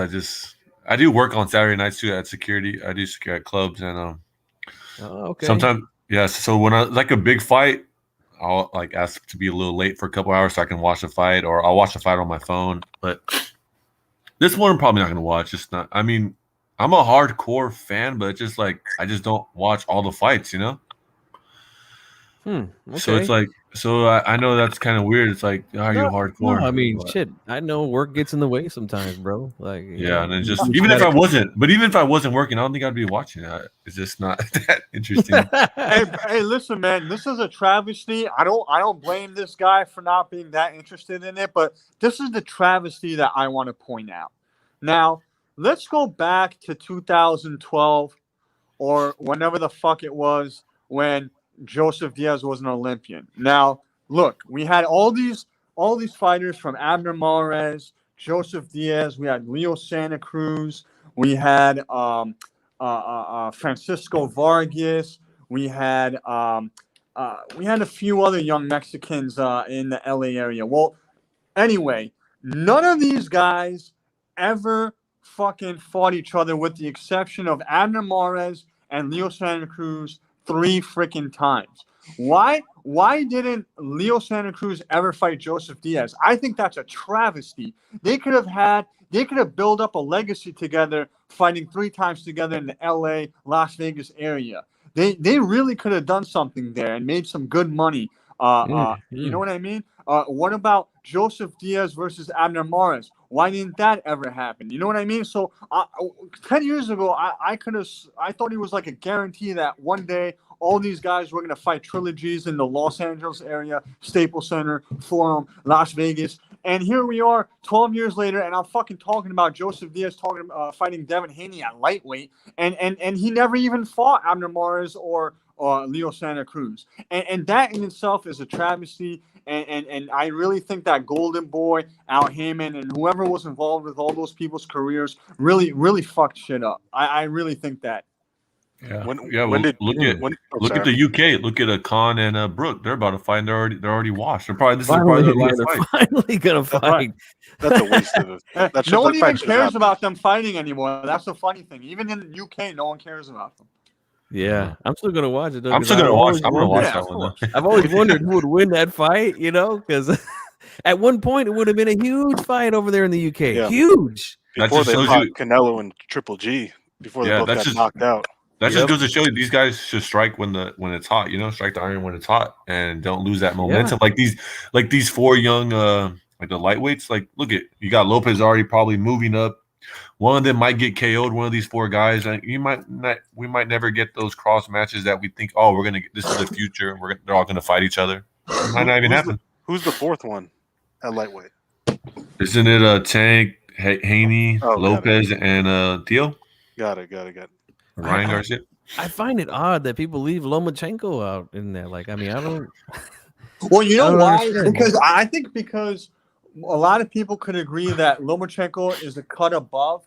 But even if you don't think that, the fact is we've all been watching boxing for a very long time, and it was only a few short years ago where Lomachenko was at featherweight, and Scott Quigg didn't fight him. Leo Santa Cruz didn't fight him. Frampton never fought him. Guillermo Rigon, Mars. Abner Mars never fought him.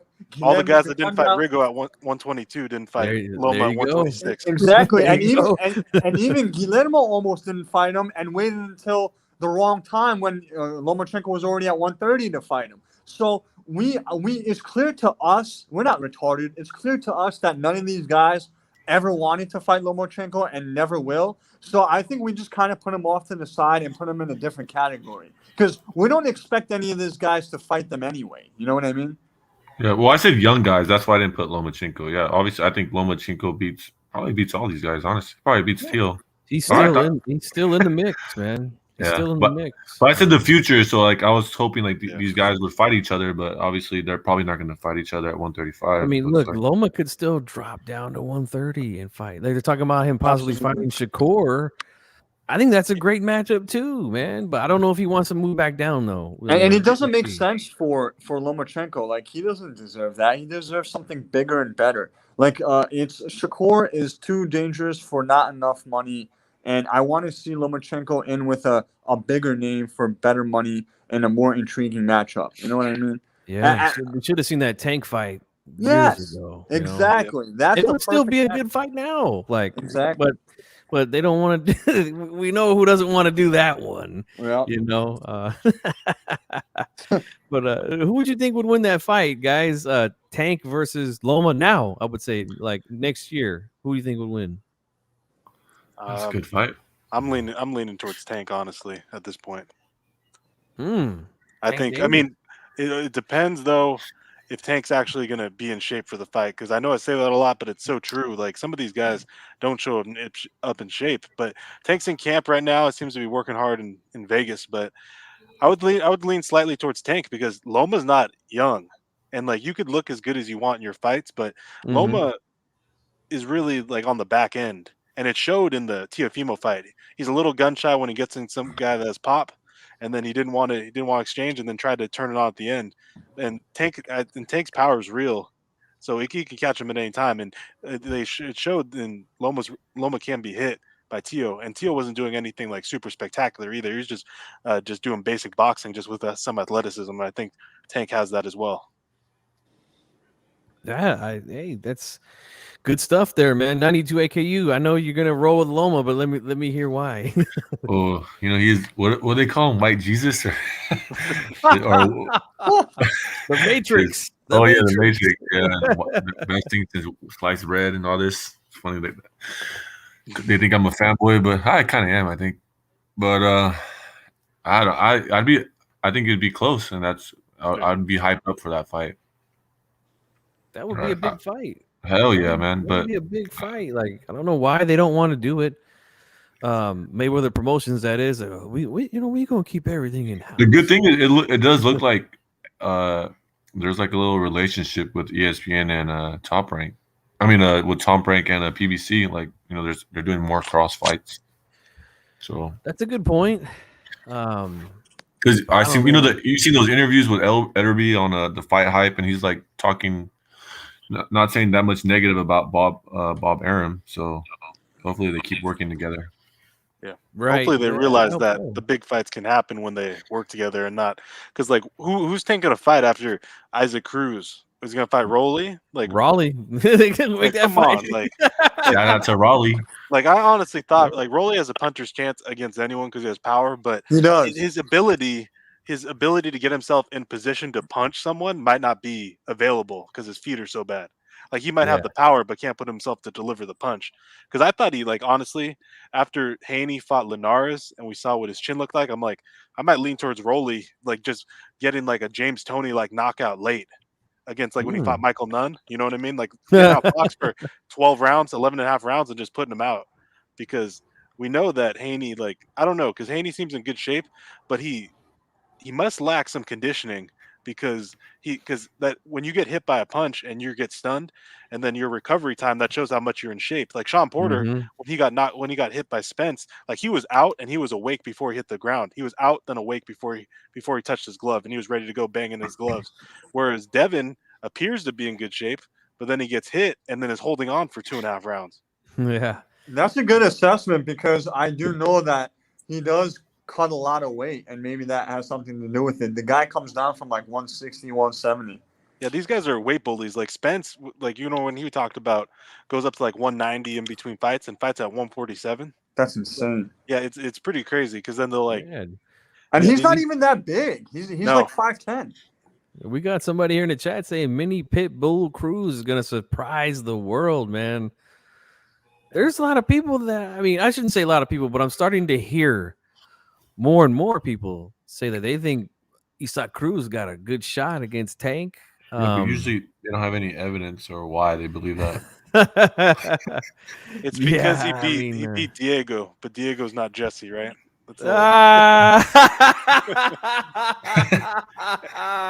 Anyways, I need to get off, but yeah, thanks G Funky. I mean, congrats on the second child coming. Wish you guys the best and look forward to you coming back. 92. Good to finally talk to you. And then I'm sorry I didn't get your name, but very nice to meet you as well. And then the guy that was also on that dropped off.